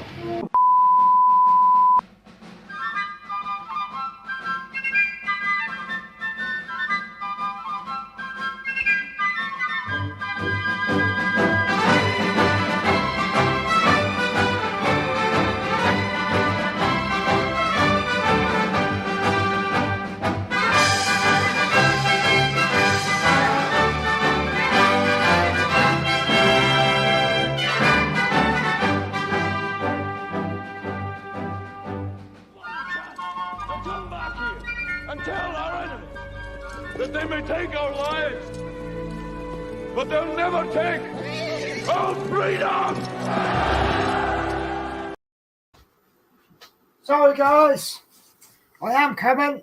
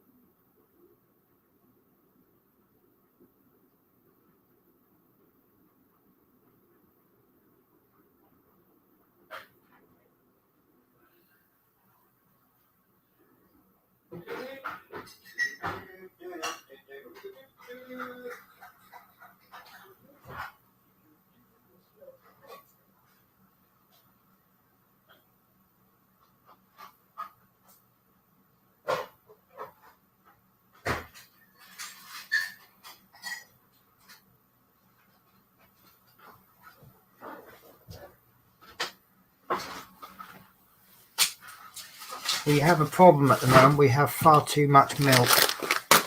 I knew he had about 2 pints in the house, so I bought 4 pints when I came home. And then the lodger's obviously gone, oh, we haven't got much milk. So he's bought 4 pints as well. So we've got about 10 pints in the house at the moment. If anybody wants to come around for a bowl of cereal, help me get rid of it. Oh, no! I've got another 310 I missed. There we go. Done. Right.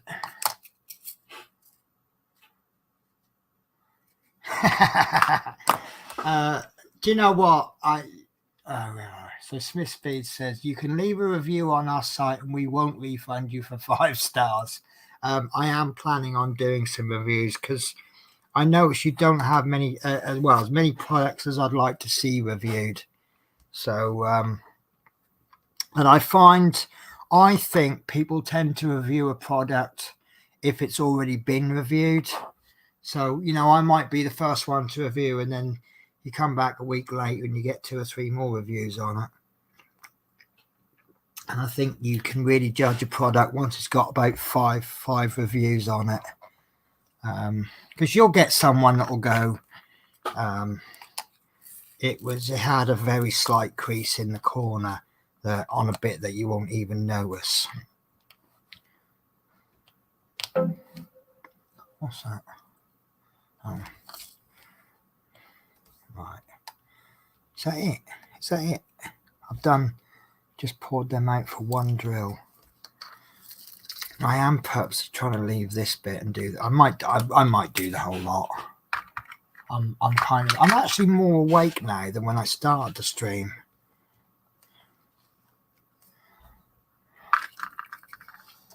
So,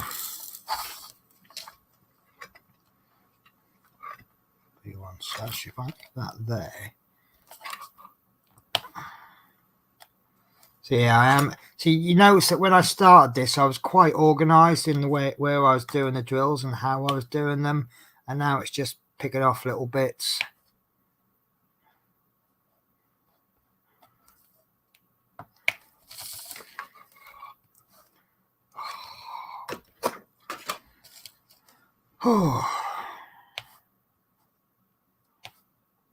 So I have been playing more of that FIFA 23.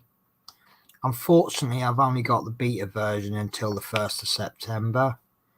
And I've just started a new manager campaign with Celtic, obviously. And I'm really loving it. The more I play it, the more I love it. But they've actually opened up more of it. It started off as like a limited features. And then I think what they wanted to do was test specific bits. And if they open up the whole game, then you're going to get some people are going to be playing the bits they don't want tested so much. And now they've obviously got lots of feedback, but they've made loads of changes to it already, which is really good. Because obviously when you do a computer program or something, you know, this FIFA 23 is so big. it's probably really hard to sort of check everything. So give a copy away free to everyone and they'll soon test it for you. It's a really good cheap way of doing it, isn't it? And everyone's happy. And if you look at the videos on YouTube about it, there seems to be a lot of I don't know what people are complaining about and the reasons they don't like it, but I'll like something for a completely different reason than you do. But I seem to be one of the few people that seem to love it. So I just love that. I love the highlights bit. You only play the highlights rather than having to play the whole game. You know, if you're completely and utterly annihilating a team and you're like 10-0 up at half time, you don't really want to play a second half. It's pretty obvious you're going to win. You just want to get on with it. Although they got a feature I've only just found today, where instead of playing the highlights, you only play the highlights where you're attacking. You take away the opportunity to defend. And I was playing this really frustrating game against Ross County, and it was like, I'll play a highlight and then I'll score, and then I'll play my next highlight, but they've equalised in the meantime. And the match finished 8-5. And I thought, you got one of the best teams in the Premiership playing against one of the worst, and they've conceded 5 goals. I'm like, so I've not played just attack and highlights ever since. So, but then what they do is you might have like a really close game, but you're defending really well, and you might be winning like 1-0, and it'll get to like the 85th minute, and they'll award them a penalty, and I can't save penalties. Can I? I've learned how to score now. I can score most of the penalties. I think I figured that one out, but saving them, nightmare. But I did get a penalty shootout in a cup game, and I did win. So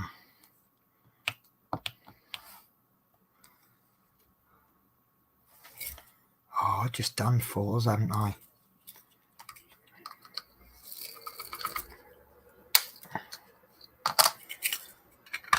Oh, 931. 931.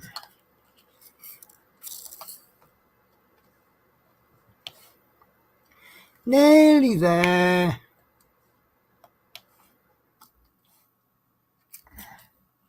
Wow. What do you reckon? About 10 minutes away? Just that bit to do there. I'm sure Mike's now going to come up with, oh, you got to stay on longer because S995. I've done S's before. I recognise this colour. It's a really weird colour. It's a really bright blue, but it actually works really well with the mid blues.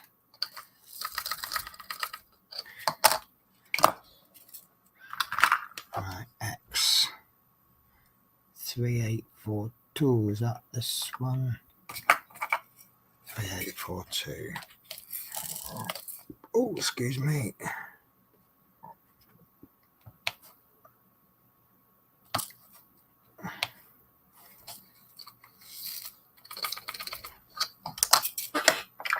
Oh, there. A little bit of a tummy going on.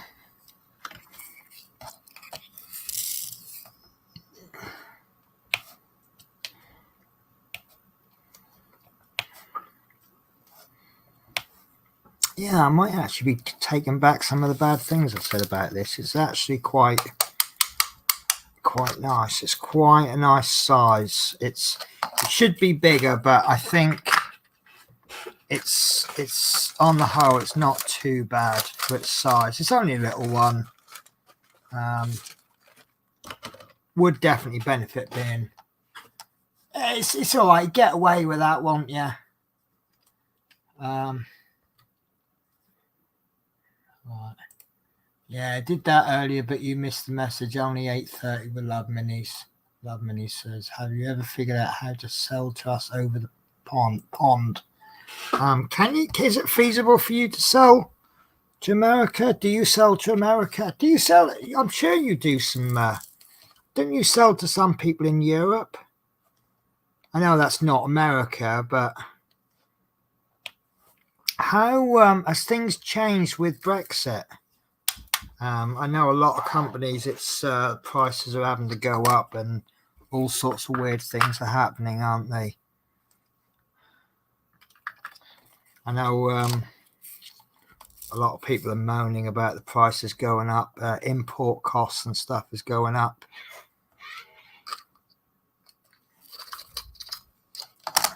Everything's going up, isn't it?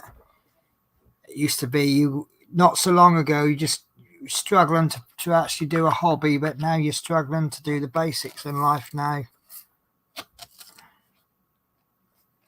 think it makes things really awkward as well for there's a lot of people. I mean, like, I'm doing a cheap $2.99 diamond painting, and at the moment there's a lot of people out there that can't afford that, and I do feel quite bad about it. I feel like, oh, I'm doing this. I've just bought a custom for this much, and you know, I'm talking about doing these cheap meals, and the amount of money that I'd be spending on this for 1 week's food is actually less than I'm spent on a diamond painting. So I kind of feel a little bit like I'm rubbing it in people's faces. And obviously, as the situation gets worse, there's more and more people going to be in problems, and not everybody has the option of just going out and working. I know there's a lot of disabled people do things like diamond painting, and they can't just go, oh, I'll do some overtime, because they're on these disability benefits, and what they get is what they're given, and that's all they've got. And it does make me feel quite bad. So are we having too much of a doom and gloom session now?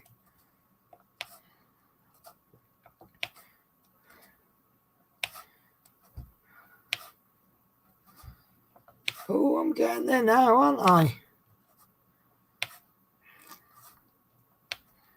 So the reason I do this sort of go around in a circle is because then the area that you've got left to work on gets smaller and smaller, and then you just pick up any that are sticking out.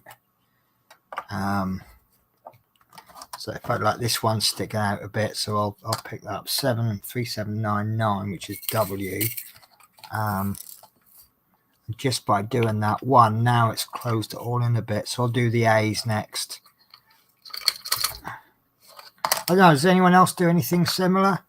Or do you just sort of go A, B, C, D, E, or whatever? 1, 3.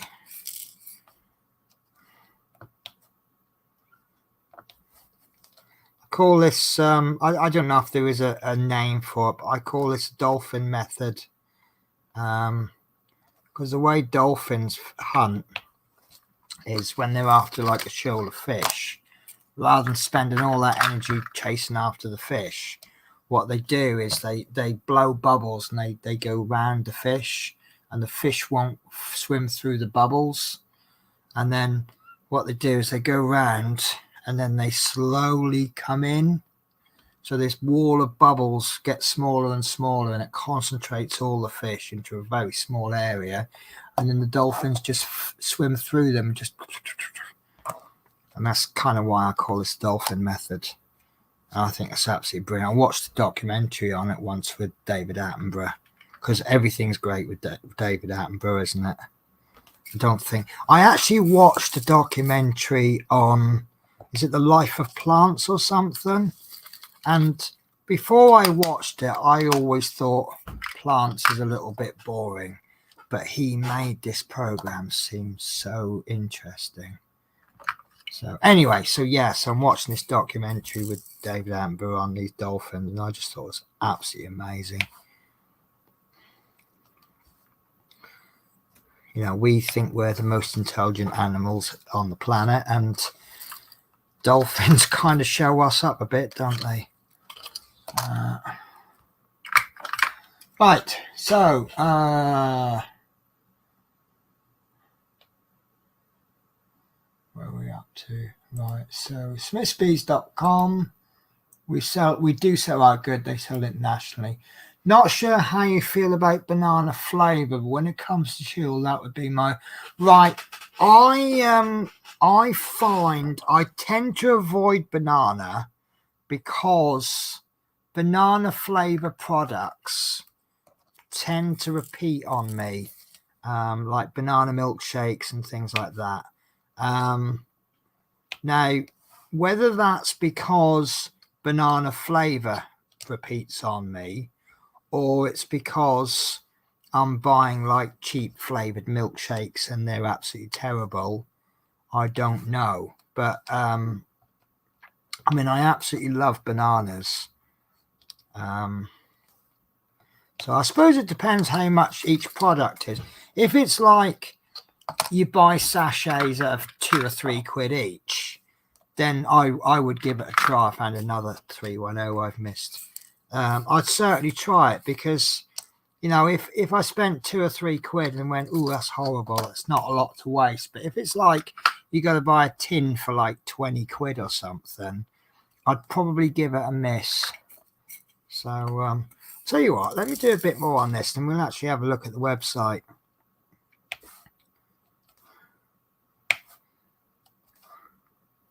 But you're not actually the first person who's recommended Huel to me.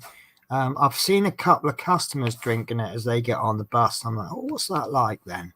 And they're like, oh, it's really good. Which is probably a really daft question to ask them because, you know, who's going to be sitting there drinking it? And I go, what's it like? And they go, oh, I hate it. It's absolutely disgusting. That's why I'm drinking it now.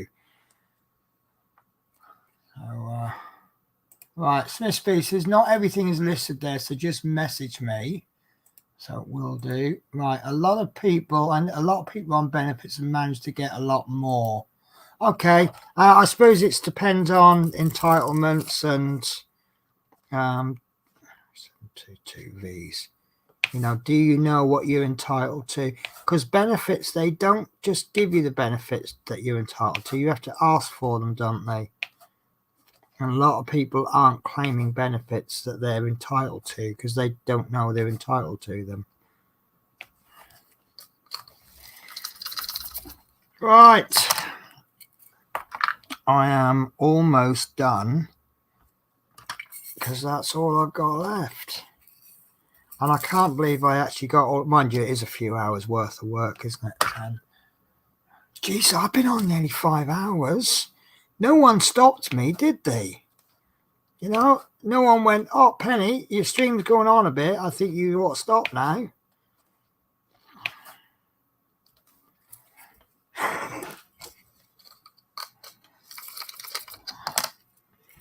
Do do do do do do do do do 3861.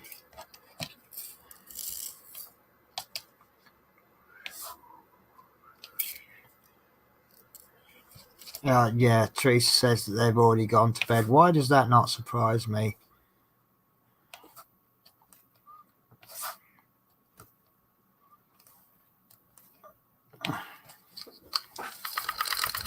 Oh well. I'll tell you what, it's a good job we've got a paid plan on StreamYard, isn't it? Because I know you only get, if you're on like the cheap basic one or the free one, you're limited on how many hours you can stream in a month. And I could quite easily use that allocation up on my own, couldn't I? Right, last drill of the night. Still saying that, I'm not going to be doing anything else for another 6 nights. So, oh, that's nice. That is actually really nice, isn't it? Probably better with the light off. Right. That's actually really not bad.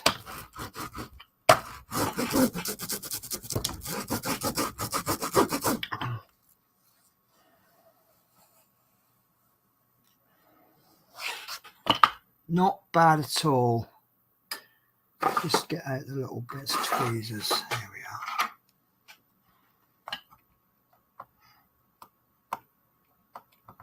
A couple of little bits of blue tack. It's the old ghost, the ghost drilling again. I'm going to just cheat. I'm going to move that so it's underneath the drill. Oh, there you go. That's better, isn't it? There's a bit of something there.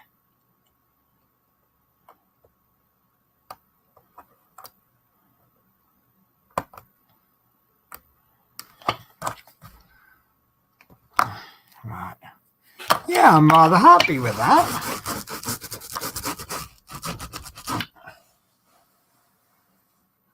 Oh, I just caught a drill.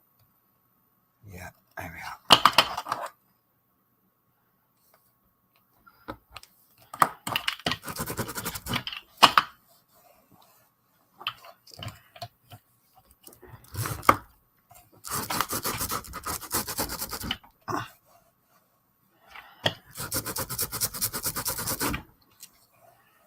Yes. And of course, this all, if you saw this at the beginning, I was really struggling to keep it down. And, you know, it was curling. There's not another drill come out, look. Where's that just come from?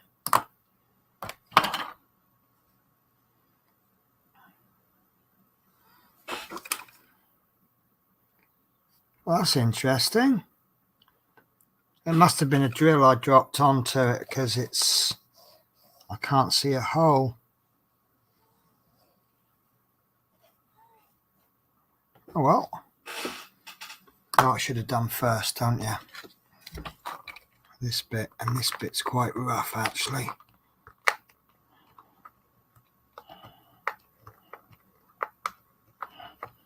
That's all right. See, I say this just about every time. If you watch someone like Mrs. Coffee, she'll be banging the drills away, and then you'll see at the start of it, you'll go, ooh, they're a little bit odd. And then she just carries on, and they just all fall into place without doing anything. Whereas I try my absolute best to keep them straight, and I have to do all this at the end. And I get the result, but I have to put the effort in to straighten them all out. But so I can only conclude that Mrs. Coffee is some kind of magician. There we go. That'll do. So yeah, so that's our arm coming up there with some kind of dumbbell there. And then should we do a reveal here? So again, I've said this before as well. This bit is actually pretty good picture. But once you got the drills on, I mean, look at the difference there and there. You can't see it quite as well as I can. So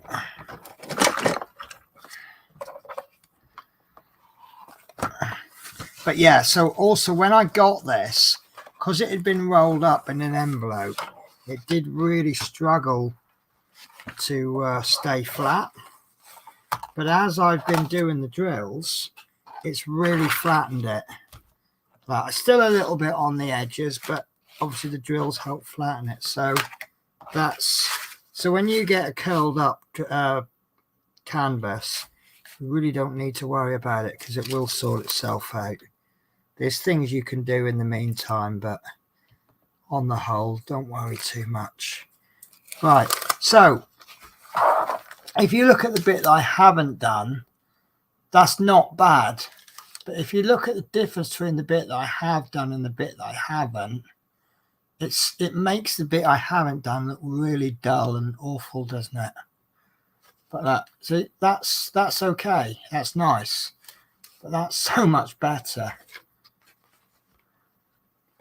And you've got that nice shimmer. So there you go, guys. So right, so my next stream, I'll have to get me phone out. So my next planned stream will be, if I can open. Oh, this is the last you're going to see this, fam, because I'm having a new one tomorrow. Right, so my next days off is Thursday and Friday of next week. So don't forget that my stream on Thursday, I'm going to be doing the draw. I don't know why I'm doing that. I've just got a thing about getting the bubbles out now. So I'm doing the stream on Thursday, which I'll be doing the draw for the box of goodies. And you never know, there might even be something else going in there. I haven't planned to put anything in yet. So yeah, so little random box of stuff, and I'll see if I can finish this next week. Actually, I think if I cut this in two and do, let's have a look. I've got 3 days off the week after, but they're split. They're 1 day off, then I'm working 2 days, and then. So what I could do is, if I split this in two and do one half, well, let's aim to do 1/3 of it on the Thursday, because I'm going to be doing the draw, so I won't get so much done. And then the Friday we'll finish it off, and then the following Wednesday I should hopefully have the new custom by then, so I can do the kitting up. We can look at the kit. We can do it as a review. We can look at the quality of the kit, the canvas. We can look at the quality of the drills. We'll do, let's say, we'll do the kitting up. I probably won't actually put any drills onto the canvas because I don't know if I take a long time compared to others kitting up. But we'll have a really good look at it. We'll have a little look at the defect on it. I don't think it doesn't look like it's going to affect it. And then we can all decide if I've spent wise. I think I have spent wisely, but we can all decide, and then we can then make a proper start on it. I've lost where I am now. So we can then make a start on it Saturday and Sunday. It probably won't be too long on the Sunday. In fact, it won't be. Forget that. Sorry, guys. So the week after next, when I said I've got Wednesday, Saturday, and Sunday off. Right. No, ignore that. Right. So right. How do I explain this? Right. So I have a 12-line rotor. We have 6 weeks of days and then 6 weeks of nights. I'm currently on week 10. So next week I'll be on nights finishing this.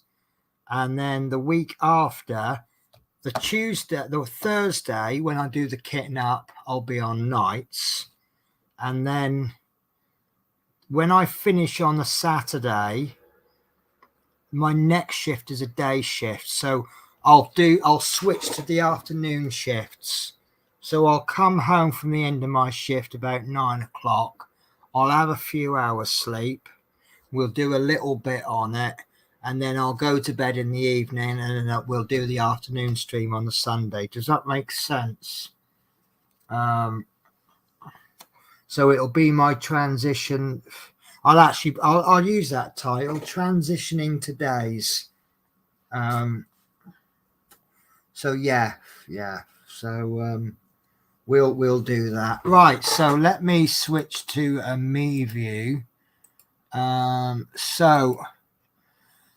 So usual stuff then. So thank you very much for watching, and thank you for the 7 people that have put up with me for almost 5 hours. Oh, I can't believe. Well, I can. You know how I can go on and on sometimes. I've done a lot more. I said I was going to aim to do this, but I think there was a little tone of I won't get that much done. But saying that, given that the fastest way for me to do diamond painting is to do it off stream and get on with it. Because like I say, when I'm streaming, obviously I'm responding to comments.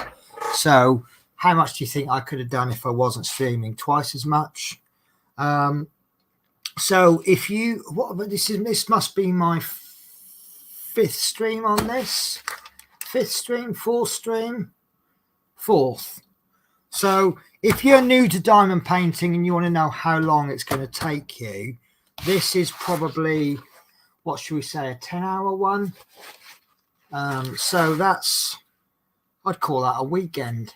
Well, it's probably a day. So again, that's another reason why I like the 40 by 30s, because they're probably a weekend away ones. Probably, does that sound about right? 40 by 30 in a weekend. I'd love to do a bit more, but I've got things I've got to do, like I've got to cook a chicken, I've got to sort my dinner out, I've got to do some washing up, and I've got to play some FIFA. Got to play FIFA, haven't you? Right, so guys, thank you so much. I think so. Well, it's almost 3 a.m. No, to be honest with you, it's done me a favour. With obviously I'm on nights and I need to try and keep myself awake at nights and sleep during the day. With this concert and problems with some deliveries, I ended up I had a nap in the evening and ended up sleeping all night. And yeah, so I've ended up transitioning back to days. But I've had a nap this afternoon. If I keep myself up all night, then I'll sleep all day. And I want to try and get, but also I don't think I'm going to sleep much tomorrow. If my phone comes in about 9 o'clock in the morning, I'll be straight down the shop getting it, and then I'll be playing with phones all day. But also another thing we're looking at doing is I've got another mobile phone contract which I got with my TV package. And I had a word with people with the O2, and what they can do is combine the contracts. So it'll knock £10 off my current bill, but it'll add it on somewhere else. So I'll be £10 a week, £10 a month better off, but that's not a major problem anyway. Right, guys. So to recap, thank you for watching. Like I say, thank you to 7 people watching. We haven't got many people watching on Facebook yet. We need to get more Facebook users. Although saying that, I personally I kind of use the Facebook as an advertising the channel. You get people watching on Facebook and then they come over and watch the channel. That's the way I prefer it. But obviously, if people want to watch it on Facebook, that's up to them. So I'll do a quick catch up on the chat. I think that is about as much as I would get done. Fair enough then. See, I don't know how. Am I a fast diamond painter? Am I average? I don't know. I think maybe I'm a little bit slow. I know there's people that sit there and do diamond paintings all day long, and there's a bit of I think it's all about the mojo. Once you get into it, that wolf one, I think I got faster the more I did, because where I start in the corners, it's not, look at this, it's not boring, but it's not the picture. And then once you start to hit the picture, you get so much more enthusiasm and you get that mojo going, you just want to complete it. And I think also that happened today. I think once you get that checkerboard going, it then it gives the illusion you've done a lot more than you actually have. And that then gives you a bit more mojo. And then because I finished with the arm, I think that then gave me a bit more enthusiasm. So I guess I think I was quite fast today. I'm not doing it. I'm not like doing speed competition or anything, but, so, right. So it's been another good stream though, Penny. Thank you very much. It's appreciated. Obviously, you guys are the judge. I look at the viewing numbers, and I'm not overly bothered by the viewers. If I get one person watching and they really enjoy it, that's better than 100 people who think it's something to do. And I'm really happy with the people who get involved with the chat. That's what it's all about. It's your show as much as it is mine. You know, I could sit here doing my diamond painting or doing whatever on or off stream. So, it's your show as much as mine. So Joshua says, thanks for the stream. And Teresa says, one is snoring out of the 7 though. I'm guessing you mean that's Ivy snoring. Anyway, right. So guys, thank you very much for watching. I am going to put this up next. So a big thank you for Smith's Beads, who is helping make this happen. I owe you big time emotionally. I genuinely wouldn't be here streaming if it wasn't for Smith's Beads. They've helped in so many ways. If you haven't already looked at their website, give it a look. They do some wonderful products, and what you saw from the unboxing, I didn't know what I was expecting. So all of the emotion that I showed was genuine emotion. Oh, Love Mini's got your account back. There we go, Ivy, Mike. Oh, well, that's nice to know. That I'm so thrilling that Mike fell asleep. Yeah, so Love Mini says night Penny, and Teresa says anytime. No, it's fine. And then nice stream, you done very well. Thank you, Chris. I appreciate that. So yeah, give Smith's Beats a look. They do some, as you tell, like I say, it was real emotion when I did the unboxing. And yeah, the products I've got are brilliant. Well worth the money I paid. Well, very well worth the money. But they're all little. This is kind of how it started. There was a couple of little things I'd seen on the site, and I said, "Oh, I want to buy that, but I don't want to buy like £1.50." The way I would buy those little knick-knacky things is maybe if I bought a diamond painting, I would then add a couple of little knick-knacks onto the order, just to bulk it out a little bit. So having a load of little a box of knick-knacks, should we call it? And I'm never going to shut up about this. I think this is absolutely brilliant. It's so simple, but it's absolutely spot on. But yeah, right, guys. So again, thank you for watching. I'm now going to get on with some other things. So Joshua says, good night, Penny. I've sent a Facebook request. I will look out for that. I did close my Facebook down because it was playing music that I didn't know where it was coming from. So what should I play us out with? Let's play us out with my outro. Right. Take care, guys. Bye-bye.